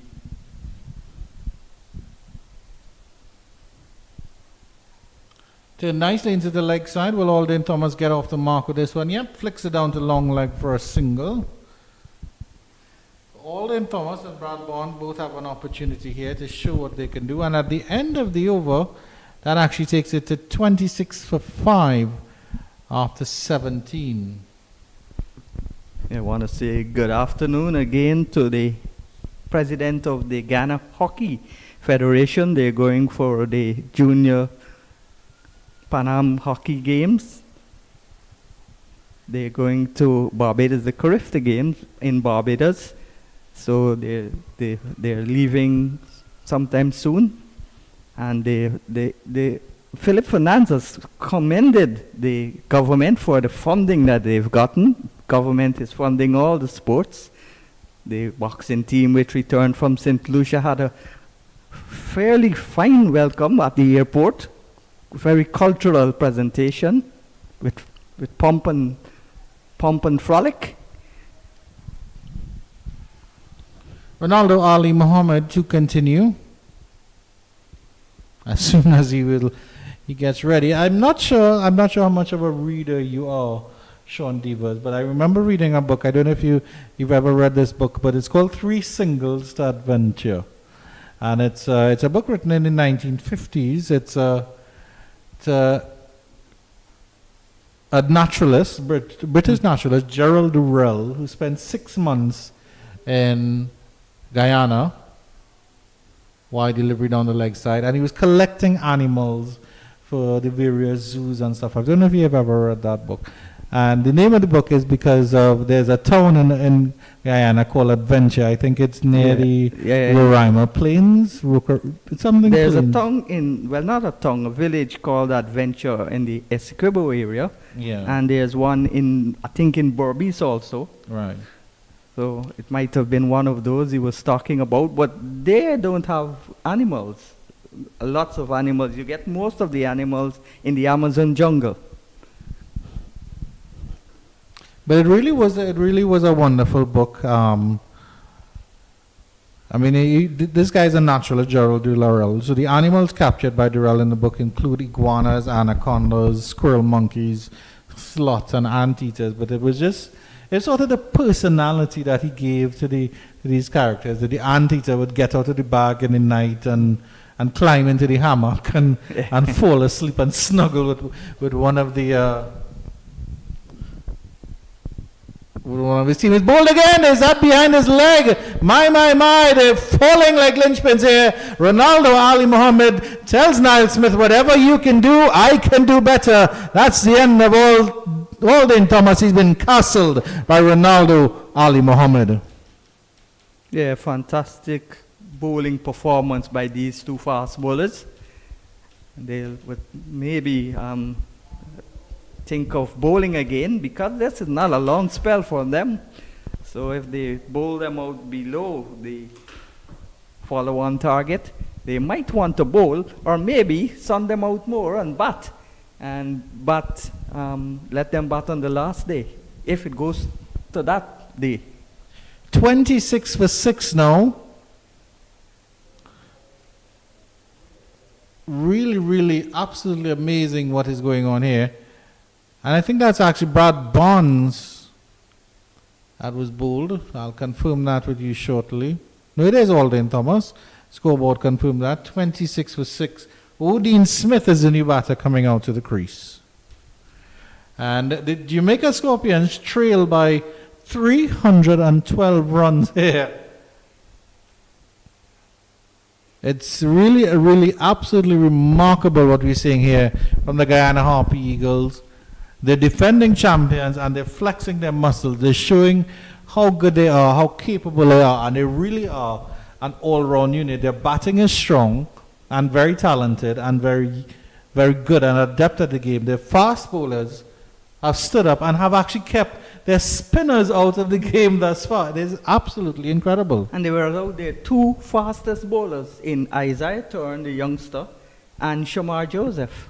Yeah, exactly. And I don't want to say Niall Smith and Ronaldo Ali Muhammad are second string. It's an injustice to call them that. But of course, I mean, they're not extreme pace, but they're doing the job. They're bowling stump to stump, and they're wreaking havoc here with the Jamaica lineup. Jason, I'd like to see the replay of that bowl again, please, because I'm not certain. It looked like Alden Thomas was bowled behind his legs. Yeah, it certainly was. It was behind his legs. He stepped across the stumps way too much. And I don't know if that's something that Ali Muhammad picked up on and then just got that ball to just angle and hit in leg stump. And brilliant idea by Imlak to use Ali Muhammad because he's not the fastest bowler. Thaddeus Lovell is the frontline fast bowler. And Thaddeus Lovell has yet to turn his arm over. Yeah. Odin Smith on strike.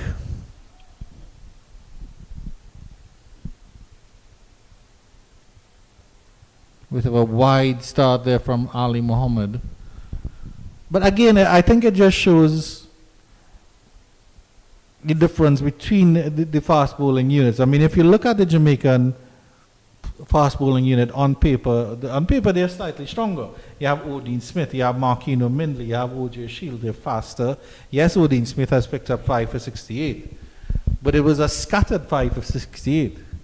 He came back late and he took 1 wicket early in the first session, took a couple in the third, and then the final 2 this morning. Well, Guyana dominated the first 2 sessions. And the last 2, the last session yesterday and the first session today, they also were in control. But this is the 3rd session, the 2nd of the day, and they've been right back in the fight, the Harpy Eagles, clawing their way back, and now totally in front. Yeah, it's been a really good performance here. A clinical and a professional performance more than anything else by the Guyana Harpy Eagles.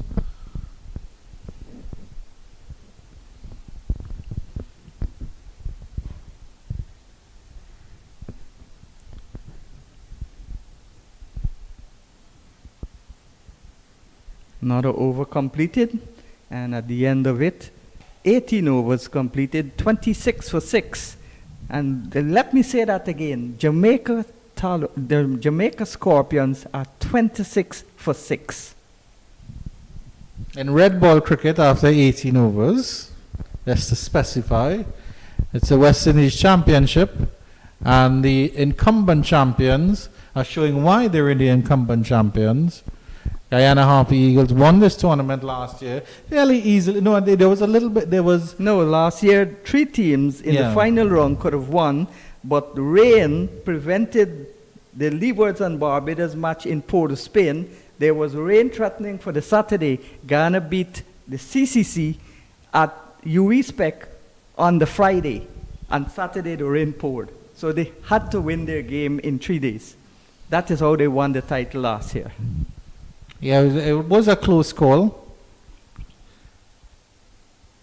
Down the leg side again from Niall Smith.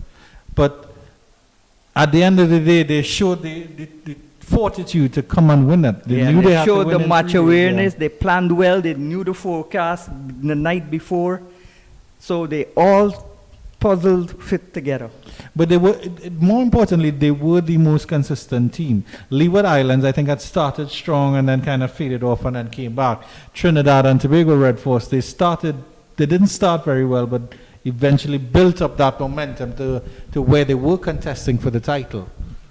But at the end of the day, Guyana had all the trump cards because they were on top of the table anyway.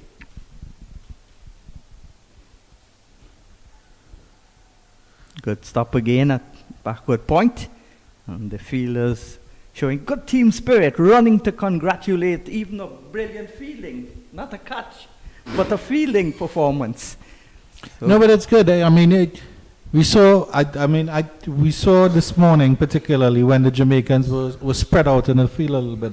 The Guyanese were still taking singles almost at will. Some of them a little bit risky. another thing with the Guyana team, they play like a family. Since merging from Leon Johnson, transitioning to Imlak, they've played like a family. Delivery down the leg side again. A little bit of late swing there. Might have come back in a little bit. And since the franchise tournament started in 2014-15, they've won 7 of the 9 titles, Barbados winning the others, and they've won 13 titles in all since Rohan Kanai led them to the Shell Shield in 1973. They're looking for their 14th title here and 9th or 8th in this franchise period. So they're very dominant. They're the defending champions also.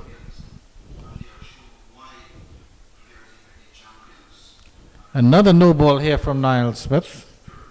That would make it about a 6. So his figures might have actually been about 3 for 6 right now, Sean Devers. Yeah, I think this has been maybe a 6th or 7th no ball, and that's unacceptable for bowling less than, he's bowled now, how many overs? He's into his 10th. Yeah, into his 10th. You can't bowl 7 or 8 no balls in 10 overs. But isn't it as simple as just remarking your run No, out? it's got to be your rhythm, everything has to click. And you got to practice it. But as you mentioned, he practices quite well in the nets and he doesn't bowl no balls. Yeah, that's a quick, nasty delivery. Almost cut him in half, knocked off his helmet. A biting delivery there. Let's have a look at the replay on this one.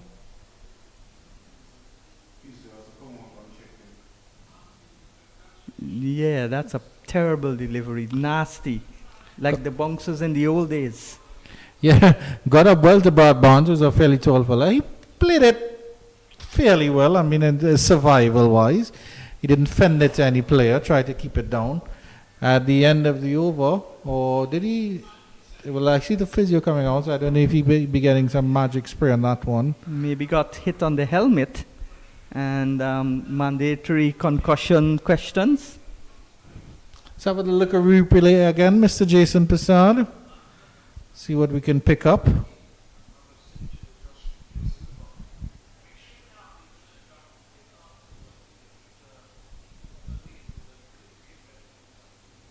Short, climb in. Yeah, you're maybe quite hit right. on It the did strike him on the helmet, yeah. visor, I believe. So Yeah, and they are inspecting the helmet now. Is there a similar list of concussion questions that you ask? Yeah. Is it a similar list of concussion questions you ask universally in cricket or different questions? Well, I think when I actually played in university, there weren't such thing as concussion tests, because that was a good few years ago. So, I mean, there would have been a basic sort of eye test. And Yeah, stuff like which that. day is this? Where are you? Yeah. What's your What's the score? score? How many fingers am I holding? Yeah, up? things like that. Yeah, he's fine. Let him go. So 3 slips and a gully for Niall Smith. Barnes settles. Now let's see what Niall Smith can follow up with after that vicious bouncer. And he goes for another bouncer again. And Barnes was looking to hoik that into the halfway tree area. Made no connection at all. Tried to hook. Brave shot. Brave young man. There was a fella called Andy Jackman, played for Guyana, got 100 against Australia, back to back, got 100 against Barbados, and he said when the fast bowlers are bouncing you, you hook. Let them believe that you're a good hooker, and they will bring up the ball, and that's when you flourish. That's a good full-length delivery. I was hoping Niall Smith would follow up on it. Angle down the leg side, unfortunately. He didn't get the angle right. Good finish to the over. 27 for 6.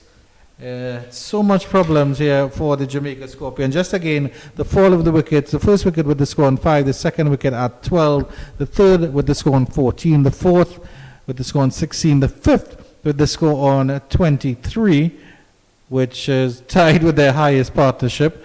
And the sixth on 26.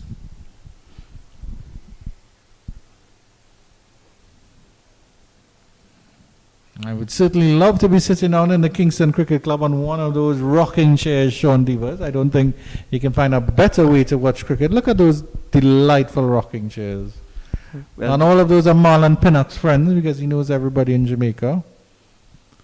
those chairs were there since forever. Probably since the war days, maybe not that far. Ali Muhammad continues. Pleasant drive. That should the extra cover region. Odin Smith gets full purchase on that one. That's a pleasant shot. But his feet movement still a little bit left to be desired if you look at that. Yeah, glorious shot through the covers. Almost Gay-like. No movement of the feet, just stand and deliver. And it took the middle of the bat. Nice sweet song as Leather Kissed Willow. And it went rushing to the extra cover boundary like a bullet from a gun. Well, if he only uses 10% of that shoulders and if 10% of that shoulder point and gets all the way to the boundary, imagine if he uses 50, 60%. Oh, bouncer! He's wearing that one, Odin Smith. He has no idea where the ball is going. That's a vicious delivery from Ronaldo Ali Muhammad, and I think Smith will have to get those shoulders rubbed this evening. Yes, built like a light heavyweight, well, a heavyweight boxer. And you drive me, that's your response. Short, in your neck. That's the old way of the West Indies quartet. Roberts, Holden, Croft, and Garner. Yeah, certainly. 4 horsemen of the apocalypse. And then came Malcolm Marshall. To me, the best of the West Indies fast bowlers. Most intelligent. Down the leg side, very good delivery from Ronaldo Ali Muhammad. I would agree with you that Marshall was a complete bowler, but to me, the epitome of the fast bowler, if you had to take the persona of one person to be a fast bowler, it would be Sir Curtly Elcon, Linwall Ambrose for me. Yes, I think that man was brilliant. He Beyond the compare. He was my first sporting hero, despite the fact that I am from Trinidad and of course I grew up when Brian Lara was at his height. Ambrose was my first sporting hero. Never liked no run to be scored off of him. He was so mean on the field. Good delivery, almost squared up by that. Get a thick outside edge and he will get a fortuitous single here, Odin Smith. And I really have to give you, the other thing we have to discuss here is the fitness of the Guyana Harpy Eagles team, because Ronaldo Ali Muhammad and Niall Smith are bowled unchanged since lunch.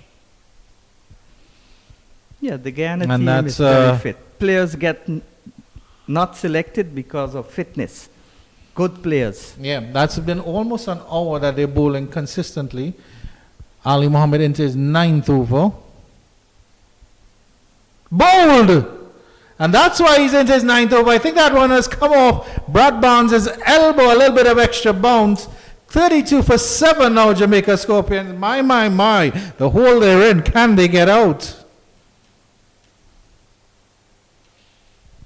Yeah, fantastic delivery again. Short ball, and then pitched up and through the gate. Bang, hit the stumps hard. 32 for 7 now, or 6. 32 for 7. It's Yeah, a 7. so many yeah. wickets are going down in rapid succession that it's confusing me. Never seen the challenge in Guyana's lowest total, 41, against Jamaica in 1998 to 6. They're now 32 for 7. Can Guyana create revenge Well, for that? we've proven that the Guyanese team is so well prepared. They probably looked at that, and that was their benchmark for today. They're saying that's what we're aiming for. Brad Barnes is disconsolate as he walks off. And he's still mumbling and moaning to himself, but there's nothing he can do. And if Jamaica ever needed a captain's knock, it is today from Marquino Mindley. Can he do it? Marlon Pinnock says yes, because of course he has to back his Jamaicans to hilt. But I would say no, because he's picked for his bowling. He's a bowler. You can't expect a bowler to... Well, there are a lot of times in this new format, in the same format, but the new generation of players that bowlers make hundreds. Well, we see his highest score there is 19, so that does not bode well for Jamaica. That doesn't suggest confidence in him, nor Jamaica. What about the follow-on now? Because you can say that that follow-on is basically a given at this point here. Would Guyana even go back to bat at all? I don't know if they would. Maybe just to get, I don't know, see if Tage and maybe Kemal can get a couple runs under their belt. Maybe Tevin would like to get a couple I more think runs. they would bat back and put the fielders in the sun one more time and then give them a big score, unthinkable score, and then win the match by many runs. But that's all conjecture. With many points. Yeah, that's all conjecture. What is reality is that these two have to somehow survive time. But this match would surely end in a result. So you can't try to bat for a draw. Maybe the second innings, Blackwood and these guys, Mackenzie, would get big scores, but you can't predict that the second innings would be just as bad as this. So you've got to cater for those scenarios. 4 slips in place. Short leg as well. Bowled him! Ali Mohammed is on a hat-trick now. He'll start the next over on a hat-trick. Marquino Menley on a golden duck, 32 for 8 now. It's all falling apart here for the Jamaicans. Yeah, 5 wickets for Muhammad Ali's second 5-wicket haul in first-class cricket. He's being a splendid performance here. This is the best I've seen him bowl, with aggression and everything else. And he's just a quick medium pacer, not the front-line fast bowler. Well, while outside is sunny and blue, it's there's something very dark and thunderous behind you, Sean Devon, and that's the face of Marlon Pinnock. He is very, very annoyed with his team. I'm seeing him in the glass here. It's all screwed up, his face. He's dead angry. Yeah. There's a handsome fellow, but he's casting a very poor reflection. That's what anger does, and disappointment. Yes, certainly. O.J. Shields is a new batter to come up and do battle. So 8 wickets down. Guyana's target is the lowest total still.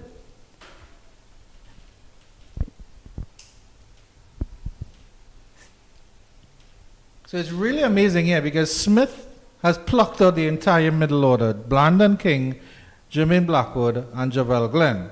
While Ali Mohammed has done the damage at the top because he got rid of McCarthy and Mackenzie, and then he's now gotten rid of Barnes, Thomas, and Mindley. Yes, the pair of And if destruction. I was Tevin Imlach, I would tease him and say, I'm not giving you a next over. And then Ronaldo Ali will run in so angry for his potential hat-trick ball. The other thing you'd be hoping is that Niall Smith doesn't wrap up the innings here. But of course, the next time he bowls in Jamaica's innings, he would still be on a hat-trick. Here's Smith to O.J. Shields. Oh, big swing and straight to mid-on. That's the end of O.J. Shields. He doesn't last long at all. First ball duck, 32 for 9. My, Jamaica, where are you going with this?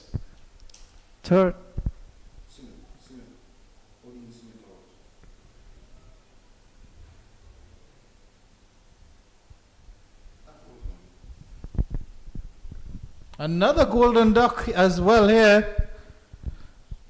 It was hit very, very powerfully. I have to Cheers. give Gudakesh Moti Yeah. credit for holding on for that because it's hit baseball style. Let's take a look at that one again, Jason. Apologies, that's actually Odin Smith.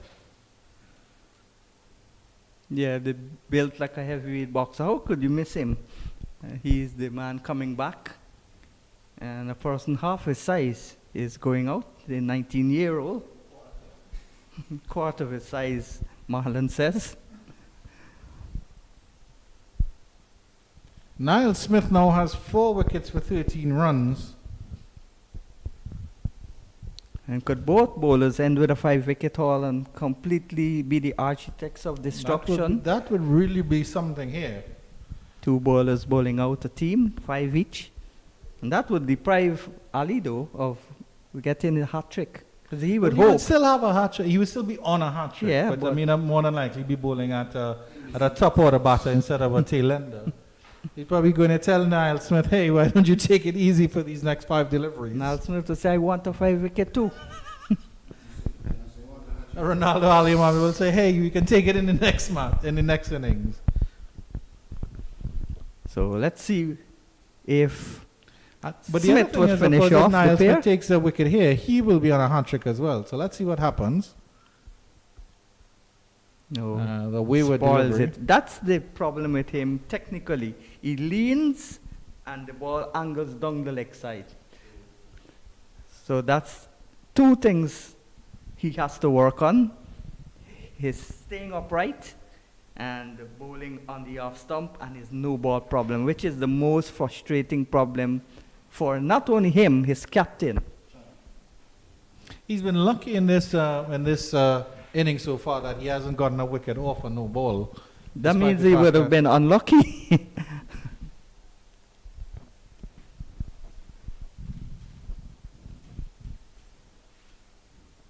Ooh, that's another no ball there. Tamari Redwood did well to drop his hands, I would say, but he's more just avoiding hitting that at all. Look at this one, it came back in sharply. Yeah, showed no inclination to get behind that one. Back in the days, you would say he's running. I said Tamari Redwood dropped his hands there, but Tamari Redwood was beaten by his sheer pace and cut of You're that. very diplomatic, you know, when you talk about the batters, how they look. That boy was running there. He was batting with athletics boots. A brilliant take by Imlak as well. Feeling for that one. How did he not get an edge on that one, Tamari Redwood? If he tried to get in line, he might have gotten an edge. He's here fending like a fencer. Certainly not batting like a batter. But he's the number 11.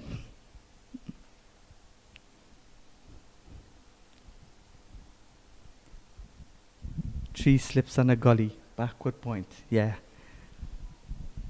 Pure pace and hostility. Like to see this in the regional first class tournament. Pace, like fire, and hundreds galore. That's even out the balance.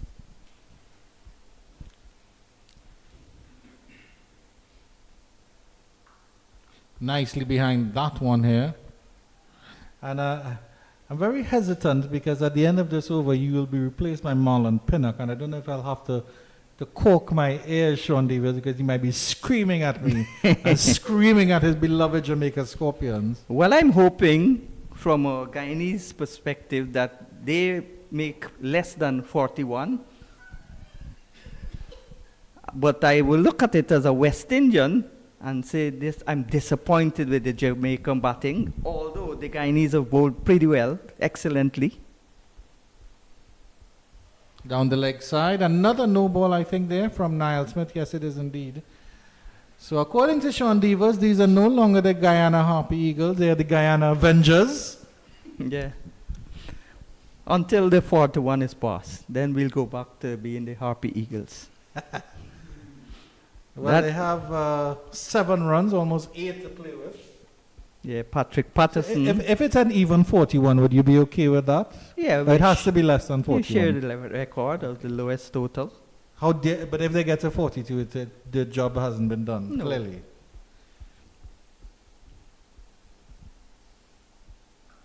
Niall Smith has to be careful he doesn't throw away Sean Devers' wishes with his no balls. Oh yes, the no ball adds a run too. So he's got to be careful.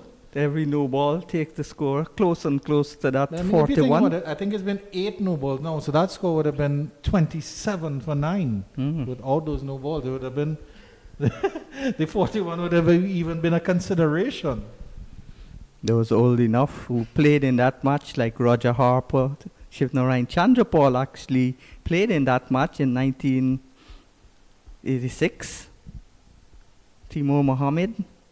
Another no ball here from Niall Smith. They're striving a little too hard here. When we talk about Shivnarayan Chandrapal, he's the only batter to score a triple century in modern West Indies cricket since they got sponsorship. 303 against Jamaica. So he likes Jamaica, and that was an unbeaten innings. Well, I think Jamaica likes Shivnarayan Chandrapal, other than when he plays regional cricket as well. Tiger is well respected throughout the Caribbean. He was actually coach for the Jamaica Stars. Yeah.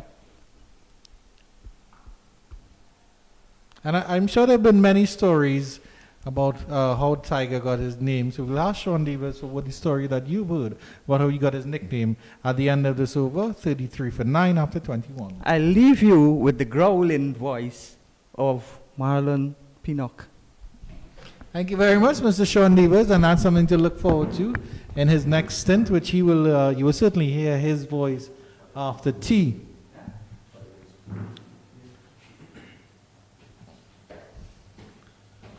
And Marlon Angry Pinnock takes his spot.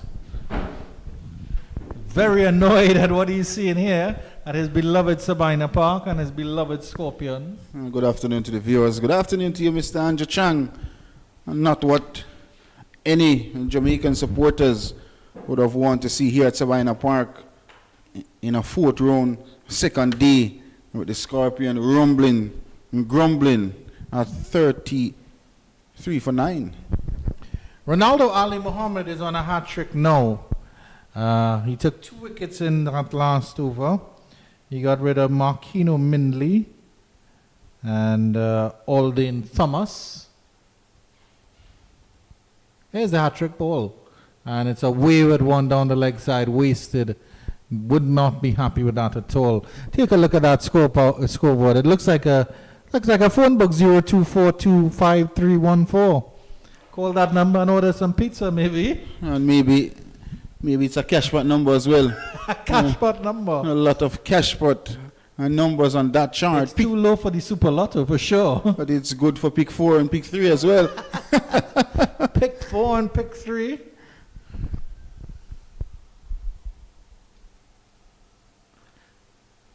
Almost squared up by that, but essentially well played in the end by O.J. Shields. He gets a single. It's been a really, really poor batting performance here from the Jamaica Scorpion. Credit to the Guyana Harpy Eagles, the bowlers, particularly Niall Smith and of course Ronaldo Ali Muhammad have really asked questions, and it looked like a different pitch. It looked like a completely different pitch to the one that the Guyanese batted on. Indeed. And now Smith getting the ball shape around, so too was Ronaldo Ali Muhammad as well. Picked up a 5-4, and credit to him. But I think Niall Smith, apart from the no balls, he has bowled decently well. 5 for 14 from Ronaldo Ali Muhammad. So we just let me see if I can pull up a scorecard, and I'll run through the Jamaica Scorpions scorecard for you. And if you are a fan of the Jamaica Scorpions, I suggest you put your stream on mute, because it's certainly not something you want to hear right now. 35 for 9 is the current score.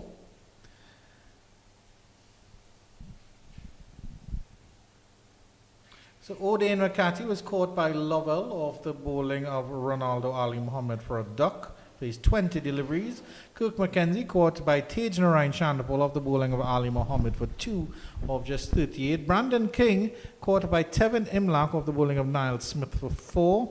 Jermaine Blackwood bowled by Niall Smith for 2. Javel Glenn bowled by Niall Smith for 5. Brad Barnes bowled by Ali Mohammed for 3. Aldane Thomas bowled by Ali Mohammed for 1. Odin Smith caught by Gudikesh Muti off the bowling of Niall Smith for 4. And Markino Minley bowled by Ali Mohammed for 1. Top score, which doesn't say much, but Javel Glenn with 5. Yeah, you look at that the scorecard. The majority of those batters was bowled. Yeah, a bowler caught behind. Odin Smith was actually the only player I think that was caught in front of the wicket. Every other one was either was at slip. Oh, or by the Makati. keeper. I think Makati was caught at square leg Yes, off the that's ball. correct, Yeah. That's correct. Well pointed out, Penny. The start of the slide. Feeling for that one. Big swing by O.J. Shields. Unfortunate, maybe, from the Guyanese perspective, not to get a touch on that. Let's have a look at the replay on this one. At the end of the over, I think it's 35 for 9. And just enough swing outside the off stump. No movement of the feet. And just a tail end swipe from O.J. Shields. It was almost a nothing ball. I wouldn't say it was almost a nothing ball, but it was also basically a nothing shot as well.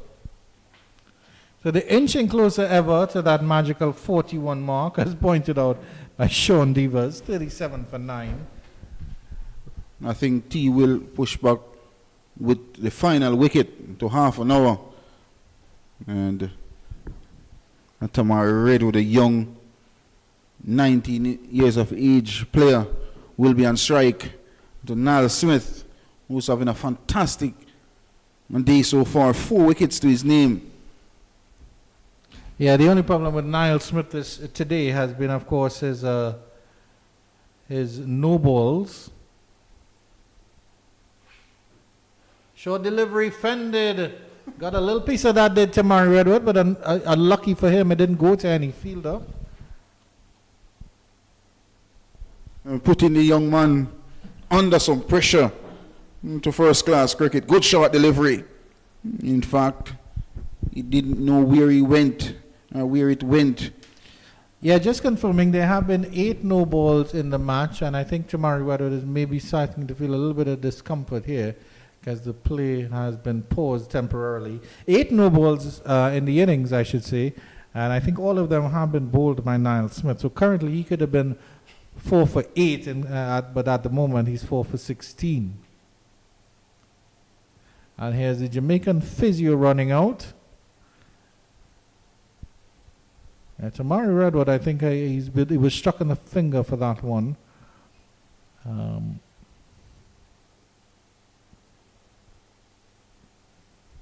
It will be unfortunate if he has to go retired hurt, because that means Jamaica would close the innings at 37. I think that is And then he might not be available to bowl either, but it looks like his left hand. I left think hand. he's a right-handed bowler. The magic spray comes out, Penny. Wonder if there's any magic for the Scorpions. Unlikely.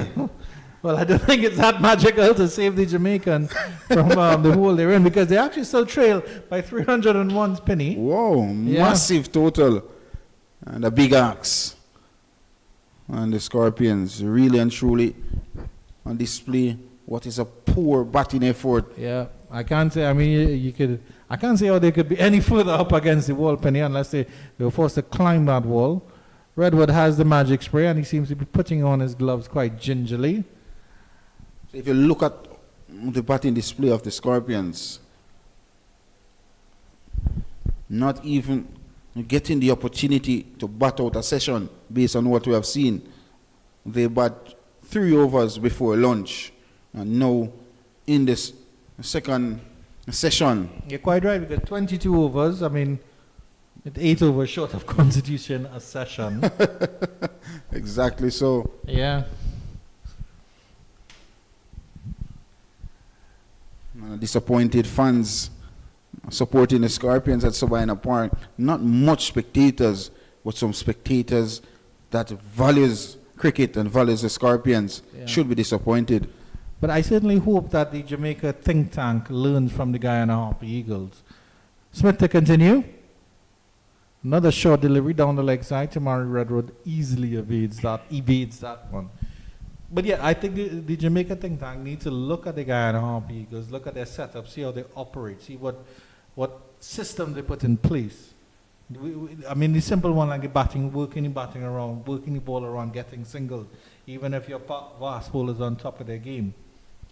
Because I think Niall Smith in particular has sent down enough wayward deliveries that the Jamaicans could have gotten some run. Ali Mohammed not so much. His loose deliveries have been very few and far between.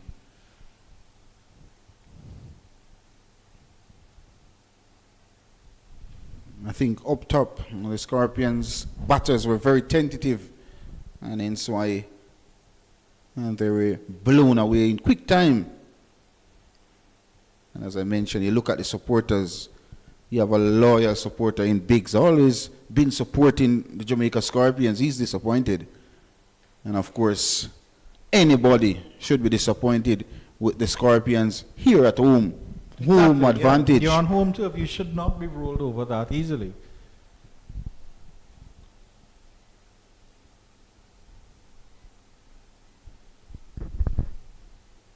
I mean, you look at the Red Force. They were in a horrendous position. I think they were 44 for 4 against the Academy, and then they got to 302. So that means Joshua Silva. Somebody needed to stand up. Somebody needs to stand up still. I mean, it's kind of hard to rely on your last pair to be like, okay, now it's time for you all to stand up.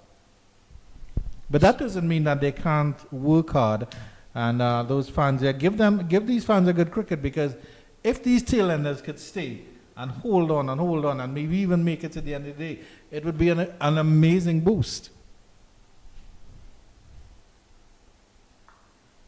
And this one is driven pleasantly up to mid-off. Right, Tamari Redwood, showing that he's a much better batter than batting at number 11 for the Scorpions. Another player who has represented Excelsior High School here in Jamaica in Grey Shield competition. And he was a part of that under-19 team that won double under the leadership of Brian Barnes, the brother of Brad Barnes.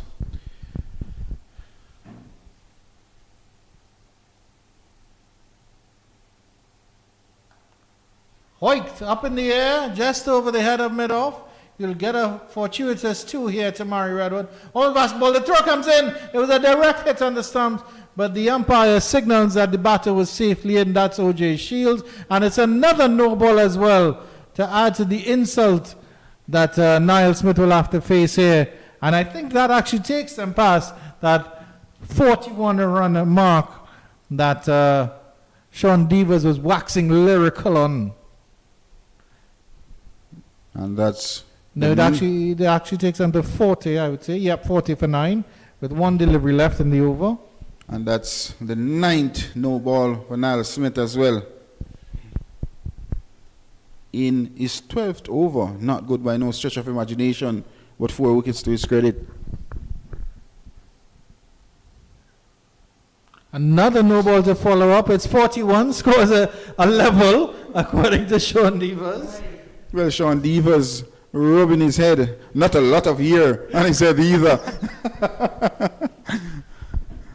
Oh. Well, he's the only man that I've ever seen with multiple ball spots, Pity. Some people have 1 or 2. Sean has multiple, so he's creating another one there. It's all good fun, Sean Devers.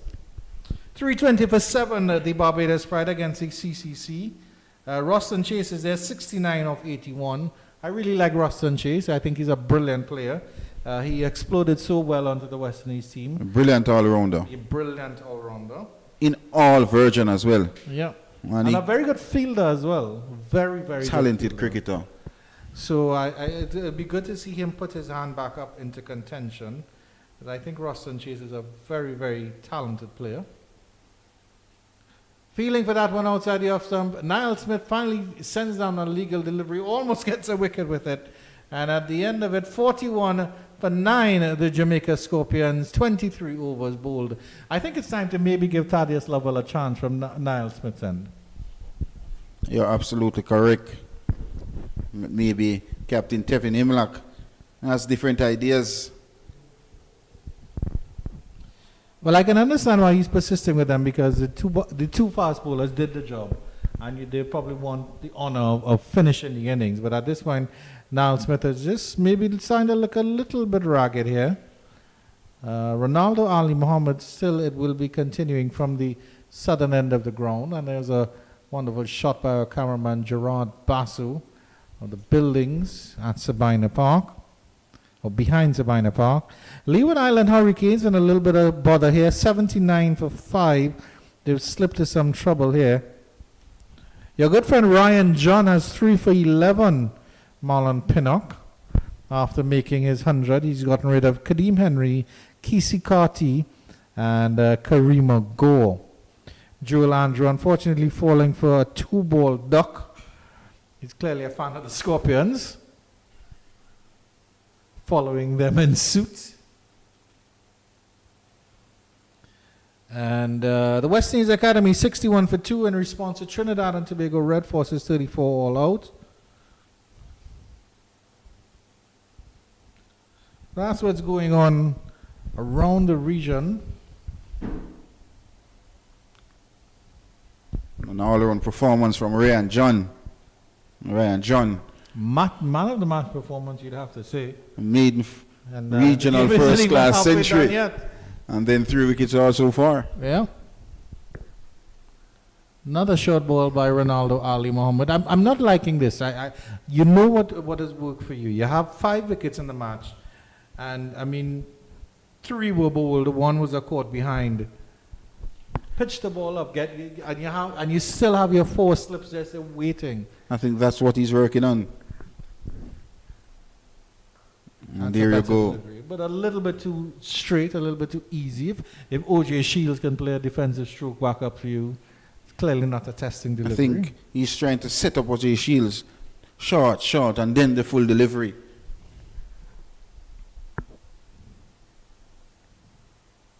Big swing at that one. They're appealing for a caught behind. Chris Taylor says, no, I think I saw clear air between that butt. Swing from Shields. His leg was outside the leg stump. And he was looking to hit the ball over that mid-wicket area. But there was acreage between the bat and ball there. Maybe not as much as where Penny's house is.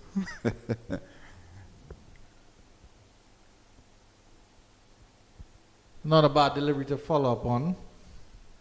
Well left by O.J. Shields. I think he needs to be wicket to O.J. Shields. Yeah, indeed. I think he's wasting those deliveries. Exactly how we got Marquino Mindley. Get him between that back and pad. Every batter in the world will struggle with that hitting that off stump line. At top of off stump. And reverse a tail ender, number 10 batter as well. Exactly, Penny. It's like you're reading my mind here. I'll just put down the mic and you do commentary for both of us. I'm not good as you are. Maybe you're just better, Penny. Maybe you're just better. As the 24th over has come to an end, a maiden, and the Scorpions 41 for 9. Yeah, take a look at those bowling figures. 12 overs, 4 for 20 from Niall Smith. 11 overs, 5 for 16 from Ronaldo Ali Muhammad. And just had 1 solitary over for Kevin Sinclair.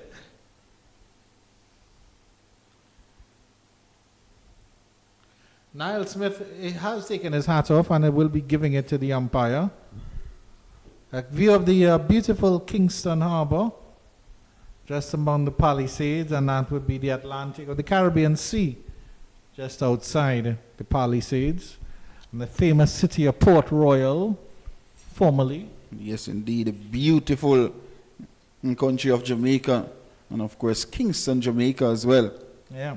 No signs of the left arm spinners for the Harpy Eagles so far. And Gudikish Moti and Versami Promal. Indeed. No need for them. Yes, Penny.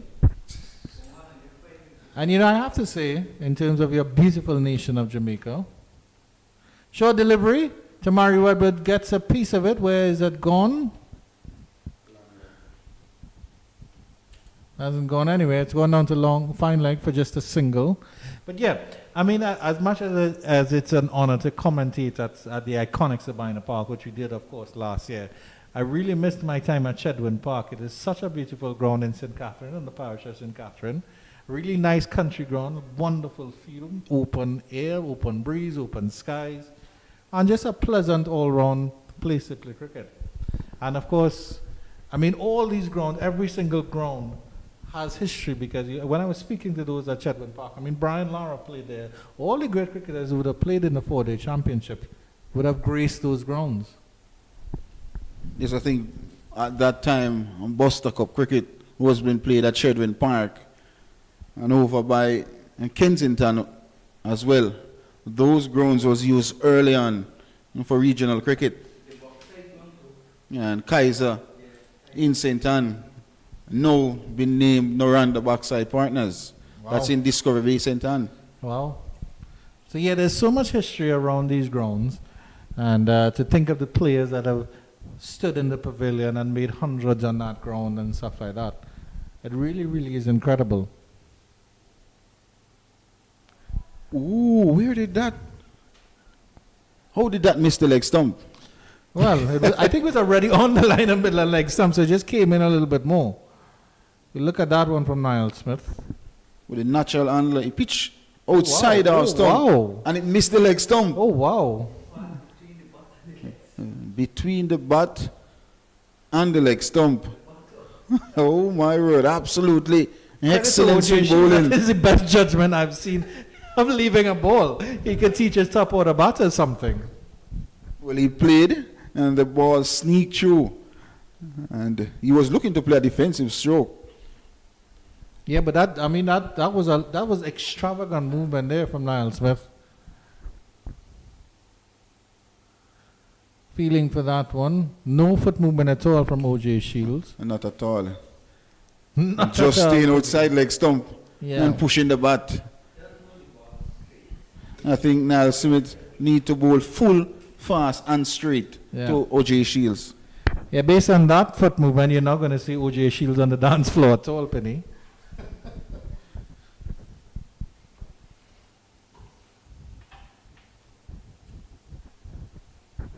Wonderful sunshine. Absolutely wonderful day for cricket.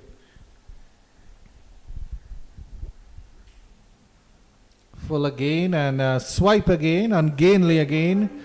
Well fielded by Imlach.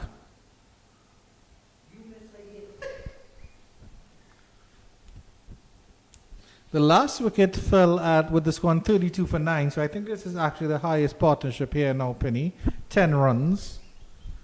With probably Niall Smith, I think, making the biggest contribution. Not much to talk about, Jachang.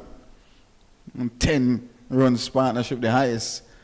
And in fact, I think the Guyana Harpy Eagles' highest partnership was 137. What a difference. That's straight on. How does that, well, how does that one not be out now? That looked like a boulder leg before and a caught behind all at once. Let's look at the replay here.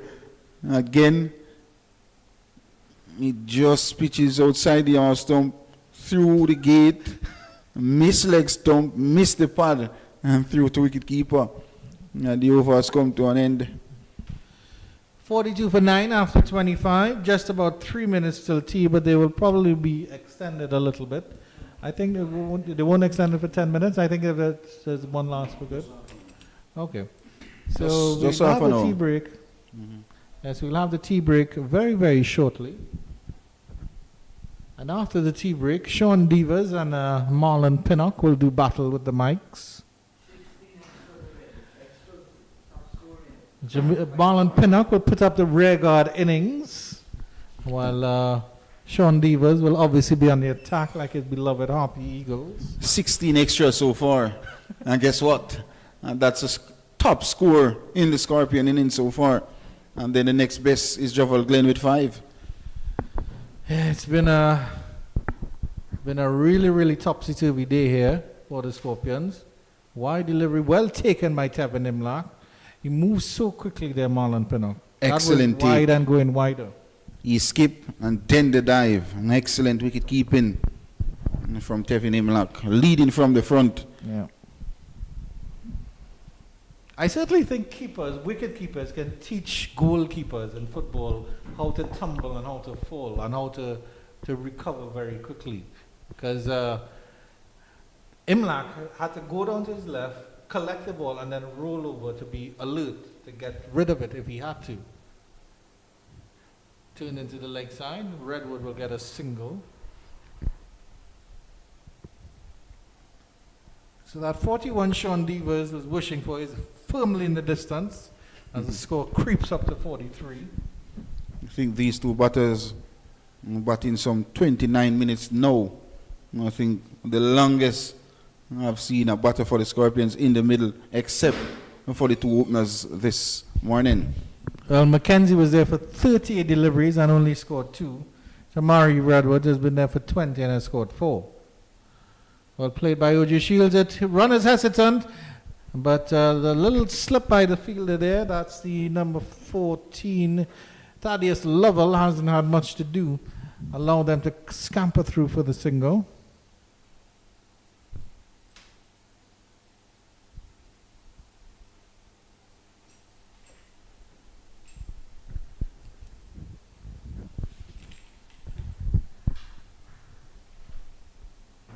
Beaten by that one, feeling for that one was Tamari Redwood. Ronaldo Ali Muhammad has 5. He really wants the 6 to wrap up this innings. That was a peach of a delivery. And beating the young Tamari Redwood outside the off stump. And exactly 3 o'clock here in Kingston, Jamaica as well.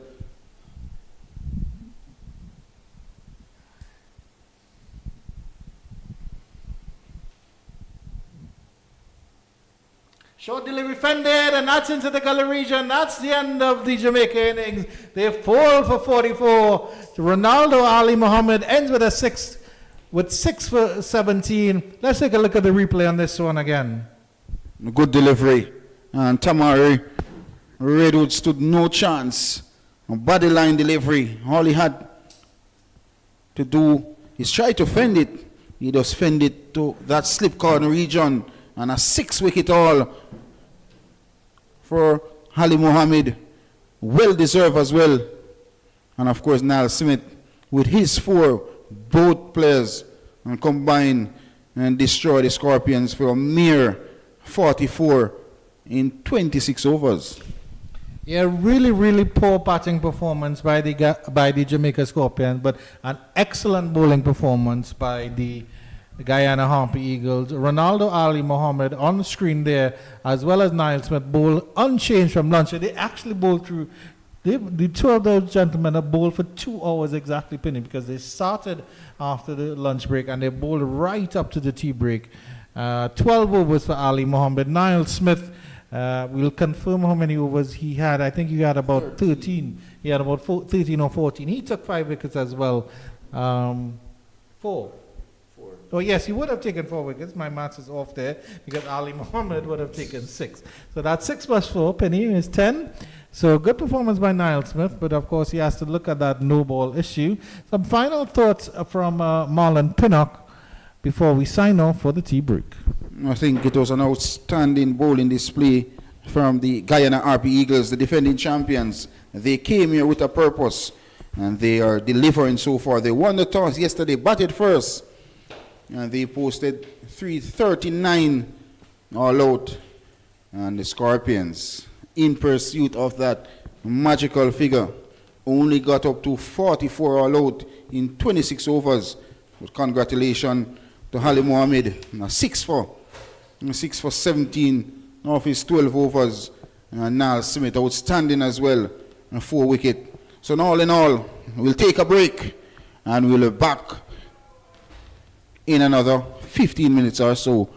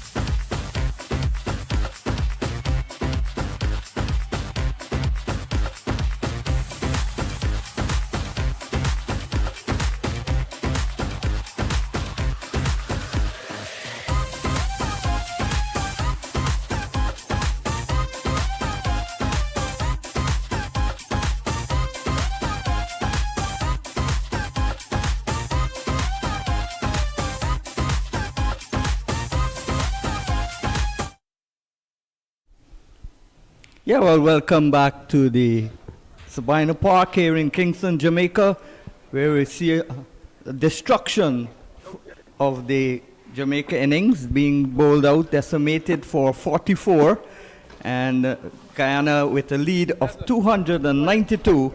Predictably, they will go on bat again and tire out the fielders and then try to bowl them out for a low total. The game might end in before the time, but that's all conjecture. What is facts is that the umpires are on the field, and the two batters, the Guyanese batters, Chandrapal and Nandu, they're in the middle. Good afternoon to you, Marlon.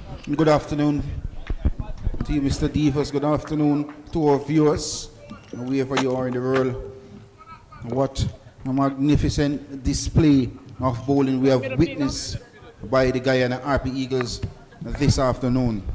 A 6-wicket haul for Ronaldo Ali Mohammed. 6 for 17. And Niall Smith as well picked up 4 for destroy the Scorpion innings. 44 all out in 26 overs. Well, none of the batters got into double figures. None of the batters even reached 5. The extras, well, one of the batters reached 5, Glenn Smith. Glenn, he was bowled by Smith for 5, but extras with 17 top scored. Pathetic batting performance there by the Jamaicans, replying to Guyana's 339. So Guyana lead by 292. And how do you expect the Guyanese to bat in this innings? A lot of time in the game as well. Just the second day and the second session. Final session day, the third session of the afternoon, as Captain Marquino Minley. And he gets his first delivery on the line of the leg stump. And the Guyana Harpy Eagles off the mark, first delivery. And Teja Ryan Shonda Paul gets off the mark. That's the son of former West Indies. Thank you. Middle and half. Test player. And Shiv Narayan Shonda Paul. Yeah, the second most runs, second most centuries to Brian Charles Lara for West Indian Test players ever. Chandrapal, the senior Chandrapal. You mentioned Shiv Narayan Shonda Paul. I saw him score 100 here against Australia. Edge.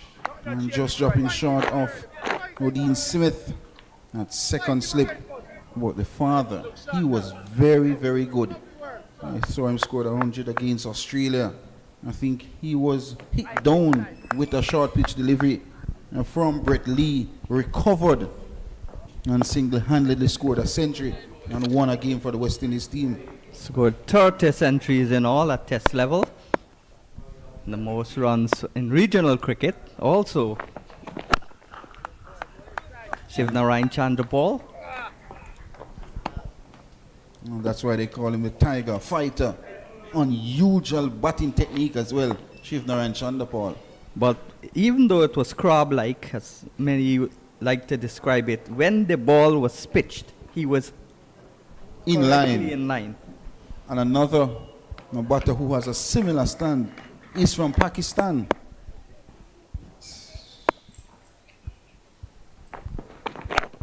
And this one is nicely guided.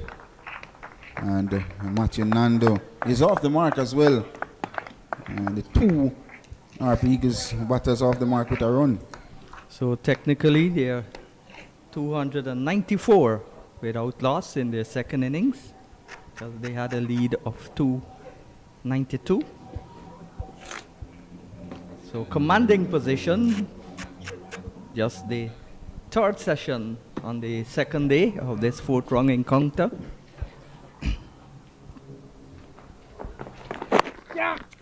Turned again into the onside. They get another single. They might explore the possibility of going for 2, but then abort the idea just as they enter their minds, and they settled for 1. So good rotation in the strike in the first over. Marquino Minley in the first innings. was outstanding. His areas, he consistently hit some good areas. And in the latter stages, lower and back end, he picked up 2 wickets. But early on, he was special. Yeah, very frugal. Didn't give the batsmen anything to work with and had them on a leash. So the first over has been completed, 2 without loss Guyana in their second innings. Marquino Minley, he came out of that noble institution, St. Elizabeth Technical High School, that has produced a lot of quality cricketers, a fast bowling aspect. Darren Powell, Jerome Taylor, and if you remember, a player who has played at the West Indies under 19 in Jason Dawes. Yeah, what's become of him? I was very impressed with Jason Dawes. He had a lot of pace when I saw him playing under 19 cricket. I haven't seen Jason Dawes for some time. He was one that was earmarked for future glory. A lot of our cricketers, when they finish the under 19, they don't progress. And even if they make their first class team, they don't progress anymore. And another special talent as well that came through this Jamaica program, Andre Query. He's from St. Mary as well. He captained me back in 2006 at the Jamaica under 15 team. Yeah, we just corrected that the lead now is 295. So technically, Guyana on 298 without loss. Oh, good delivery. Excellent start from O.J. Shields. Just picked up that 1 wicket in the first innings, but a lot is expected of O.J. Shields in the second innings. Yeah, 3 without loss. Second over being bowled by Shields.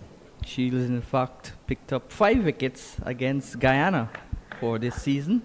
4 playing with the CCC, and then 1 in this innings. I think the 4 against Guyana early on when he was playing for CCC at the Combined College and Campus was 4 for 86, and he has 5 wickets in the tournament so far, and all 5 wickets is against the Guyana Harpy Eagles. Yes, you're correct. So the flags fluttering in the breeze, the golden arrowhead of Guyana, and the Jamaica flag, the gold, green, and black. Guyana has 5 colors in their flag. Outside the line of the off stump, no shot played.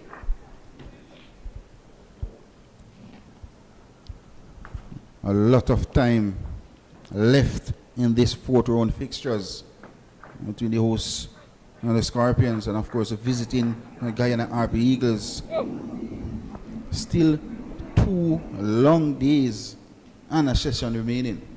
If you've just joined us, wherever you are, whatever you're doing, Guyana made 339 with Anderson 112, Nandu 57, Odin Smith 5 for 68, and then Jamaica bowled out for 44. Outside the off stump again, Ali Mohammed got 6 for 17, and Niall Smith, despite his no ball problem, bowled really well, had 4 for 21. Extra stop scoring with 17, and one of the batters made 5. Javel Glenn. Javel Glenn making 5. That was the top score for Jamaica. And just falling short, just going above Guyana's lowest total, 41. They made 44. Oh, good delivery from O.J. Shields. Pitch and straighten. And TJ Ryan Shonda Paul. Just play the line. When you look at the Scorpions and the batting display, just managed to bat 26 overs. Not good by no stretch of imagination. This is 4-day cricket. This is like test cricket, testing the patience of batters. It wasn't good. And if you look at the scorecard, it's like an international telephone number.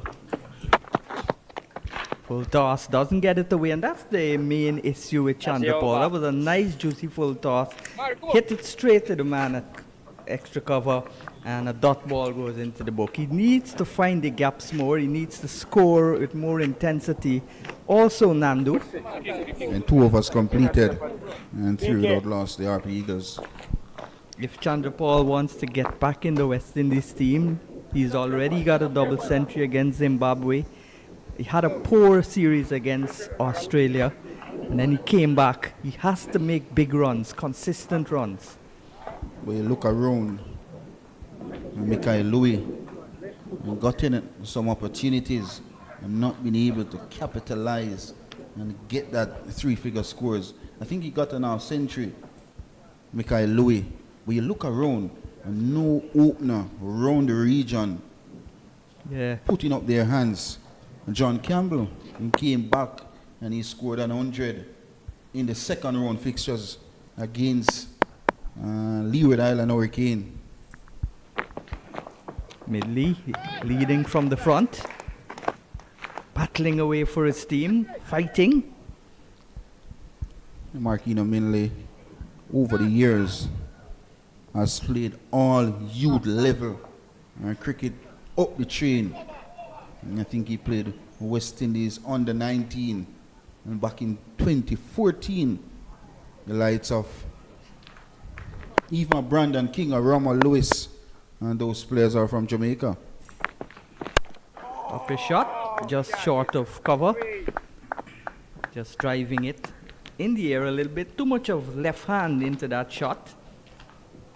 So it went into the air. Temporarily though, landed well in front of the short cover. So Nandu and Tejan Ryan Chandra Paul both play for Everest now. Tejan Ryan started at GCC. Outside the line of the Stumps. Well, he started at GYO in his youth days when he played under 15. And then when he got older, his father took him to GCC, where they both played for GCC. Now both of them are at Everest. You look at the game so far, the Scorpions, they have won the last session yesterday, and they won the first session today, and then in the second session went back to the Guyana Harpy Eagles, courtesy of some fantastic bowling effort. A good delivery, came back, but most likely it came back well past the batter. The keeper going to his right to collect. Thomas has kept very well in this match. 2 suspenders catches, one to his right, both of them to his right, one low and one high. And then also you got a stump in. Had Nandu stumped off Redwood. Quick glove work as well. Played with the inward movement into the onside and gets an easy single. So Nandu gives the strike back to Chandra Paul. And this is what we didn't get from the Scorpions, the rotation of the strike. And this is a job well done by Matthew Nando. And just came inside the line and realized the mid-wicket area was vacant. Played it with soft hands and an easy run in the end. I think this is their third partnership of over 50 in the first innings. Just dropping short of the fielder again, looking to just guide that ball, dab it. That's a nothing shot. And the over comes to an end. It's 4 without loss. A very risky shot with 2 slip and a gully. I think that ball is outside the 4th stump area. No need for Tejan and Chandra Paul to play a shot. He did. But what he was good, he played it with soft hands on the ground to the slip fielder. So Jamaica will need to pull out all the spots, the shots. Dig deep. They've got the batting to make a big score in the second innings, maybe aim for a draw. Quality players that have played international cricket before. Jermaine Blackwood would have played over 50 tests. Yeah, 56 test matches. Kurt McKenzie, I think he played some 6 Yeah, tests as well. 6 test matches. And Brandon King, who plays a lot of, Right arm round. I think he has some 46 ODIs as well. Yeah, and a lot of T20 internationals. That's short and pulled away down to long leg by Nandu. And he now goes to 3. Total going up to 5 without loss. And I think the lead goes To 300. 300. Exactly 300 lead for the Guyana Harpy Eagles. With 10 wickets in hand. And 2 days and a little below a session remaining in the game. 2 leg. Lost the sunshine here at Sabina Park temporarily.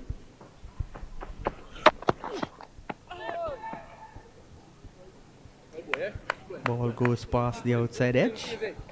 Come on, fella. What's the boy saying first? A tentative looking teacher and Shonda Paul on this occasion. I think beaten for pace. Playing the wrong line. Maybe it's a fancy leave alone. No, I think he was comprehensively beaten on that occasion. Chandra Paul from the village of Unity on the east coast of Demerara, a village which produced some outstanding personalities, not just cricketers. This time around, he left this delivery inside the line. A very good friend, John Campbell. When he left those deliveries outside the off stump, you think he's offering a shot. The follow through of his bat, if you're not someone who analyzes a John Campbell, you think he's playing a ramp cover drive.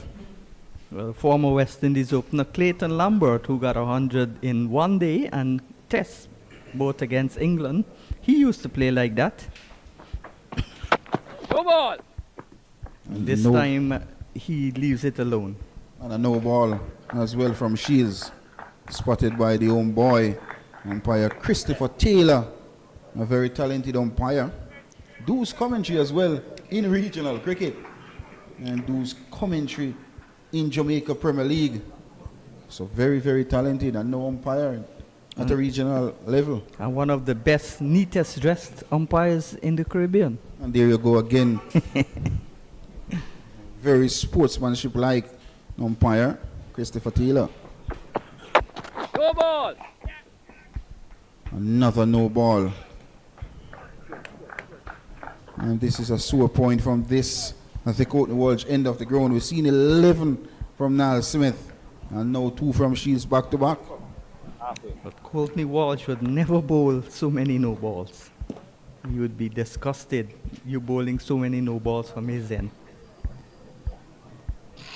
Names Michael Holden and Courtney Walsh and 2 illustrious West Indian fast bowlers. The greatest batsman produced by Jamaica, Sir George Headley, he's got a stand. The greatest fast bowler of all time is a Jamaican.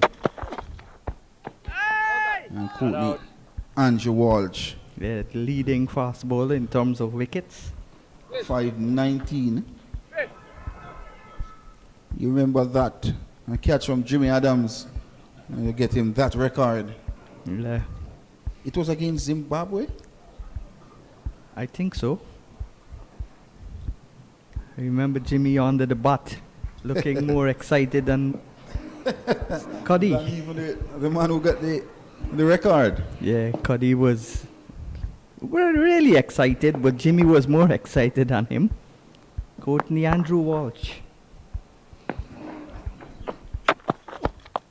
Nice shot, and that goes down towards the backward point boundary. There's protection there, so just a single. Almost took the one hand away from the bat, had to reach for it. I remember back in those days when Courtney Walsh Check on top. Curtly In the Ambrose, cubby on top. and those fast bowler. Merv Dillon of Trinidad and Tobago. Ryan King, Franklin Rose from Jamaica. that's my parish as well, St. Anne. Always watching and there with my dad as well. That's a, not a that was an involuntary shot. The ball hit the bat more than the bat hit the ball there. Got bigger than onto him, faster than he would have expected, and ended up towards the backward point. And he got a single to keep the strike. 10 without loss. And of course, Wrong one. Jermaine Lawson as well. It's above the Would have cubby. played his cricket for St. Catherine. And played for Jamaica, played for West Indies. I think he got a 7-wicket haul Against Australia. And then he was called for suspect action. Indeed. And now he's playing in the New Jersey leagues, I think, on matting pitches in America, running the Pakistani batters. The last time I was there, Cheers. I asked, who is Yo. that guy? Cheers. He was fast. Pakistani batters were jumping all over the place on the matting. And they said, that's Jermaine Lawson. You can't remember him? I said, oh yes, Jermaine Lawson. And we call him Laga. Yeah, Laga. I watched Very- him play on the 19 for Jamaica. He was certainly an express fast bowler.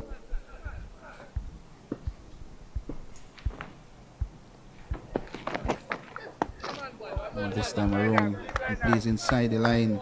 And teacher and Shonda Paul.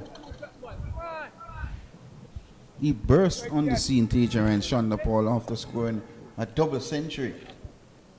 But since then, nothing to write home about, but a player with a lot of class. Yeah, that was in Zimbabwe. And he scored that double 100. It's only 100 so far in Test cricket. Bats for a long, long time. Not the temperament as his father did, but he loves to occupy the crease. His only flaws is hitting the ball straight to the fielder, not finding the gaps. He seems to be afraid to be getting out. But one thing for sure, his dad was good at picking gaps. Yeah. And his dad batted for 500 minutes without being dismissed 3 times. This is turned into the onside, down towards the long leg position. And guess what? He also has one of the fastest test century. I think it was 69 deliveries. Yeah, Boda, I did commentary in that match. West Indies versus Australia. When he came out at Boda and blasted the ball to all parts. He's such a class. He can change gear at any given time. And I I remember that game against Sri Lanka, 11 runs needed. Yes, I was now going to say that in Trinidad, at the Queen's Park Oval, Treminder Vass was the bowler. Turned into the onside again, an easy single. So 11 without loss now.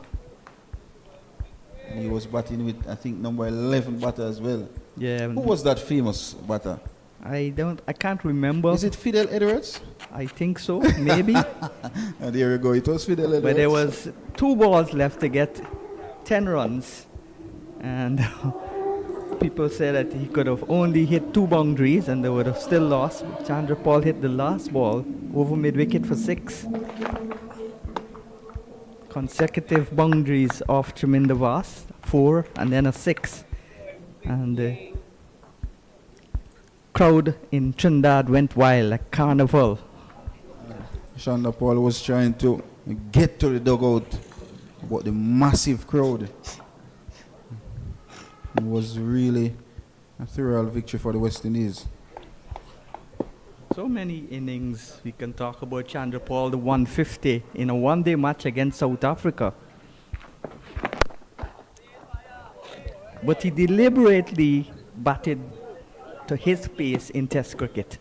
He could play shots, as evidence in that 150 in South Africa. The over is coming to an end. At the end of it, 12 without loss, 5 overs gone. And that is what we want to see in the region. Batters know their role and play the situation And nowadays we see batters trying to be over excited and gifting their wickets away. But Shivnarine Shandapal, he was just, as we mentioned, his name tells it all, a tiger, a fighter, and he fought for West Indies for many of years. And he had wonderful temperament, changed gears when necessary, and batted long. But the thing with him, when he batted long, he still would make a big score. He wouldn't get out. Has the most not outs of top order batsmen who played more than 20 test matches, 49 not outs. He was good at concentrating on his innings. He always have a little thing under his eyes as well. Yeah, that is to prevent him from squinting. Very focused. Yeah. That's something that keeps the focus as well. As Odin Smith will take up the mantle from the commentary box end. Picked up a 5-wicket haul in the first innings, and a lot will rely on his shoulders as well. A big axe with the Harpy Eagles out front. That's a nice shot, but straight to the mid-off fielder. Didn't get it as he would have wanted. Looked to hit it more square. In the end, the ball came back, hit the inner part of the bat and went down to mid-off. So 2 slips, a gully, looking for the outside edge. There's a backward point on the boundary because they've already realized that Nandu and Chandrapal are good cutters.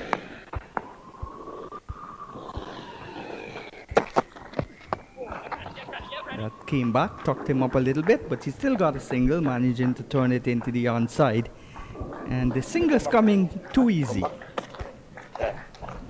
The important thing earlier from Matthew Nando, he kept his eyes on the ball and played it under his eyes. And a vacant mid-wicket open. So always a possibility of a run. And he gets another run and takes him to 6 and brings Tijaran Shandapal back in strike. 5 from 19 delivers.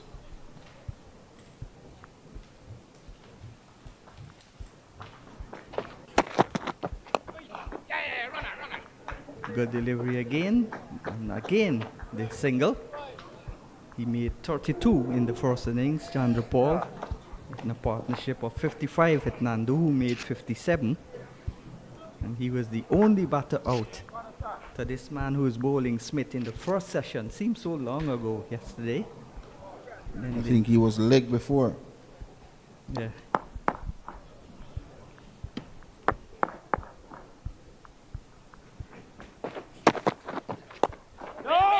Back and across goes Nandu, plays it with the inward movement out towards backward square. And the sun coming back, coming into our broadcast booth through the glass windows. Shining right in our eyes as well. Not shining for the Scorpions, and definitely on the back foot, but is shining for the RP Eagles, leading over 300 runs with 10 second innings wickets in hand.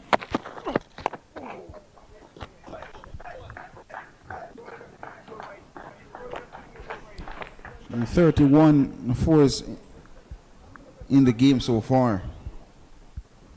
And 2 sixes. I think it should be 2. I think. But I remember Anderson hitting both of the sixes.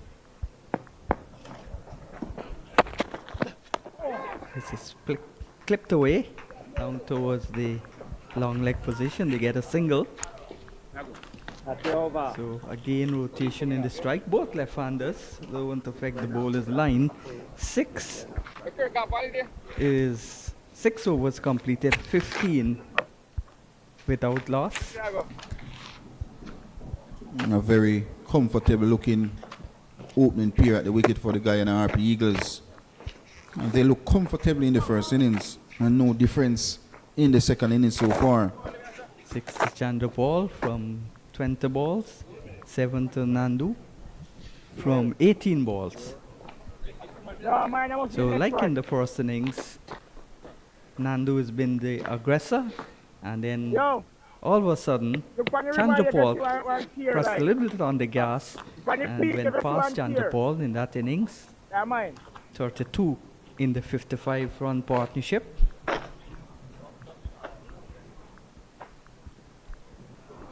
A change of bowling as well from the Michael Olin end of the ground.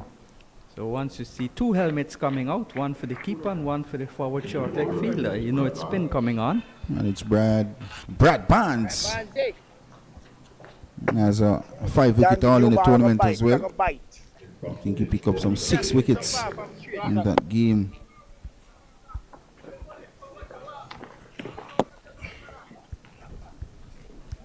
Bowling with a relatively new ball. And he gets a wicket first delivery. Bowl down. Went Matthew. between the bat and pad, came back with the arm, no big spin, and Matthew Nandu is bowled. A big delivery, a top delivery from Barnes. And went on with the arm and the leg stump. Peg back. And jubilation for Brad Barnes. First delivery. And the result, a wicket. An excellent captaincy you'd want to see from Marquino Minley, introducing Barnes as early as over number 7. And he produced a wicket. And Matthew Nando has to go. I think he went for 7. Yeah, 7 runs, 15 for 1. And this is what he's got to do. Yeah, the captain coming out there, Tevin Imlak. Middle and off stump. Middle and leg stump. But credit to Barnes again. Went through with the arm. I think Matthew Nando was late. He was very late. He slide on. But credit to Barnes. Middle, please. That's a well bowled delivery. Not a prodigious spinner of the ball, Barnes, but has got good variety. Similar to Kevin Sinclair. Same fashion he bowls. Not a prodigious spinner, but an intelligent bowler like a Roger Harper as opposed to Clyde Butts. Clyde Butts used to spin the ball a lot, while Roger Harper had great guile. He was a wily off spinner.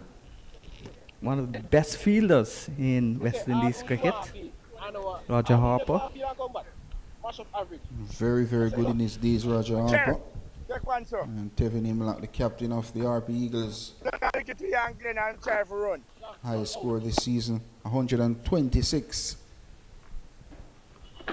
And then got 80 in the next innings. Just missed the first match because of his duties in Pakistan. Last year had 2 50s and 2 centuries. And this year has got a century and a half century already. A player that always been around the West Indies setup as well. He played West Indies under 19 back in 2014 as well. Good delivery again, the slider. It's going to slide onto the bat, it wouldn't spin. And when it hits the shiny side, it's going to skid. So he's got to be careful with that. It's not going to turn much. So the slip will come into play.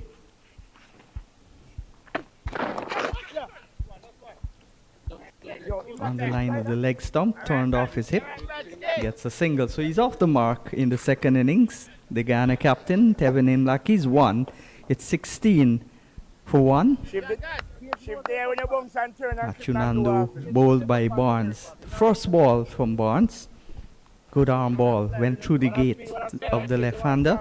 He went for 7, 15 for 1. The ambassador of Trinidad and Tobago will be in the commentary box very soon. Andrew Chang in another 2 deliveries. He will join you, Trini and Guyana, doing business in the commentary box. That's whipped away out towards the backward square position. The fielder protecting the boundary comes off and does the fielding. And not an easy single. Well, I think Barnes needs to bring the ball up, just as how he got that first wicket to the left-hander. Needs to bring the ball up, force the batters on the front foot. Quick flat delivery. Negotiated well by Imlak. A successful over has come to an end. 2 runs and a wicket for Barnes. And the Guyana Harpy Eagles 17 for a loss of 1. And this is where I take my leave. And the veteran, the analyst, and the big man, Hanja Chang, will take you through.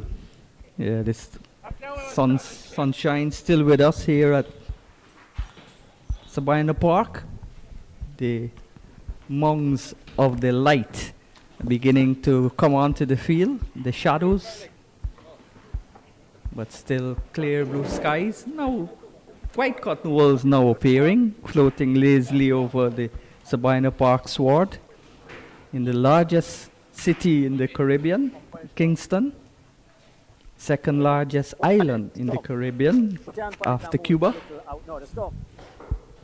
Put your hands up and move it a little bit that way. Yeah, perfect. Nice. Come again now. Who's that? 2 legs. I'm not certain who that is. Good afternoon, Sean Deaver. Yeah, good afternoon to you. He looks like he could probably get more runs than some of the Jamaican batters early in their inning. Yeah. Being bowled out for 44 on home turf. Barnes stopped scoring with 5. He's already picked up a wicket though. And the man who got 5 wickets in the first innings is bowling now, Odin Smith. First delivery short and pulled away. Can't find the gap, and that's the problem with Tej Narayan Chandrapal. He strokes the ball well, times it nicely, but most times hits it straight to the fielder. And that could be frustrating when you're playing good shots and don't get value for your shots. It becomes a dot ball.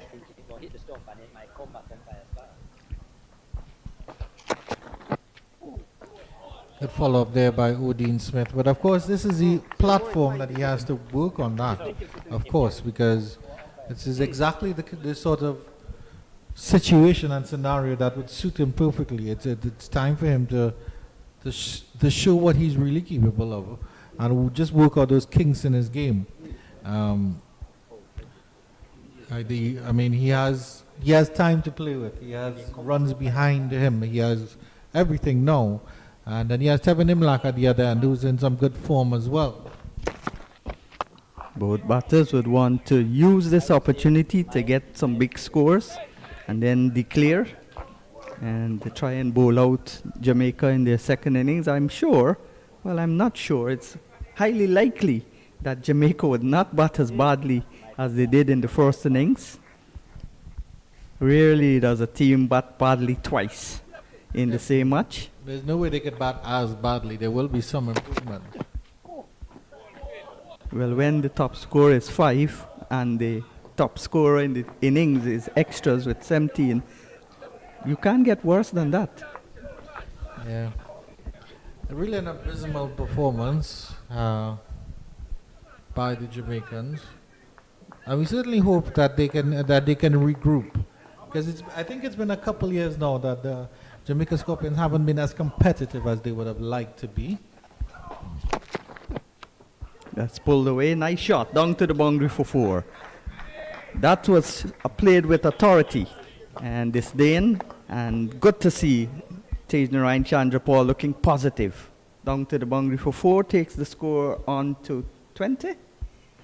Yeah, good swivel there by Tej. 21 for 1. Good swivel there by Tate, but it was on the line of the leg stump as well. It was rising, and it wasn't rising to the point where it was uncomfortable. It was on his hips, and we know he's very good off his hips. Very good at nudging and noodling off his hips.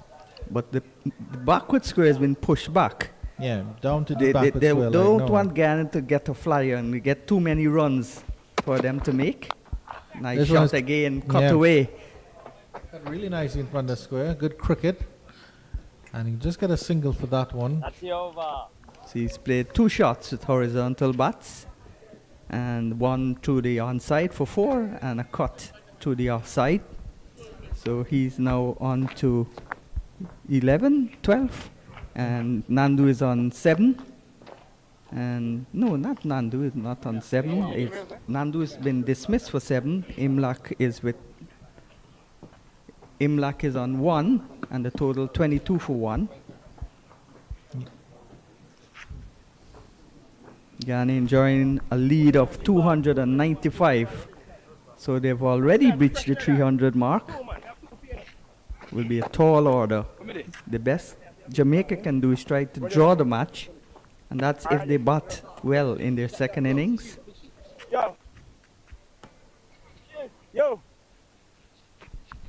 Brad Barnes will continue from the southern end. He took the sole wicket to fall thus far in the Guyanese second innings. And that was, of course, Matthew Nandu, who was bowled.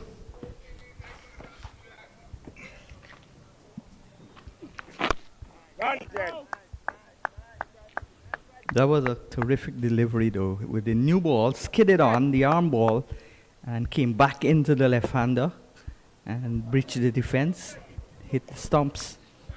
Not a prodigious turner with the ball anyhow, even with the old ball. Full toss. Doesn't put it away, Chandrapal. And he's got the bat with more intent if he wants to get back into the West Indies team. Got to make big scores consistently.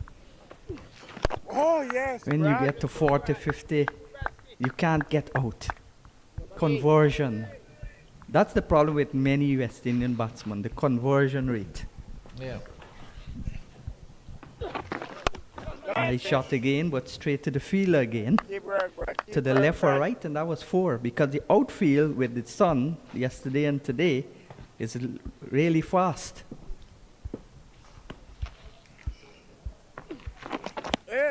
And I mean, that's the point I actually made to Penny when I was on commentary. I mean, if you think of Test cricket as twice as hard as first class cricket, a batter needs to be making high 100 scores. It's not just hundreds, and it could be consecutive hundreds, but you have to have at least, I would think, at least 3 scores of more than 100 and well over 100 over the course of the season to really show what you're capable of. Yeah, so 22 for 1, Guyana. Remembering they got a lead of 295. And Clive Lloyd was saying the gap between this cricket, the regional cricket, and Test cricket is very big. So if you make 60, it's like 20 in a Test match. So as you said, you've got to make big runs and consistently do that. That's what got Louis into the team last year, because he had 3 centuries. And they were back to back. In one game as well. He got 2 against Guyana Yeah. for the Leeward Islands. Center. Right arm over. But when he went to Pakistan, he looked out of sorts. I remember a shot against, was it Noman, the left arm spinner? My problem with Louis is that for a tall fella, he doesn't use his reach. And the other thing is, he doesn't, I'm not sure, but he didn't seem to be capable of playing with soft hands. He was always sort of pushing a little bit hard at it. Fluent, but not necessarily what was needed. Odin Smith. Well, many of the leeward batters are hitters of the ball. They like to score quickly. Yeah, but you have to adapt your game in red ball cricket if you want to show. That's what red ball cricket is about. It's about batting time. It's about beating yourself mentally, because of course mentally you have to play that game, and you have to get past everything, whether it be the tiredness or the fatigue or a good bowler No ball. who's giving you trouble. Yeah, back up a length again. Just pushed it quietly into the onside and took off for a single. So nice rotation of the strike again. They extend their lead now to 316. With Richards and Richie Richardson, those are batsmen from the Leeward Islands that played shots, but their such a shot selection was perfect. They Yeah. picked the good balls to defend, and they hit away every single bad ball you bowl to them. Especially Viv Richards. Sir Vivian Richards.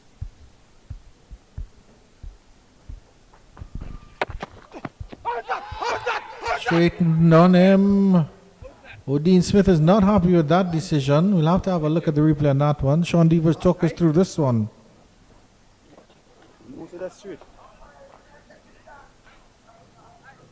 Yeah, the ball that came back and squared him up. And that might have gone on to miss the stump for height. Yeah, it certainly seems to be high, that save changing around Chandler Paul and And Matthew. his stance is exaggerated, makes him look more like if he's squared up than he actually is.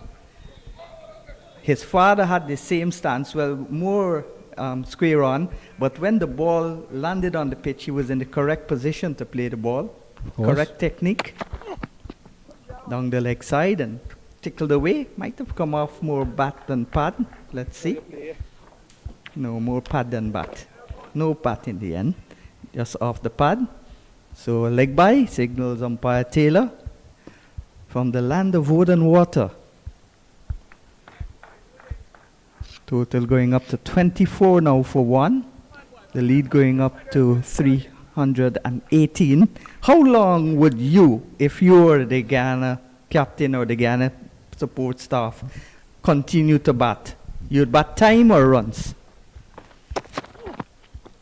I think the only reason that Imlach really went back into bat is because to give Niall Smith and Ronaldo Ali Muhammad a rest more than anything else. And you have time, so you don't have to play time. You have more than enough time, and you actually, I would say you have a big enough score on the board. The opportunity is for the batters to maybe get a little bit more time in the middle, which would get them ready for future rounds. Correct. This is good batting practice. This is Tage working out his kings. This is Tevin following up his non-scoring innings, hopefully with a little 50. Something like that, to at least say, okay, well, I'm in the middle, I'm feeling things okay, I'm in the confident, I'm fit. Yes. So that's the aim here for Guyana. And again, Niall Smith and Ronaldo Ali Muhammad bowled unchanged for an entire session, for the warmest session of the day. So I would think that that's the reason that they want to do that. And in addition to that, by day 3, later on day 3, Virasamy Pamal and Guptakesh Moti will come into play. Yeah, I predicted that Pamal would get a 5-wicket haul in this innings. Last match they played, similar. They got a little bit more runs, 424, 24 for 1. They got 424 and then they declared in the second innings, and Pamal had 5 for 56 in that second innings. Yes, I think that's definitely the plan. And to allow Chandra Paul to get some runs, because he's vying for a place to open the batting against Australia when they come here with Brafitt. Brafitt is a senior statesman, but there are a lot of openers vying for his spot. And in the case of Imlach, do you think that 300s, 2 back-to-back by De Silva, is playing on his mind? I would certainly say so, because I mean Joshua De Silva was actually vice captain of the West Indies team before he was summarily displaced. I think based on Imlak's glove work in Pakistan, he still has the good favor of the selectors for now. And it's not to say that Imlak has been any slouch at the bat either, because he's gotten 100 as well in this season. Yeah, he's got 180 in back-to-back innings.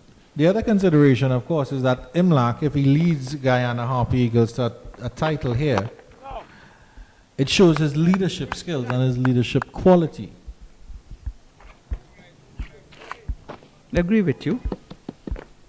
So, I mean, they are the players who are putting up their hand and they are being counted. Kevlon Anderson is certainly one of them. I say Carrie Pear has to have a little bit of look in. I mean, I understand that Jamel Warwick and Guptakesh Moti are ahead of him in the pecking order, but I think Carrie Pear has been doing so well consistently for regional cricket, for red ball cricket, for Trinidad and Tobago Red Force in general, that some consideration must be given.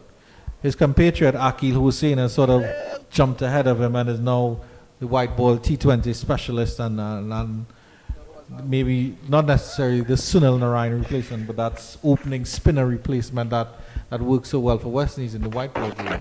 Yannick Correa is right up there, the top wicket takers. For the 5 top wicket takers, I feel that he's the best leg spinner in the Caribbean. Yeah.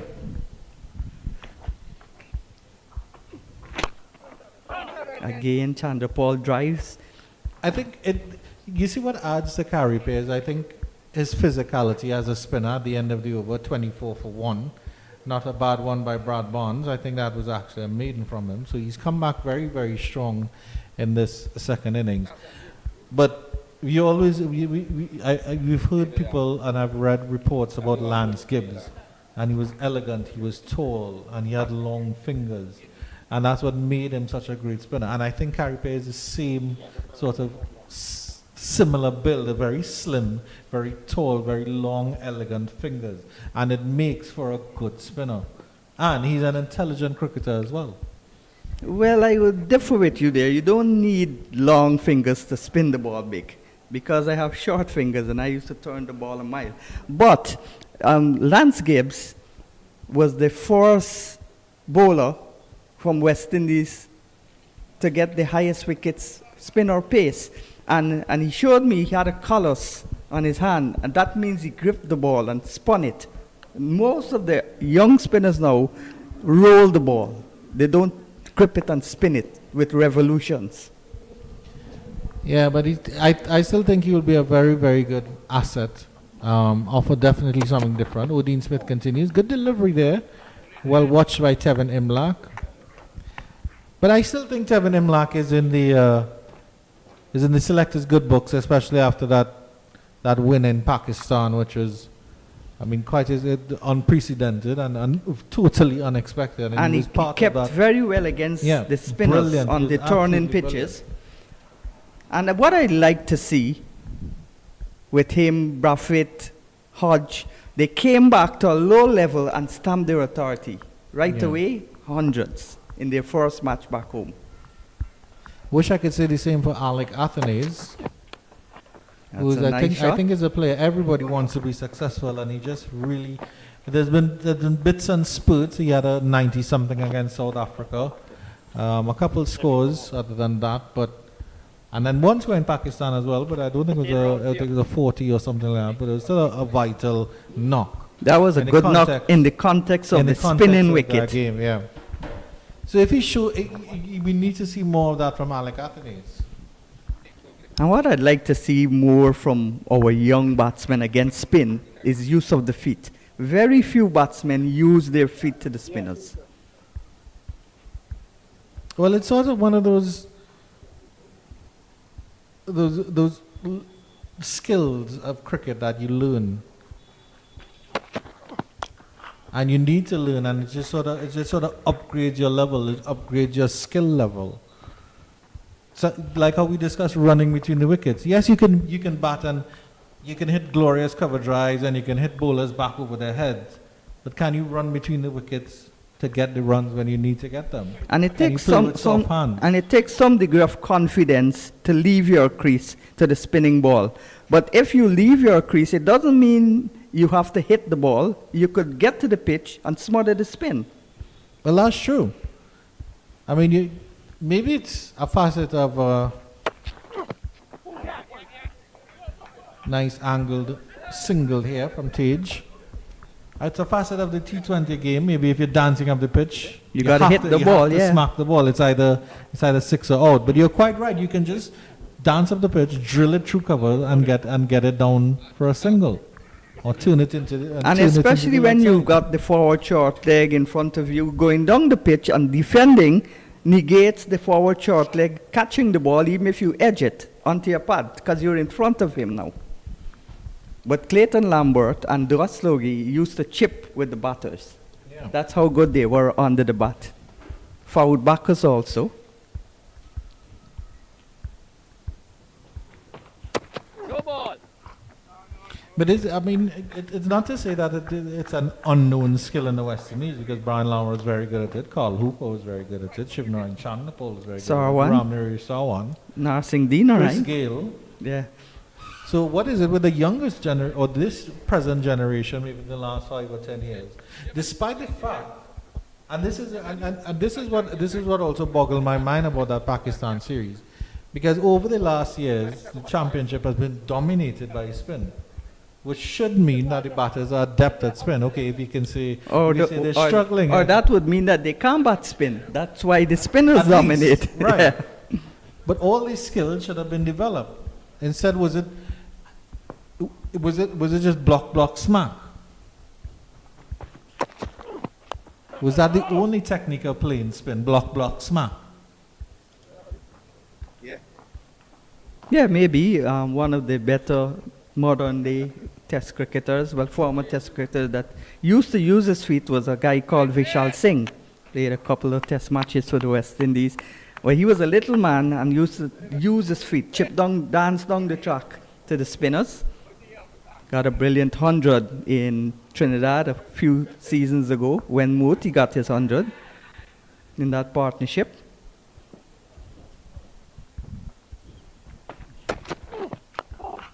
Solid behind this one is Tevin Imlach. He's looked really, really good. Even in his first innings, he didn't get much runs. 16 before his LBW to Maury Redwood. Just a good delivery that the leg spinner finally managed to get on target despite a lot of poor deliveries. So Tevin Imlach has really grown from strength to strength. He's leading a strong Guyanese unit.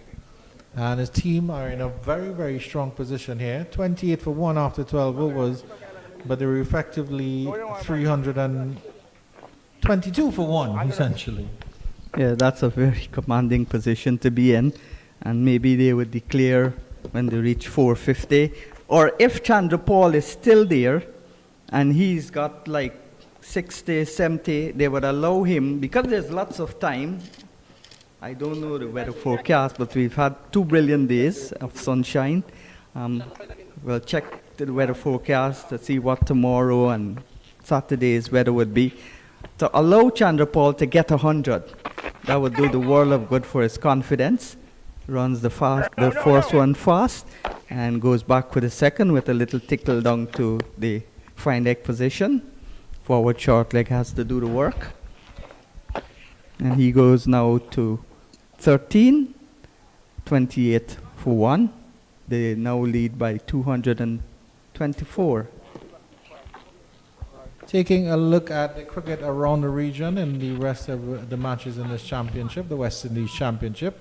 The Windward Islands Volcanoes posted 480. The Leeward Islands Hurricanes in response 159 for 6.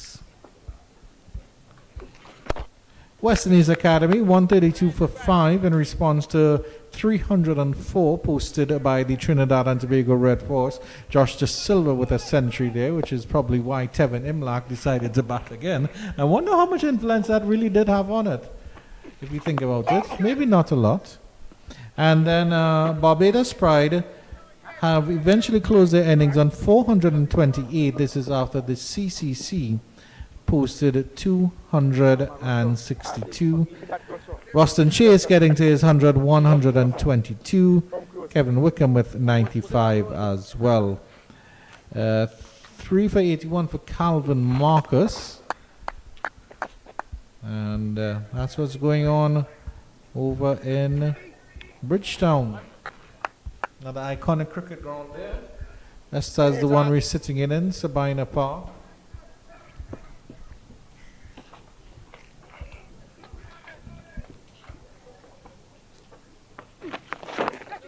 Barnes again, and the Chandra Paul tucks it off his pad but can't pass the forward short leg. So he's played some good shots so far, but he's not gotten runs for them. Most of them hit them straight to the fielders. Good delivery this time, and forward he comes. The overs coming to an end. It's 30 for 1. Yeah, so let's take a closer look at the Academy's response to the Trinidad and Tobago Red Force, 136 for 5. Aki Mogist getting to 49. Colin Bowen Tuckett is not out on 24. That young fellow, Jordan Johnson, who I thought might have turned out for Jamaica this season, he only got to 12. Joshua Bishop is the not out batsman on 33. The drinks break here at Sabina Park, so you aren't missing any cricket while I give you these scores. And Leeward Islands Hurricanes, as I mentioned, they were actually 163 for 6 in response to 480. Mikhail Louis still there, not out on 80, so he's keeping his hand up. Jamar Hamilton contributing 40. But other than that, Poor scores from Kadeem Henry 8, Kesey Carty 4, Karima Gore 5, Jewel Andrew a duck, Justin Greaves, another fellow who I quite like, and he could have put his hand up and made some more runs for sure. He just made 6. Raheem Cornwall, who as you claim is the best off spinner in the Caribbean. I feel so. Yeah. But he's also a very good batter, and Yeah. he hasn't contributed a lot with the bat, so we'd like to see that from him. Some more of that from him. Good afternoon to Red Pereira, who is doing the commentary in the Leewards-Windwards game in St. Lucia. And to all those around the world looking at this, good afternoon to you. Different people backing different teams. You also have to say good morning and good night, because depending on where they are in the world. Yes, and Jamaica is an hour ahead or behind the rest of the Eastern Caribbean, so those matches might be close of play scores. Yeah. Certainly, just about, I think, well, yeah, those games are actually just about done by now. And it's about 20 past 5 in the Eastern Caribbean. Yeah, so that's another good issue. 25. Hopefully, Louis would go on to make the 26th century of this tournament, and it's just in the second day of the 4th round. But only 2 centuries from both of these teams, Blackwood and Campbell, and Imlach and Anderson. Of course, Savory got 99. Savory with another good knock as well. I mean, he got dismissed in a unmanly fashion, but it was a good knock from him either way, because of course he was trying to bat with the tail and just get quick runs on the board. Yeah, but you can't blame him for his dismissal today, even though it was a soft dismissal in the context of things. But he was batting, trying to get it over mid-off, maybe get a 2 or get a 3, and then he would have kept the strike. He didn't power it like if he was going for 6, just checked the shot and was caught at mid-off. So you can't blame him too much for that. He was batting, he was running out of partners, as Guyana lost their last 4 wickets for 18 runs. That position, Jamaica were large in charge, and then they catapulted for an embarrassing 4-4, bringing Guyana right back into the game. Yeah, certainly the story yesterday was all about Kevlon Anderson and then Jamaica making that fight in the afternoon period just to get a couple of wickets and bring some respectability to the end of day's play. 260 for 5. Guyana actually ended up on it, despite the fact they would have one stage with 192 for 2 and then 226 for 3. So Guyana, Jamaica, I should say, pegged back Guyana a little bit, and then they did it well in terms of closing out the innings, 260 for 5 to 339 all out. Suggests that they did a decent enough job, and if they had started like that from the beginning, Guyana might have been limited or might have been out yesterday. And that's what I like about red ball cricket or 2 innings cricket. It's a game of fluctuating fortunes. Guyana won the first 2 sessions, Jamaica won the next 2 sessions, Guyana won the last session, and this session is important. But the other thing was that last session was, an entire inning, so it just show you how quickly this game can flow, despite this game being about time. As I mentioned, the game can be finished in 19 legal delivery, technically. Yes, and this game has gone fast. 2 innings have finished. The 3rd innings has started. Jermaine Blackwood is trying his hand from the northern end of the ground. This is the first time we've seen him in the first innings take the ball.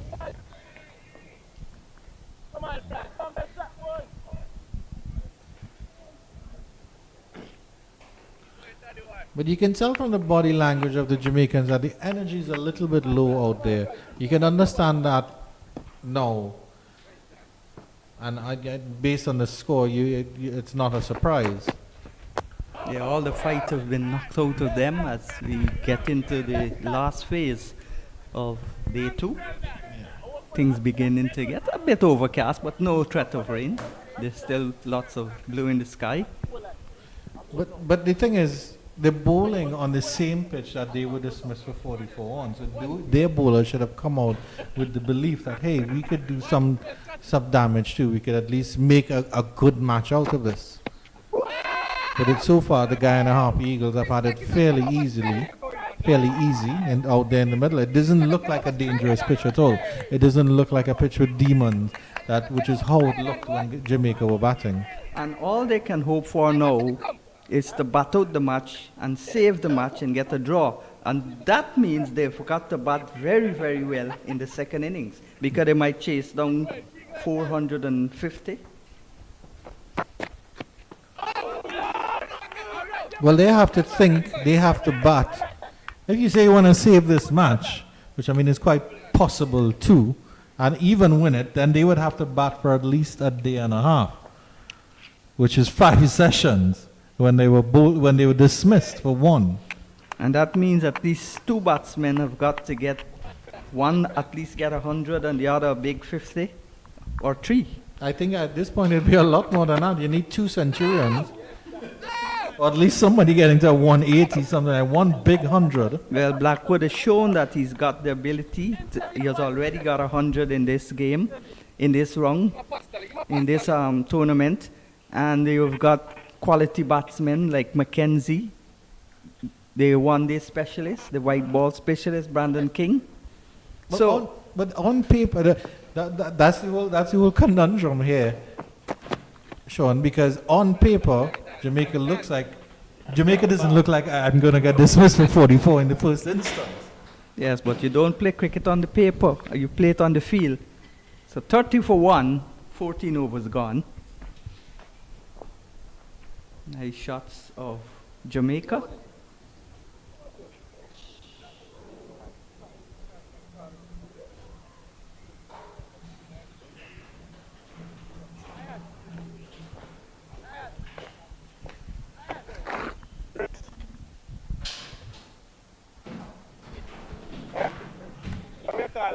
I remember going to the outskirts of Jamaica, Ocho Rios and St. James and those places before the highway was built. And you had to go around the back end to get into those villages or areas. And there was a bridge that had no rails that you had to cross. That's a nice shot. Waited on the ball, played it late, and cut it down towards the backward point.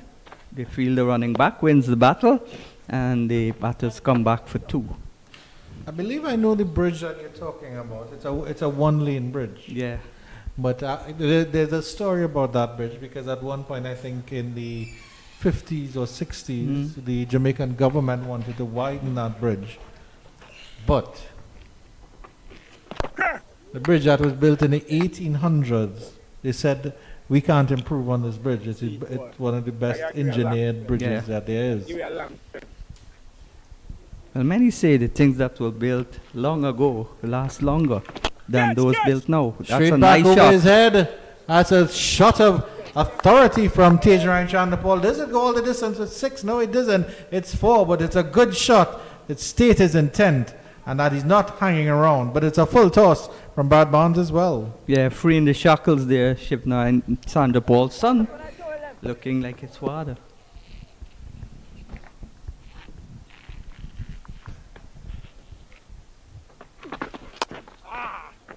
Barnes, as the ball gets older, he'll probably give it more air, flight it a little bit, and that's what happened there.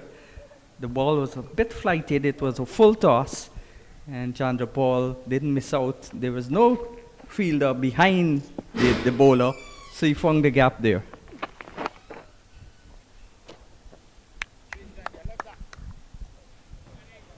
That shot takes him up to 21. Imlak has been sedate, cautious. He's 3 of 20 balls. Guyana up to 36 for 1. Oh, yes. That one turned a little bit. Chandra Paul just had to shift the arm to counter the spin, and the over is completed.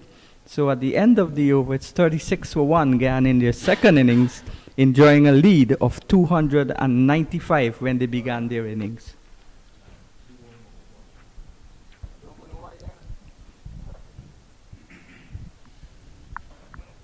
The Kevlon Anderson actually came in at the number 3 position yesterday. Tevin Imlach has decided, well, hey, I'm captain. I only got 16 in my knock in the first inning, so I promoted myself to number 3. I mean, maybe that is because of Anderson's century and his injury. You don't want to unnecessarily bat when it's not needed. He's already made a mark. He's got his second century in this tournament, and he's going to go back home now to bat again. Yeah. No, I know. I'm just pointing it out. I'm not accusing Tevin Imlach. of No, any I'm giving you nepotism. some what would likely be the explanation to that. Yeah, of course, yeah. And hopefully Kemal Savory will come up the order as well, should another wicket fall. That was a interesting little delivery, maybe a little bit lazy on the part of Imlach, just getting his bat down. It's late in the day. When they played in Guyana, the lights were turned on when the place got dark. There was a lot of rain in the last match, which prevented Guyana from winning when the West Indies Academy played, and they turned on the lights. I wonder if they can do that here now. Nice play by Imlach. They're searching for the single. The fielder as well, covering the ground there from backwards to a leg. That's Tamari Redwood running around to mid-wicket very athletically, and Tevin Imlach was sent back. Looked like Tage was just chilling, kicking his heels a little bit as well. Wasn't open to the idea of the run. Talking about lights, this is the last venue that played Test cricket to get lights. So all the Test venues now have gotten lights. So it's a level playing field. Yeah, and of course Australia visit here later this year. Pink ball game is supposed to be played at Sabina Park, and that certainly would be quite an event, and I would love to be here for that. I certainly intend to be here, should my time in Jamaica coincide. I don't know.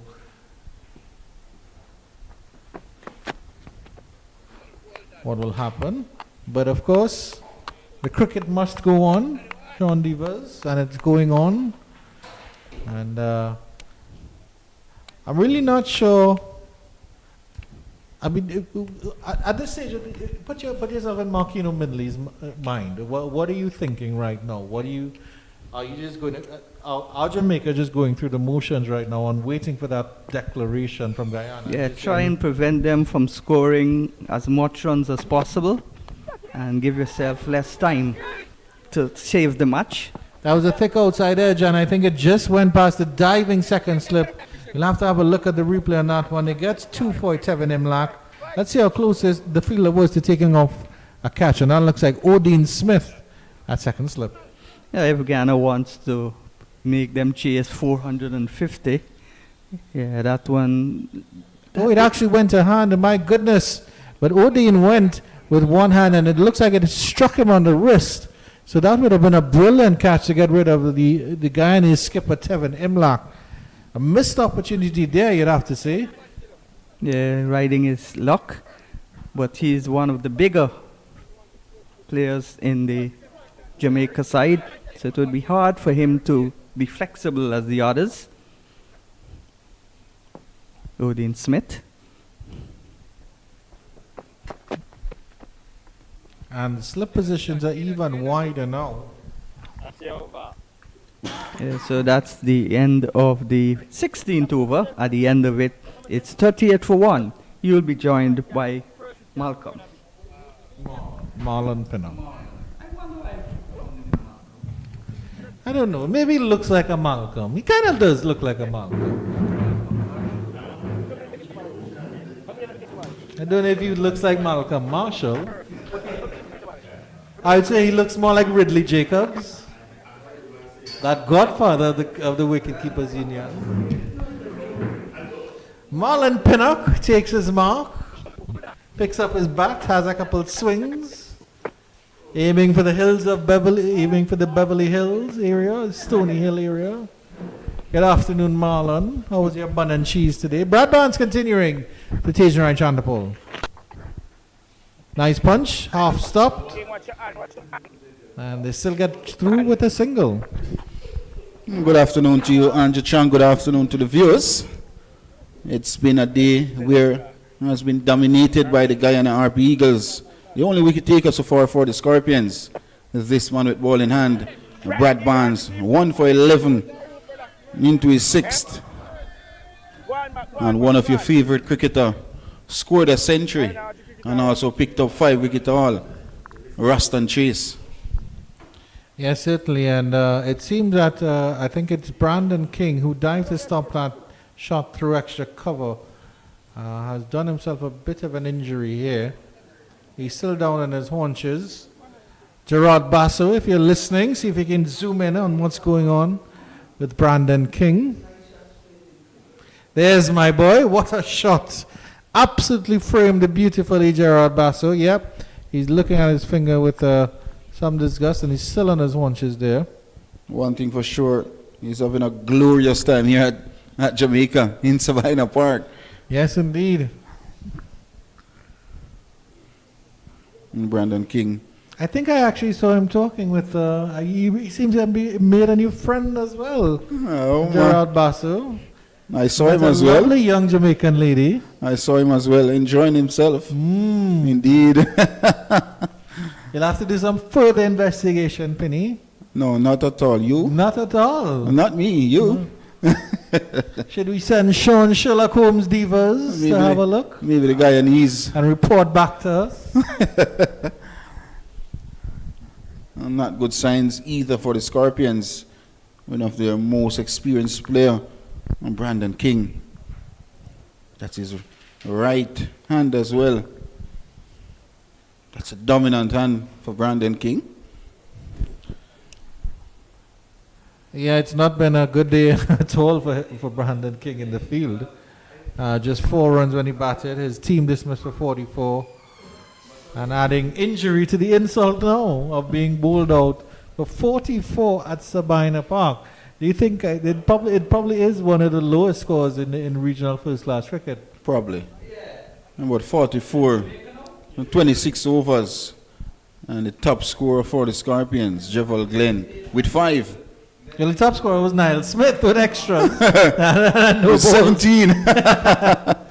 Top scorer was no balls with 8 or 9. And it was a resounding yeah when I asked if there was one of the lowest scores ever from one of your Jamaican compatriots. Good afternoon to all those from Jamaica, especially from the wonderful parish of St. Catherine, where my beloved Chedwin Park is. And of course, a wonderful parish of St. Anne as well. Oh yes, no, we want to compete from parishes. The Garden Parish. You know, there's one parish I can't say because I'm a Liverpool fan, so I'll never say the name of that particular parish. Indeed. Both of us Liverpool fans. Yes. We never walk alone, Penny. Brad Barnes continues. Nicely tucked into the leg side by Tevin Imlach. And that is where I want to see a Brad Barnes bowling those deliveries and getting the batters on the front foot with a man short under the bat. Always a possibility. Dancing up the pitch is Tevin Imlach. Whips that through mid-wicket. Does it go all the way into the George Headley stand? We wait for the signal from the umpire. It does indeed.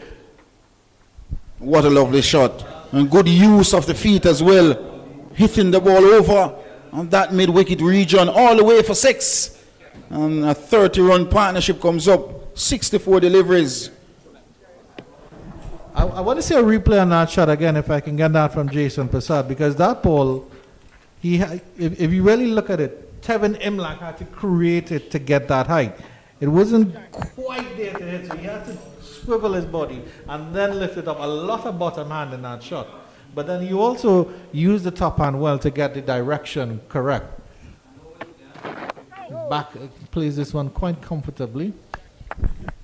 It's always good to see batters using their feet to spinners. It And is. that was a prime example. Excellent shot from Tevin Imlach.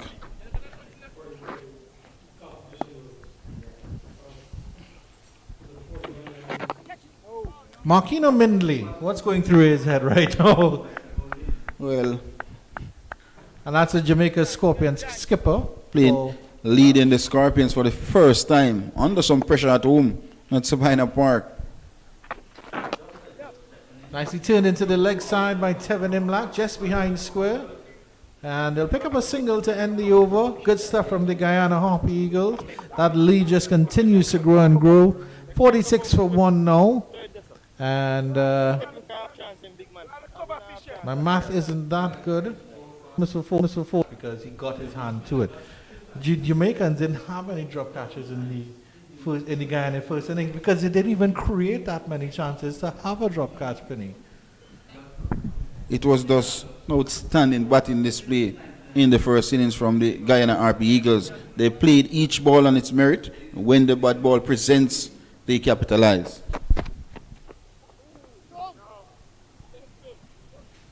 When you still look at the wickets that fell, there was still a lot of LBWs. There was a stumping and caught behind from Aldane Thomas in the Guyana inning, which showed that if they put it in the right areas, they could have put the Guyanese under more pressure. And that's what Ronaldo Ali Mohammed and Niall Smith, the stars of Guyana, did today. They Wicket consistently taking- put it. wicket taking delivery. Go ahead, Penny. Go ahead. They bowled wicket-taking deliveries, and that was the difference between them and the Scorpions.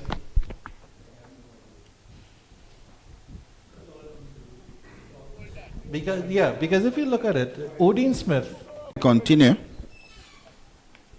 The only wicket taker so far for the Scorpions. And they are very, very difficult. Very, very difficult. 140 to be exact, that's the lead.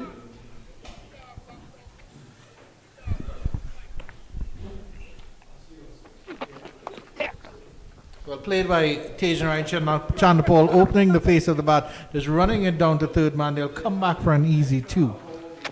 Leaning back nicely, just opening the face of the bat and giving himself a little bit of room as well. I'd like to see how close that actually was to the off stump if he took too much of a chance, or if there was width to work with. Too much of a chance, or if there was width to work with. I think with teacher and Shonda Paul as well. 29 at the age of 29. Still in his 20s.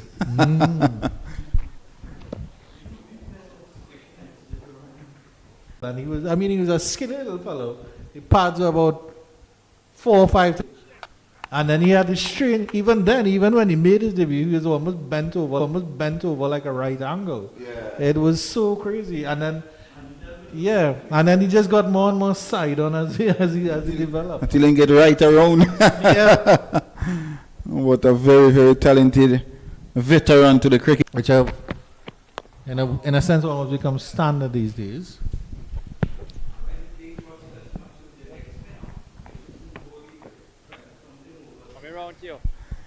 I think he has some wickets in Test cricket as well, bowling leg spin. I wonder where you heard that information from, Marlon Pinner. A statistician. Mr. Divas in the background. Nice punch to the cover region. Well fielded there. The mix up there. There's a throw coming at the bowler's end. The throw comes in directly, but Tevin Imlach has already made it back in. Chris Sale is doing nothing there. That was almost a comedy of errors here. I tell you what, the ball was stopped by the fielder at back. Brad Barnes to continue. Tajan Chandapal settles. 28 he has. 32 he scored in the first innings. It's been a good little performance from Tej. We want more and more and more.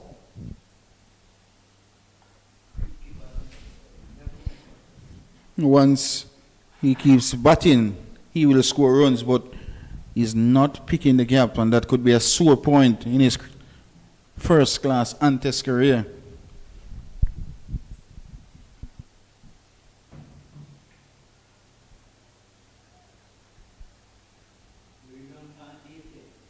I mean, the great Brian Lara said when he was young, he used to place pots everywhere and he would destroy his mother's pots. But that's how he would practice avoiding fielders. So maybe Teacher Ryan just needs to go back to the basics.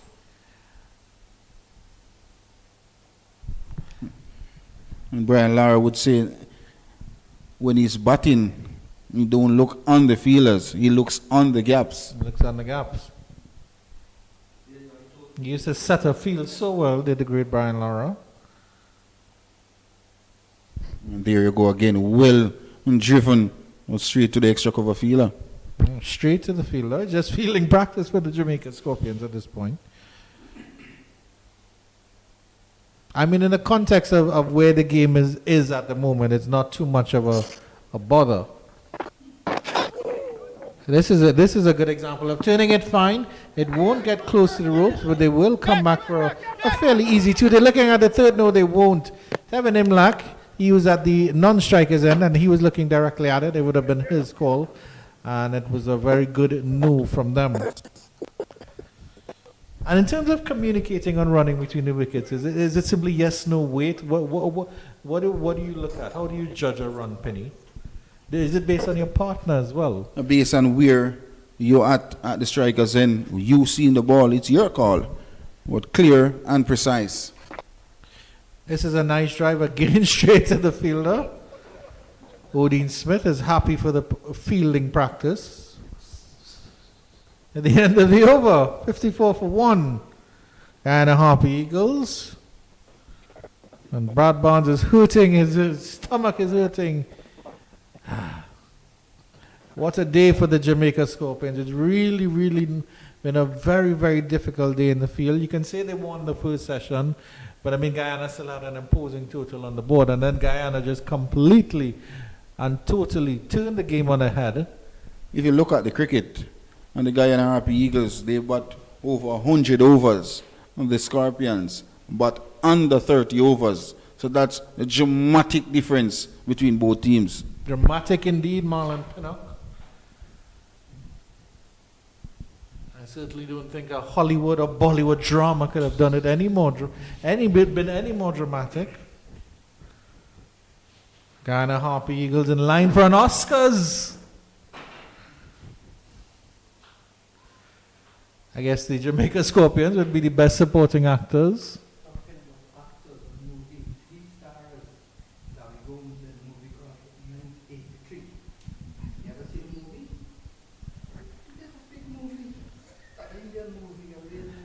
We'll have our guest Sean Devers tell us a little story that he has to tell us, as I was talking about Hollywood and Bollywood movies. I know Sir Garfield Sobers had a liaison with an Indian movie star. Oh, he was in a movie, Garfield Sobers? Larry Gomes. Oh, yes, right. Tejan Chanapal played Larry Gomes in the movie about the 1983 World Cup final. That's correct. And Jason Holder was in Fire in Babylon, a documentary, Bowling in the Cane Fields.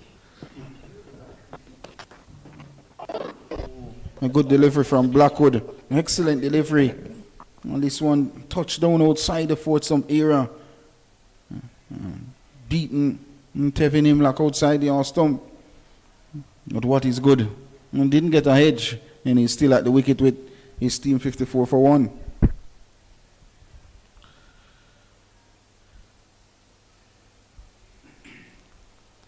Jermaine Blackwood continuing here. He bowled well. Going on to his fifth over, just conceding 5 runs. Tevin Imlach pushing with a single. He came halfway up the pitch, but he's back very, very quickly. Lucky that played it with very, very soft hands. I think if he had pushed it a little bit more firmly to OJ Shields would have been in with a chance of the run out. Yes, Blackwood bowling very well. Wicket to wicket. Very economical so far. And just need a wicket to his name to make his figures even better.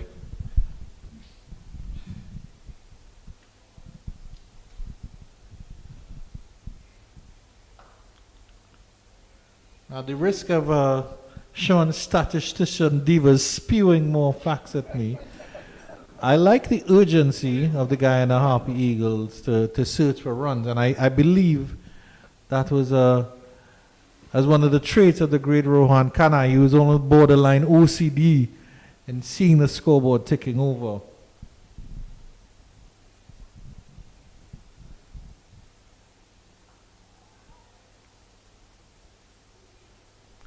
The great Rohan Kanai, the grey-haired wonder, helped West Indies win the first World Cup. 54 for 1 after 22 overs. And the Guyana Harpy Eagles are looking to close out the 2 on a high. Don't want to lose another wicket. They lost 1, but since then, Tej Narayan Shandapal and Captain Tevin Imlak has put on a decent enough partnership so far for the second wicket. Yeah, they've done really well. Matthew Nandu felt a brilliant delivery by Barnes. He's the only wicket taker so far.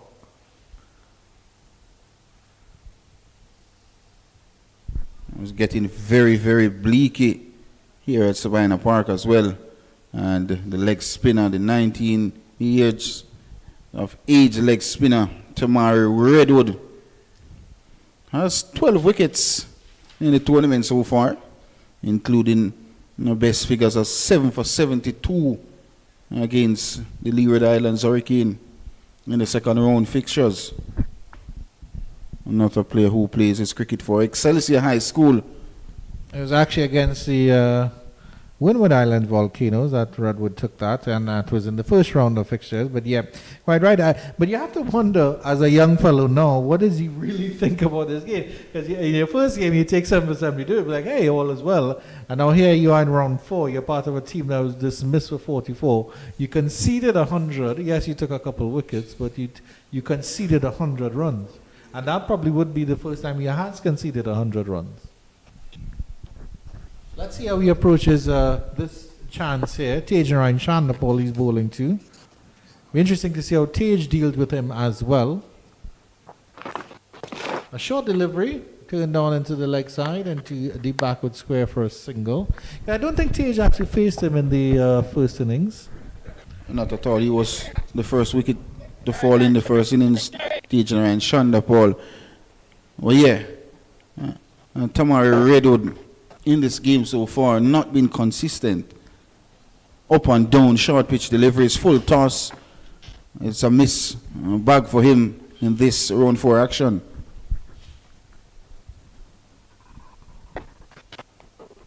Oh, he's just 19 years old, learning his trade at the highest level he can attain at this time and then period in his life for now. So you have to give him credit for that, Tamari Redwood, that he actually put his hand up and was allowed himself to be counted by the spectators, to be part of the squad. But certainly I think behind the scenes there needs to be something done with the red ball cricket of the Jamaica Scorpions. Because we saw in the last Super 50 that you all were competing and you all were in a chance to win the title if rain hadn't really ended that chance. So you're thereabouts in the white ball game, in the red ball game. You haven't been competitive for a while. Last season we saw that as well. And that was, Jermaine Blackwood started as captain and then Brandon King came in, and then now you have a completely and utterly different captain in John Campbell. Blackwood is still part of the side, Brandon King is still part of the side. And the nucleus of that team really is still there. If you look at Carlos Brown, Marquino Mindley. Well, Carlos Brown is out. O.J. Shields, yeah. But still part of the squad. He's not part of the playing 11, but he's still part of the squad. So too is the wicketkeeper Morris. Yes, indeed. John Campbell has come back in, and there has been some positivity about his return, which is good for Jamaican cricket. I think he has a century early on in the tournament. I think it was the first round when he scored that, second round when he scored that century. Yeah. And Blackwood scored a century in the first round. But again, it was still a losing cause. I mean, yes, you scored a century, and it's good that, but you still lost. As a captain, you'd be more disappointed than that. Would you sacrifice your 100 for your team to win? And I'm sure the answer would be a resounding yes, and it should be. End of the over. 59 for 1, 23 overs bowled. Guyana Harpy Eagles totally in control and cruise control here. The Jamaica Scorpions, it seems to be that they're going through the motions.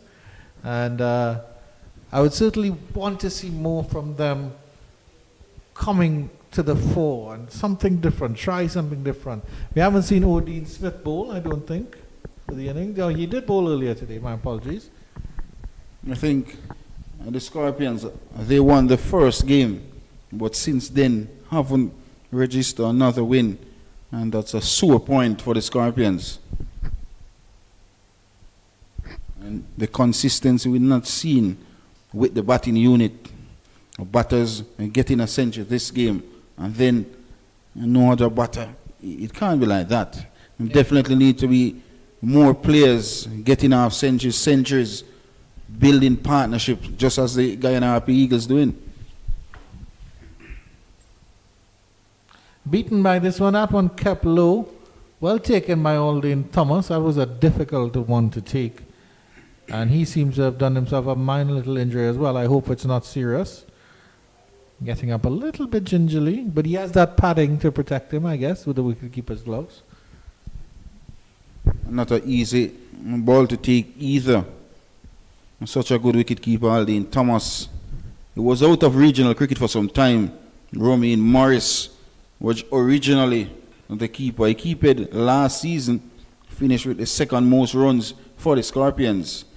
And then he played the Super 50. Not had the best Super 50. Came back, played the T10 competition that completed a few weeks ago. Had a broken finger. And Daniel Beckford went and kept for the first 3 rounds. And got an half century on David, but since then nothing to write home about. And Aldine Thomas is back.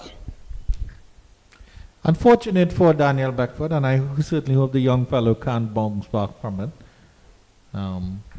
But it's certainly, I mean, if you come to cricket at any level, you should be a good fielder and a good, and especially in terms of a keeper, you can be a good wicket keeper. It doesn't matter if you're making your first class debut or your regional debut or even your club debut or whatever. And there you go. That's even if you're making your Sunday Cricket League debut. Fielding is something that you can be quality at. And as a wicketkeeper, it was unfortunate that Daniel Beckford, as you mentioned, dropped so many catches and was untidy behind the stumps. Because you should be at least tidy behind the stumps. It might just be nerves. He might still be a very quality keeper. I'm not sure how much you've seen of him outside of the 4-day game. And Marlon Pinnock said he'll refer to the Wicketkeepers Union lawyer on that department. He will not bad talk any member of the union whatsoever. That's the first rule of the union, as laid down by the godfather, Ridley Jacobs.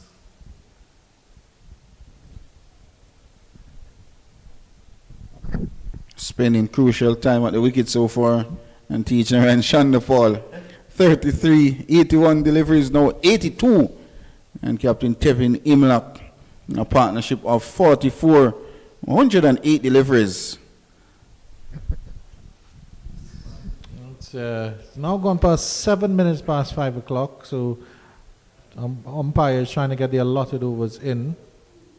I'm not certain how many overs are left in the day's play. Let's see if we can confirm that for you. Well, the 24th is completed. Another maiden from Jermaine Blackwood, and the total 59 for 1.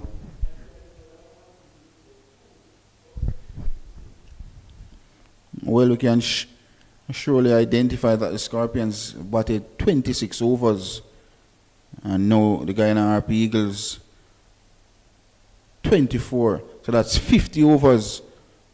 And how much did the Harpy Eagles bat earlier this morning? Should be the question.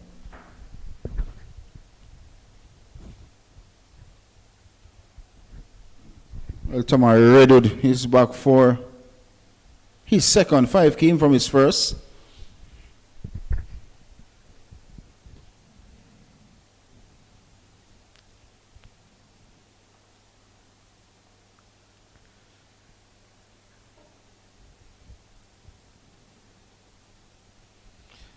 So I think obviously with the 2 innings changeovers, we're not going to get the full complement of 90 overs for the day, and I think we're quite behind that. So we'll have to see, maybe they're playing until light is offered to the batters,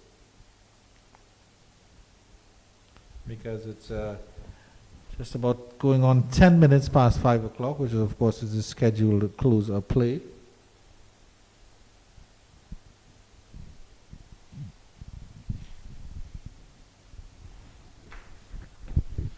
Teacher and Shonda Paul gets past his score in the first innings. He's up to 33. I think he made 32 in the first innings as well. Yeah, he's going to want better. He'd like to get to 50, of course, and then 100 as well. A nice push. The fielder does well, rolling around. Is that Marquino Midley? And he has the energy to pull off a little pose, it looks like. Skipper, good job, Skipper. And has been appreciated by Brandon King as well.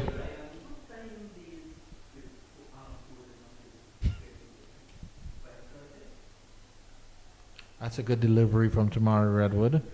He almost had Tage in 2 minds, and in the end, Tage just stuck out his bat and protected himself on that occasion. And the lead goes over 350. It's now 354 on the lead for the Guyana Harpy Eagles. To quote the great Marlon Carlisle Pinnock. Indeed.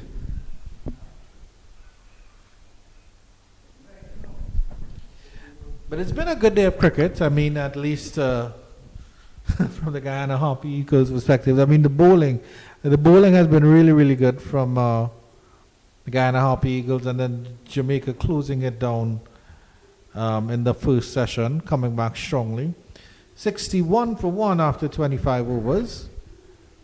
You've seen some good instances of batting as well. Kemal Savory, I'm very, very impressed with him. It's been a good little knock. It was a good little knock from him. I think he was running out of partner when a rush of blood, and he made some 44 runs today. But a rush of blood, and a good player, and a talented player. And I tell you what, he's very young as well. Yeah, indeed. And then Tevin Imlach, he looked very confident yesterday. He didn't bat for very long, but he looked very confident and comfortable at the crease, and he's done so today as well in this little cameo so far. Tage and Ryan Chanpol, the quiet accumulator. Could be accumulating a little bit better, but he's accumulating still. Ruston Chase, a 5-wicket haul, and 100 in the same game as well for the Barbados Pride. Is he trying to be Ryan John, Marlon Pinnock? Because Ryan John also had 100. I don't think he took quite a 5-wicket haul, but certainly he was taking some wickets for the Windward Islands Volcanoes. I will pull up that score and confirm for you. Leeward Islands have slipped to 165 for 7, and Ryan John, he's taking 3 wickets still. So along with his 100 in the first innings, he's taken 3 for 26 off 10 overs. Good bowling there. Certainly putting his hand up for contention as an all-rounder. And a good all-rounder as well. Swing bowler. I remember last year here at Sabina Park, he was outstanding, picking up a 5 against the Scorpions. Yeah. Very, very good fellow Ryan John. And Marlon Pinnock is president of his fan club for sure. But you always appreciate those players that give 110% effort all the time. And Ryan John is certainly one of them.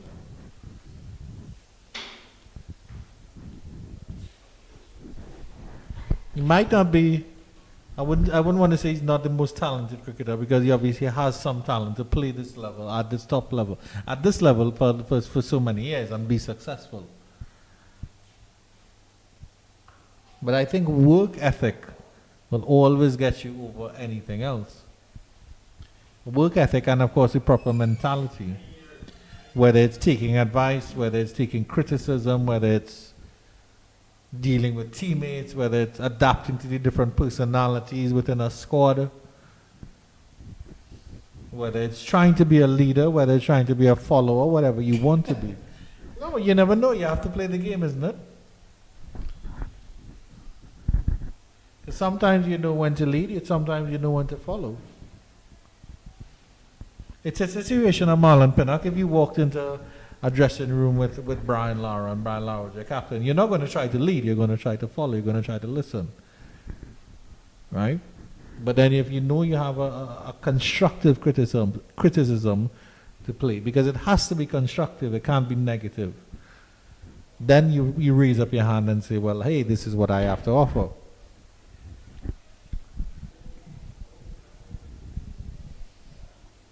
Beating New Orleans up by that one. Chandapol is on his haunches. Aldin Thomas does a dramatic roll. And at the end of it all, the Chester Maiden, 61 for 1 after 26. And a dot ball as well. Beautiful. Another maiden from Jermaine Blackwood.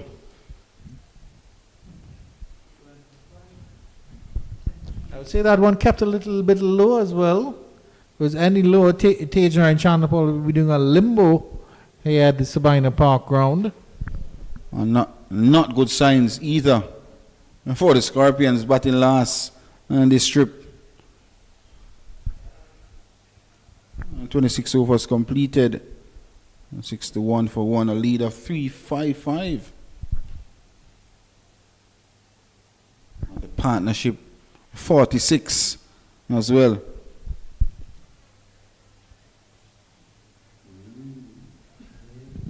Indeed, Marlon Pinnock.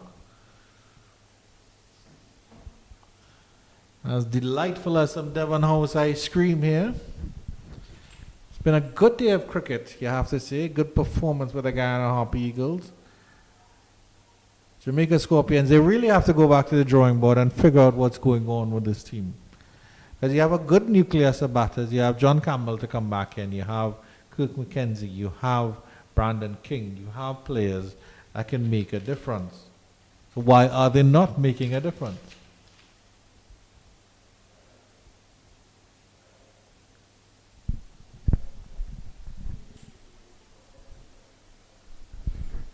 I think Marquina Miller missing a trick here.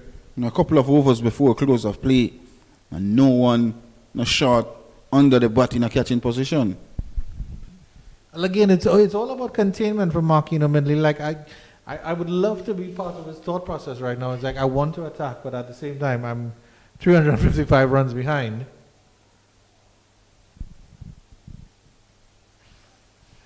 It's almost like the Jamaicans are going through the motions. Look at this feeler here at fine leg. His arms are akimbo. It's almost like his patty order is taking way too long, and he's unhappy with the situation. And I would be as well.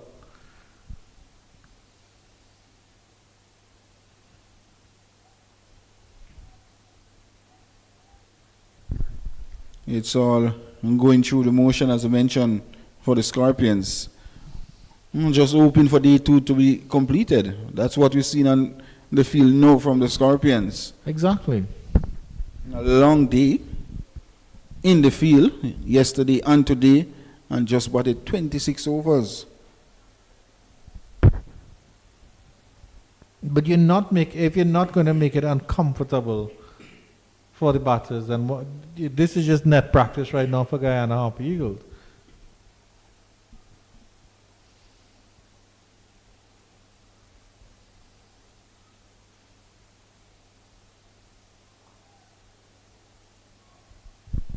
The 27th has been completed. Maiden from Tamari Redwood, 61 for 1, the Harpy Eagles. And Tijan and Shandapol is not out 34, 93 deliveries. The only wicket to fall was Matthew Hernando, 7 from 19 deliveries. And Captain Tevin Imlak not out 15 from 54 deliveries.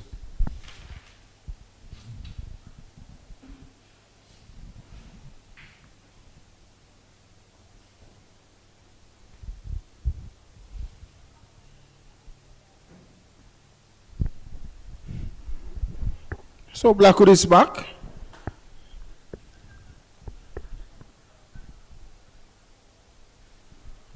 getting very, very dark here at Sabina Park. Yeah, all of a sudden it's gotten very, very dark here, Penny. And we'll be here till 5:30 at least. Another 10 or 11 minutes. According to our erstwhile producer, Jason Prasad. I think light permitting. Indeed. Have to find out if Sabina Park paid GPS.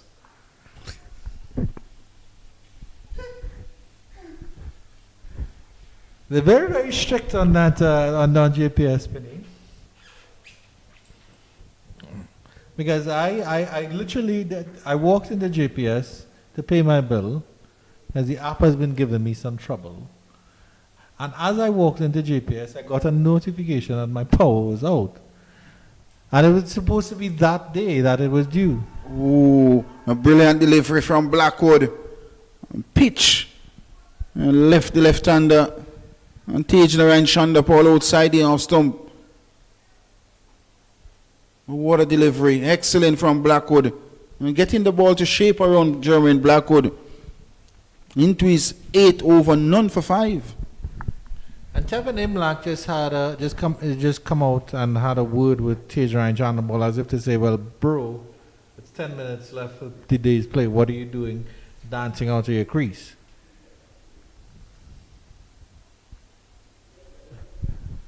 And that was a similar delivery to the delivery before. And just a lapse of concentration earlier from Teacher and Shonda Paul. Yeah, he almost got himself into a little bit of trouble, and it was about the same stage of his inning, 32 or 55 in the first innings, where he sort of threw away his hand. Well, no, I shouldn't say that. He got a good delivery from Odin Smith, but he was dismissed. Could be that a lack of concentration as well with his movements, maybe or maybe not, and just been a bit lazy in moving to the delivery from Odin Smith in the first innings. Yeah, but he has to be careful here, Taser and Sean Paul. I mean, he has a platform here to bat himself back into form.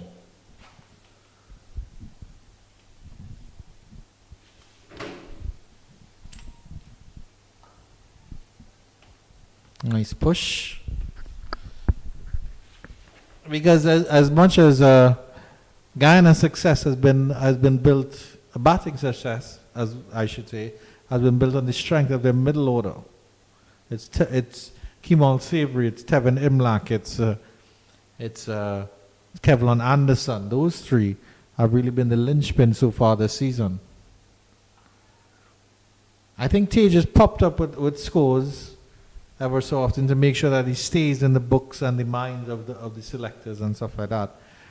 But his weight of runs that will bring you back into the four, 61 for 1 after 28. A third maiden in a row from Jermaine Blackwood. Based on the situation of the game, both batters looking to bat, to come back tomorrow on day 3 fresh. I suspect that's why Blackwood is being used so much by Marquino Minley, because he's a good containing bowler. Well, he has 6 wickets in the tournament so far for the Scorpions. I think 3 came in the first game as well. And he picked up the first 2 wickets for the Scorpions against Windward Islands. The lead stretches to 355 now. Tevin Imlach pushes this one easily down to long on. Takes that lead up to 356. And takes that partnership up to 47.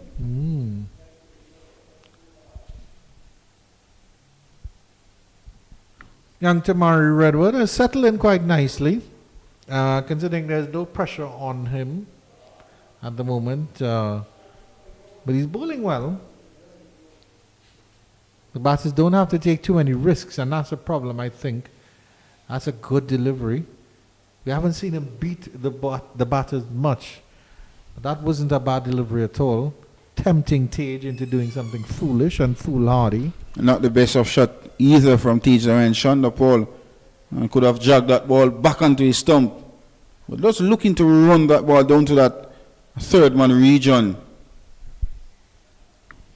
I don't think it suits Tage being cheeky, Penny. He's already awkward. You can't be awkward and cheeky. Play conventional cricket just like that. A good push down to long on. Get a single, you're moving up to 35. Before you do it, you're into the 40s and then you're into the 50s. Basic cricket. And that's what the Harpy Eagles has done throughout the 2 days so far. And credit to them on top. And on top of the chart. Nice push by Tevin Imlak again into that long off region. Easy stuff here, just easy for Guyana. And this is excellent batting display. Nothing from the Scorpions, but the Guyana Harpy Eagles outplayed them so far in this contest. And this one is driven out to long off. Another single. And the 50 partnership has come up as well. An excellent partnership. 50 partnership, 138 deliveries. And Tijnara and Shonda Paul 30 from 82 deliveries in that partnership. And Tevin Imlak 15 in that partnership. Yeah, good cricket here. Again, Guyana Harpy Eagles under no pressure at all. They can do whatever they want really. Just bunt the ball around and they've gotten 5 singles off that over. 66 for 1 after 29 overs. Oh, spectacular cricket being displayed from the Guyana Harpy Eagles. And Tijnara and Shonda Paul 4 better than his 32 in the first innings. But the most important thing for him, he's still at the wicket with his captain, who looks in fantastic form. 57 deliveries as the lead goes up to 360. Jermaine Blackwood will bowl his 9th over, none for 5 of 9. Good containing bowling from him. He could have had a wicket. It could have been that of Tevin Imlak. But Odin Smith spilled a difficult chance at slip.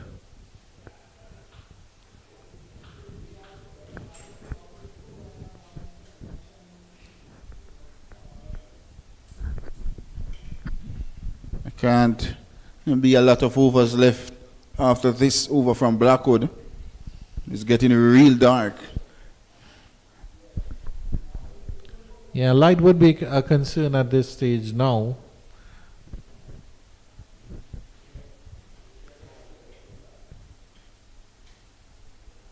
I think all the players are just taking their time. They're remarking themselves to make sure that this very well could be the last over. I don't think it will be.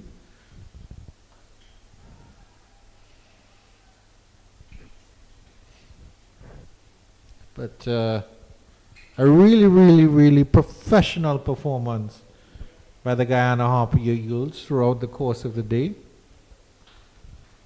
I think they'll be very happy with what is going on. But I think it's important that the Jamaica Scorpions believe, they have to believe and they need to believe that they can turn this game around. And it's up, and that there is a chance for one of those bowlers to put their hands up, or one of their batters to put their hands up and turn this something into something memorable. Your team has been bowled out for 44, but if you come out in the second inning and you make a double 100 and you'll somehow get to that total, the required score of 500, that's something Sean Devers will remember for a long time. And history will remember it as well. Yes, indeed. And Jamaica has some quality players in their batting lineup. Jermaine Blackwood, for prime example, played over 50 tests, 56 to be exact. Kurt McKenzie, Brandon King, who was over 46 ODI games. Even Odin McCarthy, this is a chance to stamp himself in the history books. This is a chance to make himself light his name up in every single light with a drone show. And this one is stuck down to that long leg region. Another run to Captain Tevin Imlach. Goes up to 19. And the total goes up to 67 for 1. Godin McCarthy on debut for the Scorpions. But a player who has played regional cricket before for Combined College and Campus. Has played his cricket back in Clarendon in St. Anne. Clarendon Parish, and also a St. Elizabeth High School cricketer with class and can deliver, but at this stage so far haven't been up to par. Well, he has, again, it's a perfect platform here. It's the perfect platform. It can be a perfect storm, and Guyana can run away with it quite easily because they have all the trump cards. But you look at those memorable matches in Test cricket, and Brian Lara's 153 back against the wall, making 418 against Australia when you're staring down a whitewash. Arguably the most famous rearguard innings would be VVS Lakshman's 281 when India were following on against Australia. You can't turn the tide. And that is the last over of the day's play. 68 for 1, 30 overs. The Guyana Harpy Eagles are faced, and they hold all the cards at the end of the day's play. 68 for 1, a commanding lead here. We'll confirm how much that is for you. This is after they dismissed the Jamaica Scorpions for 44 all out. Some final thoughts from Marlon Pinnock about the day's play, and maybe we can impose on Sean Devers to give us a wrap-up of what happened today. Credit to the Guyana Harpy Eagles bowling unit. They were magnificent on the second day of the fourth round action here at Savannah Park. 10 wickets between the opening bowlers. 6 wicket all for Ali Mohammed, and also 4 for the fast bowler. You know him, including 11 no balls. But all in all, a magnificent display of bowling from the defending champions. And they have shown why they won this title 2 in a row and going for the 3. Yeah, fantastic bowling performance from Guyana. 5 wicket haul for Ali Mohammed, a 4 wicket haul for Niall Smith. And we haven't seen the spinners bowl at all in the first innings. Pomal, I think, would be a prime suspect in the second innings. He's looking to get a 5 wicket haul again on a pitch that's just beginning to keep low. And the Jamaicans have to bat last. And we realize late on the second day, I saw some deliveries from Jermaine Blackwood, keeping a bit low. And the Scorpions should be mindful of that. You mentioned the left arm spinners, Gudikish Moti, special as well. So too is Kevin Sinclair. Yes, so Guyana large and in charge here, everything going Guyana's way. But I felt that the Guyanese should have batted a little faster. You saw the plan from the Jamaicans to block the gaps, put the fielders in the deep, drive the runs. That meant that they wanted the match to go as long as possible. So if there is an event of rain on Saturday, they will be able to draw the match. That means that they have to bat properly in the second innings. 1 or 2 batters have to get hundreds. But the lead, 362, that's a massive lead with 2 full days of cricket. Barring weather, a lot of cricket left to be played. Over 180 overs still left in the game. Yeah, but still I felt that Chandra Paul could have scored a 50 by now today. And Imlach, that's his usual self. So they've batted solidly, but they've not pressed on. That's my only comment, from negative comment. They've not scored as quickly as they should have. This is where we close the commentary on behalf of the commentary team. Tomorrow, we start back at 5 minutes before 10.